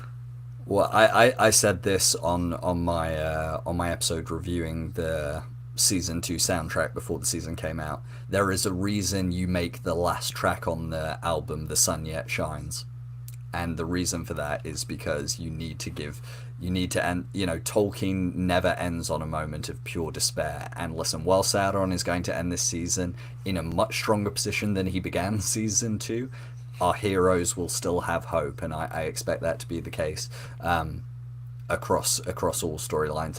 Now,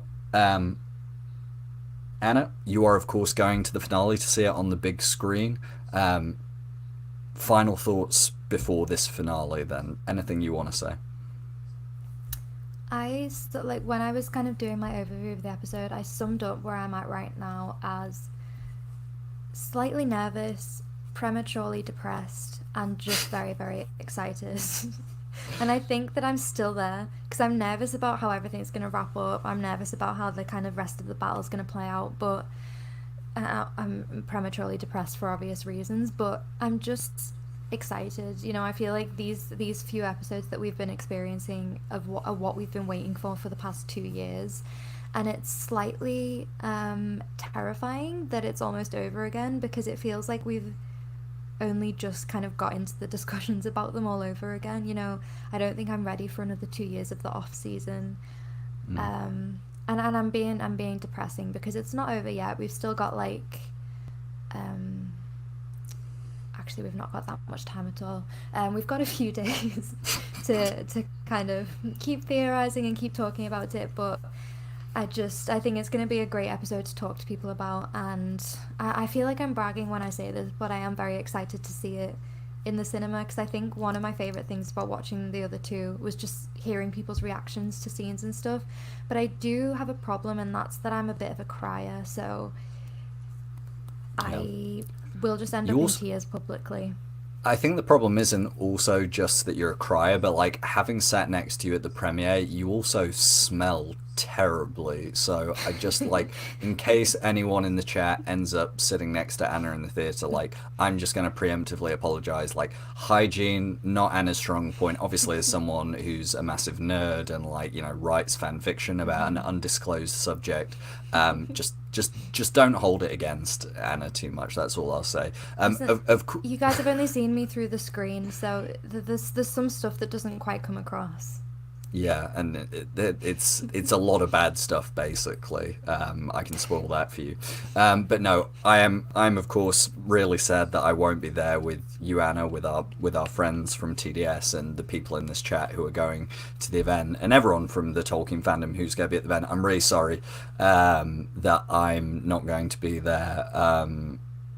I've got a good reason, but you know I can't go, so that's life, and you know we all have these commitments sometimes that we've got to do. But you know, I went to the premiere. I consider myself incredibly lucky. So as much as I'm pretending, you know, making these jokes about being jealous, I'm really happy for you, Anna, and for everyone else. But with that, we have probably done not our longest ever discussion, because the podcasts do get edited down, but certainly our longest ever live stream. And I've got to go and get a train tomorrow at like 10 in the morning. So yeah, it's good as time as any to end. But I'll do thanks before I give it over to Anna for thanks. I mean, first of all, thank you to every single person who watched this, whether you're watching it live now or whether you're watching this in the coming days, or when eventually I get around to uploading these 4-hour monsters to the podcast. If you're listening, then I of course appreciate you, as I do on all other 50 something episodes I've done. thank you to everyone who has been here live, though, whether you've been here for half an hour, or some of you I know have been here through the whole 4 hours, or as Adam Scott in the chat says, wrap it up, braggards. I'm doing my best, Adam. Thank you so much, guys. Before this season, I'd never done any live streams, and to be honest, I find them quite stressful, and I'm annoyed that the quality isn't very good, but I love that you guys enjoy them and that you come here and you interact, and I'm so grateful for all of it. Thank you, of course, to my patrons who've been very patient with me while I haven't been getting you guys bonus content. I promise you, during the off-season, I'm going to over-deliver with bonus content as much as I can. You are going to get so many bonus episodes from me, and I'll talk more about my plans for the off-season, obviously, once the season is finished. But yeah, just a massive thank you to everyone. You have my love, my gratitude. Thank you so much. And of course, a massive thank you to Anna, who gives up her time, who comes home from work in a rush and comes and does these with me and puts up with my terrible jokes. So Anna, I'll hand it over to you for your final thank yous and final thoughts. Yeah, I just want to echo what Harry said, and thank you to everyone who's told me to enjoy London. I'm sure I'll give a kind of play-by-play about what happens. And Harbrand's Pouch, we absolutely will have to try and say hello to each other. And I think someone else was going as well. But anyway, we'll see what happens. But yeah, I'm very excited for the finale, but I'm also kind of gutted because I'm not ready to say goodbye to like these weekly live streams. So I think we'll have to try and find some live stream topics to continue into the off-season, Harry, because they're very, very fun, and we can maybe do more like collaborative ones, you know, who knows. But yeah, I mean, I do come home in quite a rush to do these, but you know, I always enjoy these. I wouldn't spend 4.5 hours of my time doing it otherwise. So thank you guys for coming and keeping us company and listening to us ramble and get a bit delusional at times, but thank you. And I appreciate all the support about my orc cage builder. I really do. Is that it? You done? Yes. Oh, well, funny that you didn't manage to thank me in any of that, but you know what? What's new here? We've been doing this for 2 years. Harry. Couldn't get a simple thank you off you. No, it's fine. You said you were done with your thanks, so I don't think there's anything else you want to say, is there? I think I really enjoy coming on here and talking to Harry, and I really appreciate that he gives me a platform to come on and talk about my favourite characters, like the orc who builds cages. I wouldn't have anywhere else to talk about this stuff, you know. Yeah. So well, I really appreciate it. No, I know. By the way, for anyone thinking, I'm only messing. Like, Anna is always very kind to me, and I'm not actually annoyed. But well, no, not really. But also, I do appreciate that you were like, Harry, we should do live streams. It's just like, okay, well, I guess I'll work it all out technically, but yeah, no, of course, when I'm doing off-season content, I already have an idea. I haven't ran past you, Anna, but something that you talked about a while ago that me and you can do as a series for the podcast during the off-season. But I don't think there could be a better place to leave it than Stanley in the chat, who says, "Who's Harry?" Which, you know, is a real testament to me doing this podcast over the last 2 years. So once again, thank you everyone for coming. We'll be back next week after the finale. Who knows what day we'll do it, because we're not constrained by, you know, whenever there is no 9th episode. So we'll let you guys know. But as always, thank you for coming. I hope you have a lovely rest of your morning, afternoon, or evening, wherever you are in the world, or if you're in the UK, please go to sleep like I'm going to. And as always, as Elrond has said, and now as Celebrimbor has said, and it breaks my heart to say it, but everyone, Namarie. So goodbye everyone. Have a good evening.